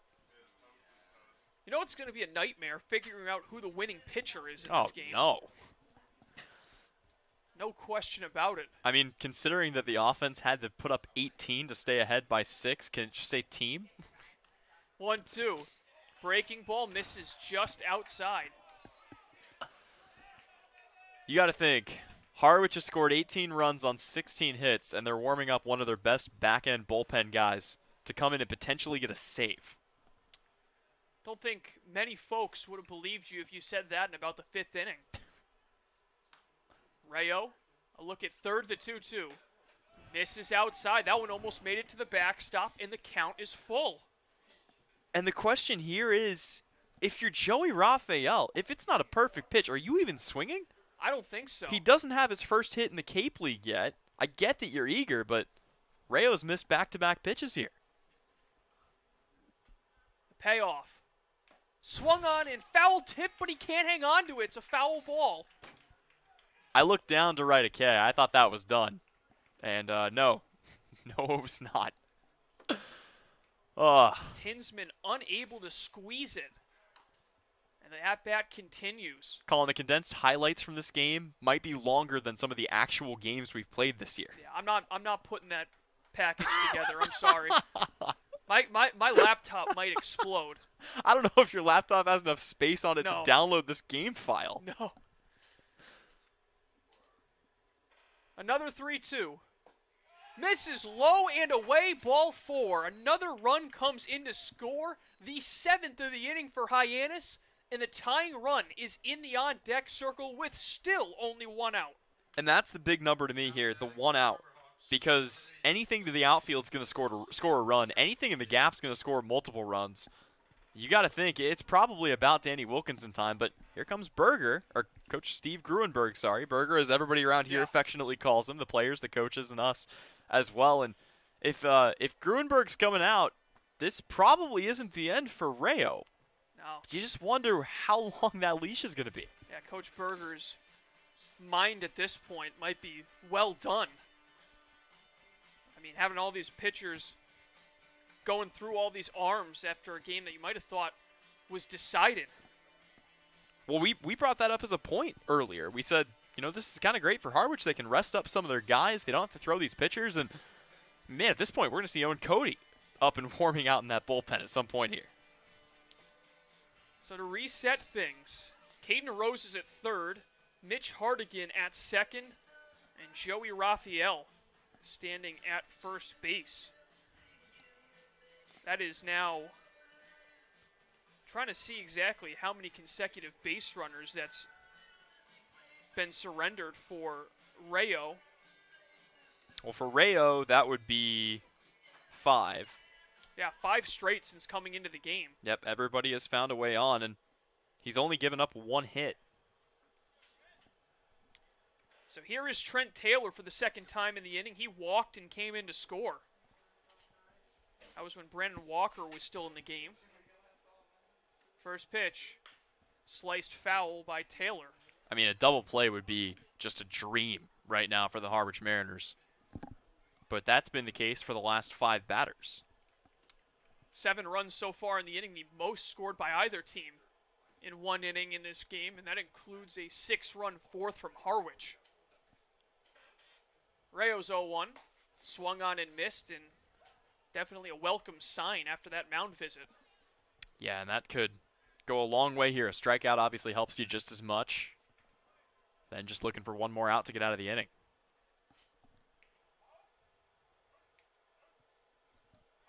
Taylor has reached base 3 times in this one. This being his 6th at-bat. 0-2, breaking ball outside.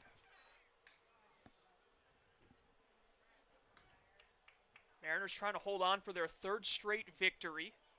Their 3rd victory against Hyannis this season, the last meeting between these 2 teams.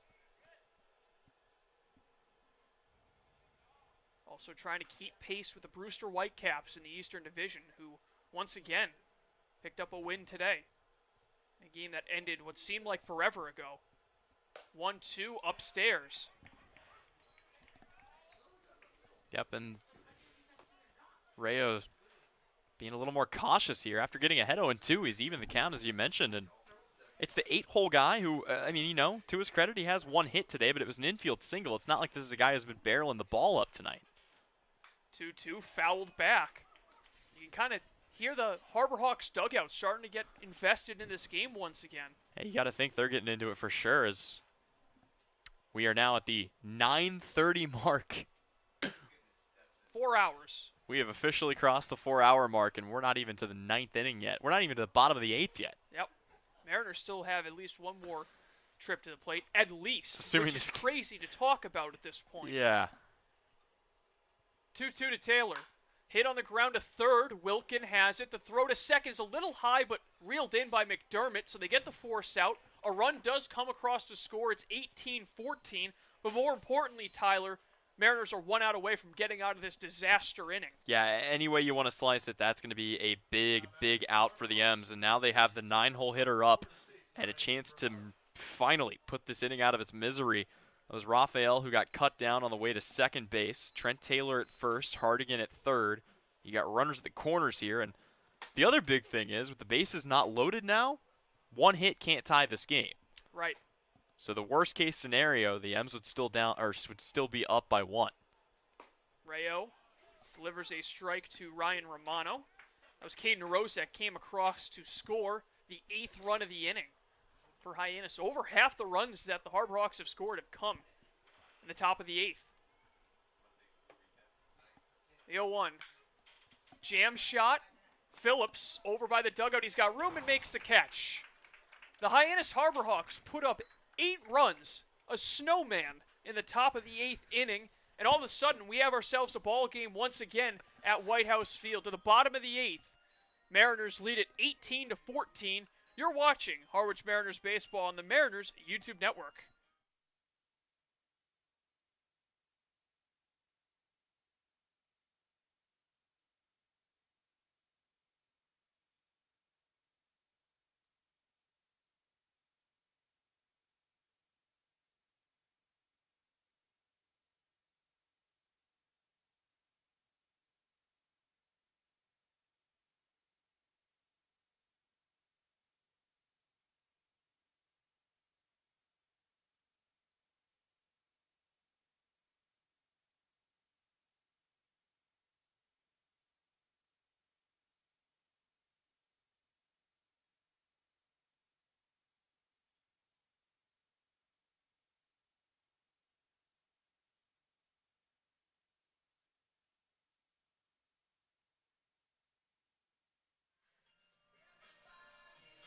Bottom of the 8th inning, 18-14.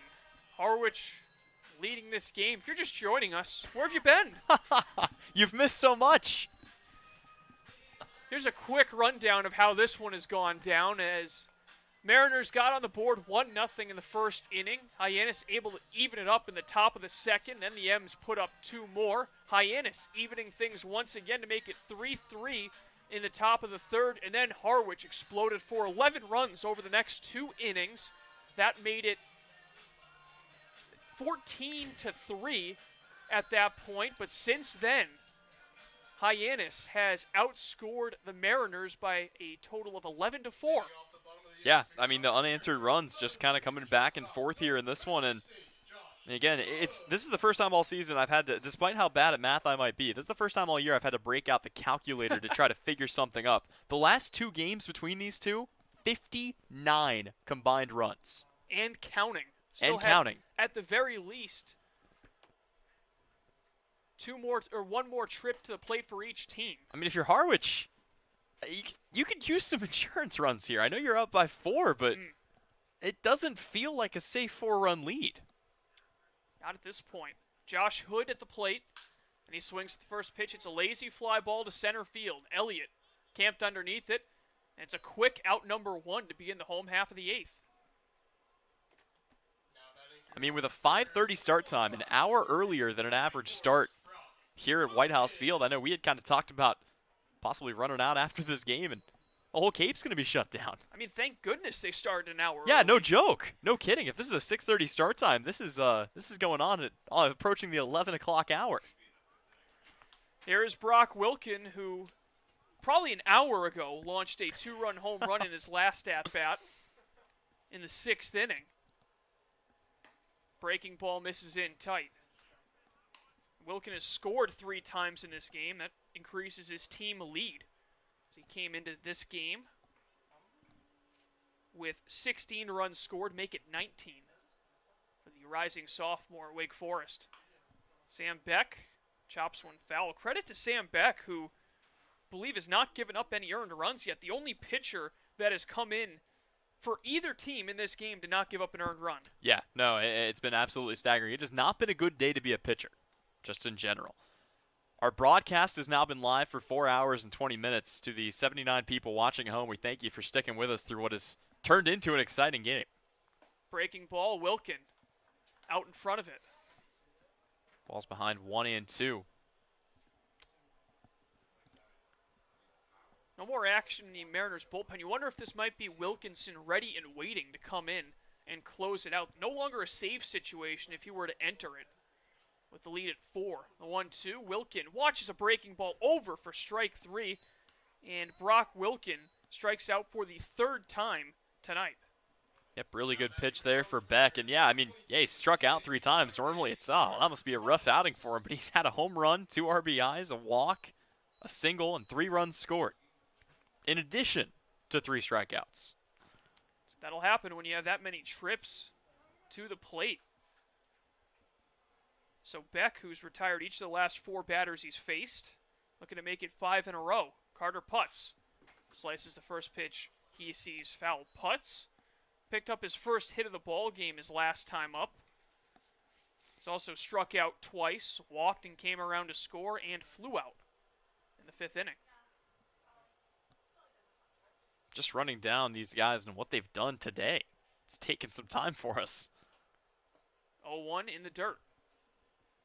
You could write a full post-game recap on any one of these guys' outings. Probably take up a full page. Yeah, Tim's about to write a sequel to the Bible with his post-game recap. Tim's about to write War and Peace Part 2. The 1-1 just outside. I don't think he knew the kind of game he was getting into when he agreed to take the recap about 5 hours ago. Yeah. Usually these discussions go like, hey, can you take the recap? Everyone, whoever's on, it's just like, yeah, that's fine. Yeah, no worries. In hindsight, who knows? Ground ball just inside of 3rd. Double clutch by Mann. The throw is in time. So a 1-2-3 bottom of the 8th. Harwich going down in order, and now Hyannis. Do they have another big inning in them? We'll find out. 18-14 going to the 9th. You're watching Mariners baseball on the Harwich Mariners YouTube network.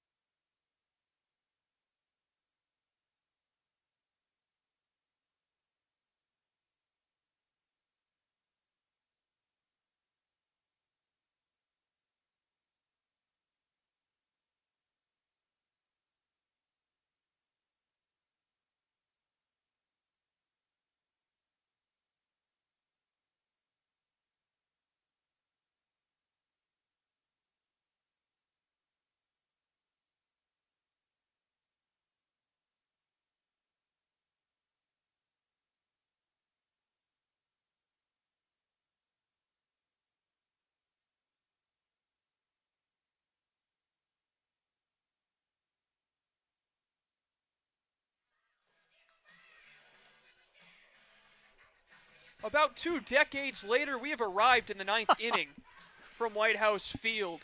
18-14, the Harwich Mariners look to put the cap on this one. Not exactly how they drew it up, Tyler, going into this game, but they're 3 outs away from, I want to say, surviving based on the surge we saw from Hyannis in the top of the 8th. I mean, what's that saying? A win's a win? That's certainly going to be the field today. And how about this for the Harbor Hawks? I mean, they're going to give up in 2 games close to 35 runs to the Mariners. The first pitch misses up and away, and, well, total, the run differential's not actually going to come off that bad. Yeah, that's a good silver lining to pull out of that game.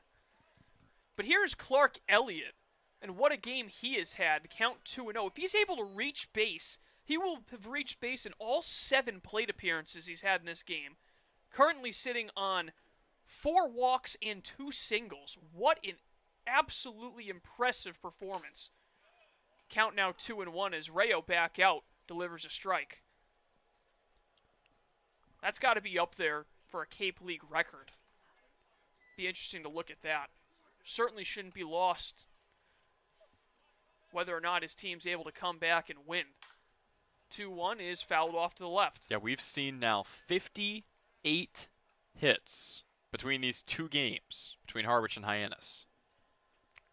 Wonder how many walks you'd have to count in there.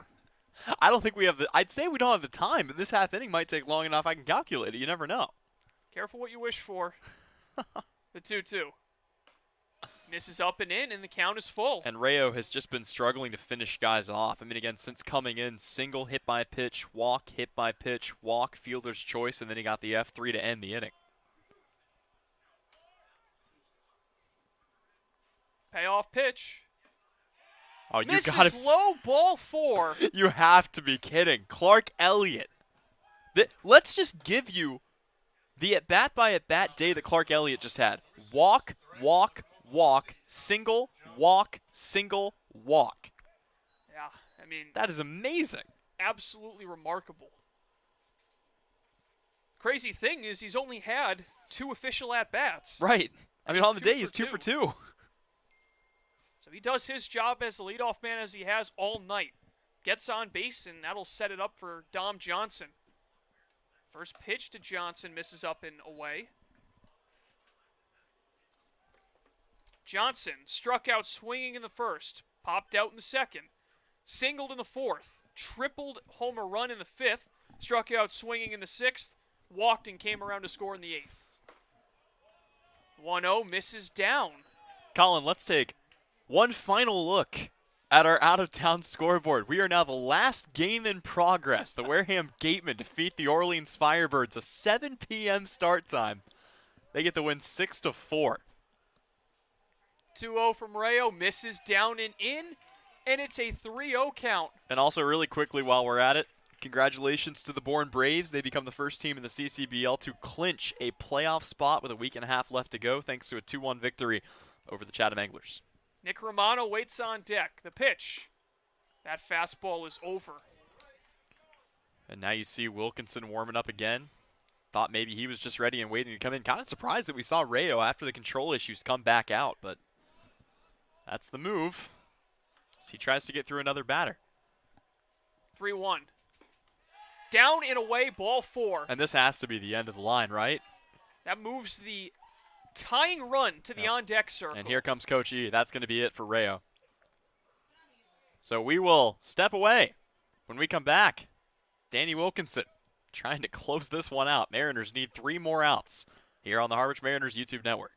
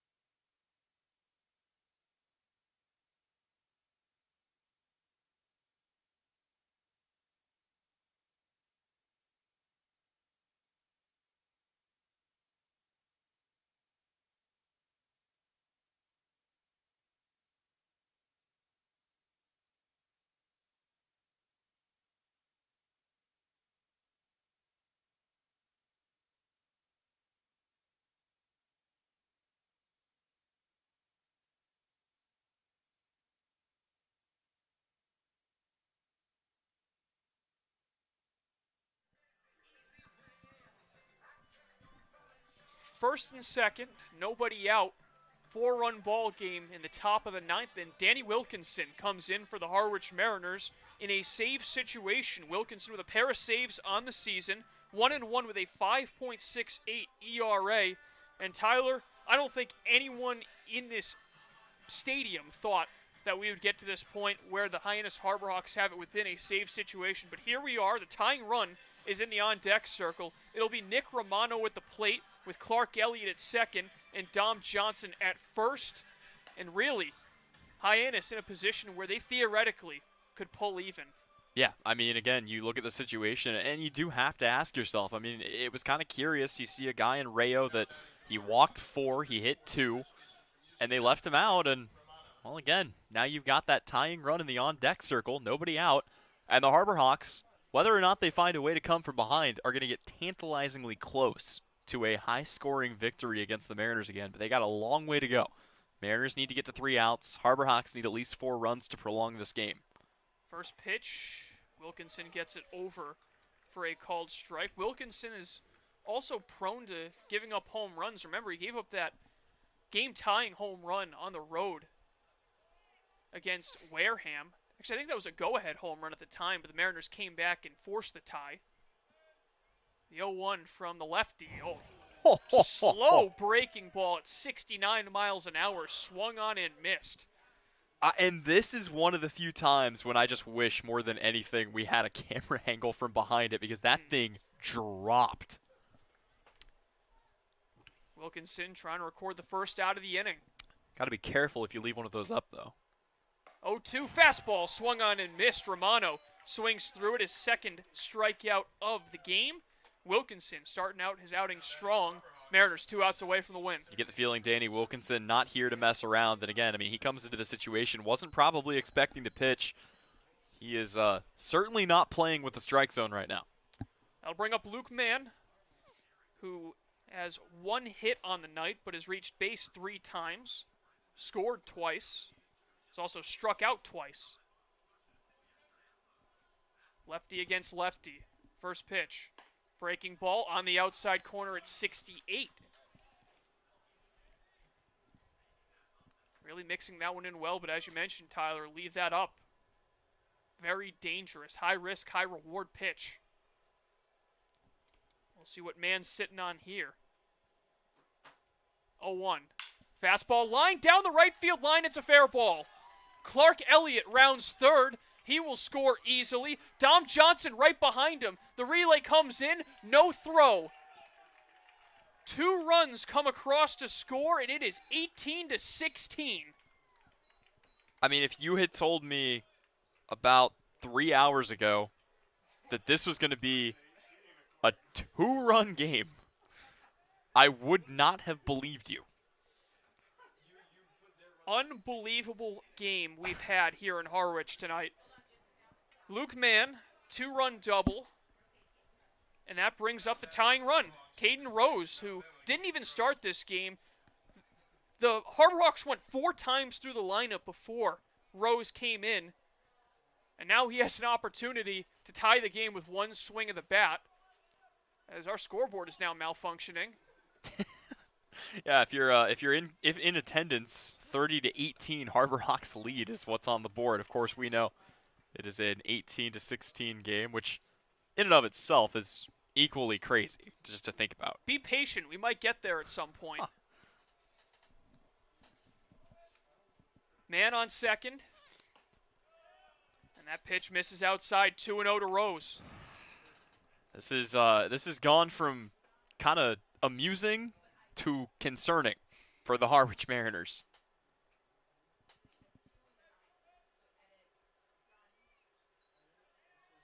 Wilkinson a look at second. The pitch swung on and popped up foul. The book does close on Alex Rayo. Mariners at 1 point leading this game 18-6, a 12-run lead cut down to 2. 10 unanswered from Hyannis over the last inning and a third. 2-1 misses just upstairs. Count 3-1, and that would put the tying run on base. Yeah, I mean, if Rose is able to draw a walk. Got to be very careful here if you're Wilkinson. Wilkinson steps off, wants the signs again. And it's really started to cool off outside as well. Swing and a miss. Rose wanted to tie the game with that swing. Count is now full. Yeah, it's a big strike. Big bounce back there for Wilkinson, and opportunity here. Mitch Hardigan waiting on deck.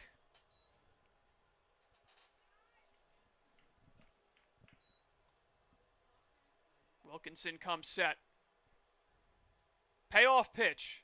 Fastball low, ball 4. Rose heads down to first. The tying run is aboard, and the go-ahead run comes to the plate for the Harborhawks. I mean, there's not even anything that I can say that would accurately put all of this into words. This game has been unlike anything I've ever seen, certainly unlike anything I've ever called, and the Mariners are in a position right now, they're trying to sneak out of White House Field with a victory on a night when they put up 18 runs. Mitch Hardigan watches a breaking ball for strike 1. And the scoreboard still says 30-18 Hyannis. Colin, I was kidding earlier. Owen Cody is stretching in the Harwich Mariners bullpen. Oh, man. Breaking ball misses down and away. Everyone in the Harborhawks dugout up on the railing. And all I have to say is shame on the Harborhawks fans that cleared out of here about 3 hours ago. There is an arm getting loose for Hyannis. 1-1. Fastball way late. Hardigan must have been sitting on a breaking pitch, and he's behind 1-2. And this is a big opportunity. Wilkinson looking for a strikeout here, and that would be monstrous. Get it down to that final out, and then you can make it anywhere. You don't have to worry about it. Double play ball would also suffice. Man on second. Rose at first. The 1-2.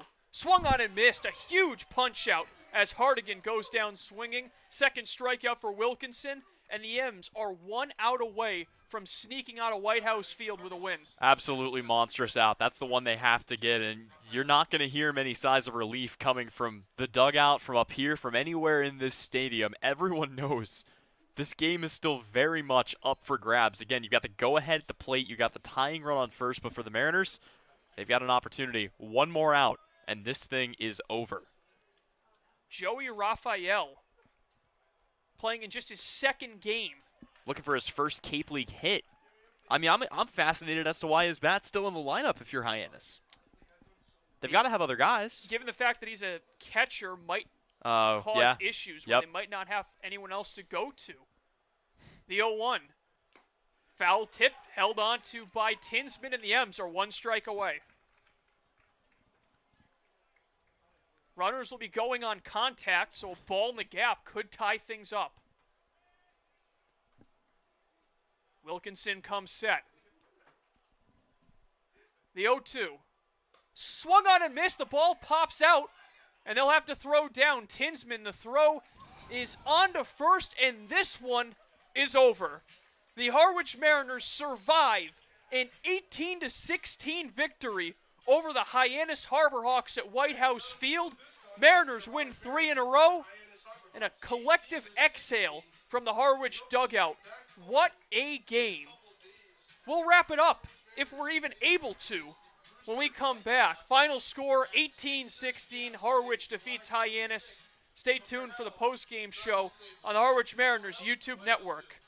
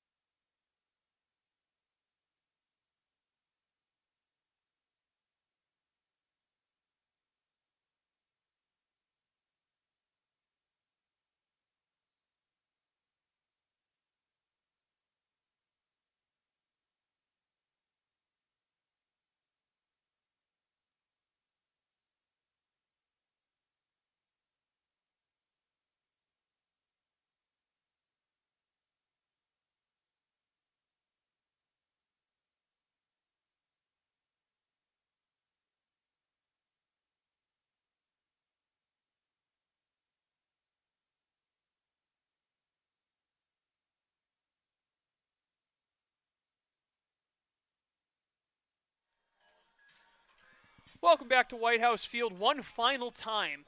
And what a game it was on this Saturday night. Harwich Mariners leading 18-6 at one point. It didn't end that way. Hyannis comes storming back with 10 runs, but their comeback falls just short. Final score from Harwich, 18-16. The Mariners win their third straight game and sweep the season series against the Hyannis Harborhawks. The win in this one goes to Dalton Smith. Smith, who Didn't have his best stuff today. 2 2/3, giving up 3 earned runs on 5 hits, walked 3, struck out 6. Still able to pick up the win and improve to 3-0 on the season. The pitcher of record for Harwich. The loss goes to Evan Weber. Weber, who came in the 3rd inning, didn't have his best stuff either. 2/3 of an inning pitched, allowed 5 runs on 4 hits, all 5 runs earned, walked 2, and recorded just 1 strikeout. Webster finishing with an 0-1 record on the season at this point now. Danny Wilkinson picks up the save, his 3rd save of the season. I don't think he expected to enter this game at all, but sure enough, he's able to lock it down, although it was a bit of a scary one as he had to come in and rescue the Mariners. 15 runs on 11 hits, 1 error in the field for Hyannis. They left on, which I don't even think I have to look up and realize, a Cape League high 18 runners on base this season. That has to be the most runners left on base in a game this season, and maybe the most in quite some time. Harwich with 18 runs on 16 hits, 2 errors, and they left 7 on base. Time of the ball game. I can't put eternity down. I had to go back and look at the math. 4 hours and 25 minutes, the time it took in this one for the Hyannis Harbor Hawks and Harwich Mariners to do battle, with Harwich coming away with an 18-16 win. For all of our broadcast crew that stuck around for this one, for really everybody that stuck around for this one, for our producer Matt Lucy, for my broadcast partner Tyler Henry, I'm Colin Casey. Thank you for tuning in, and we'll see you tomorrow night where the Harwich Mariners travel to Doran Park to take on the red-hot Bourne Braves. So long, everyone, and we'll see you tomorrow night.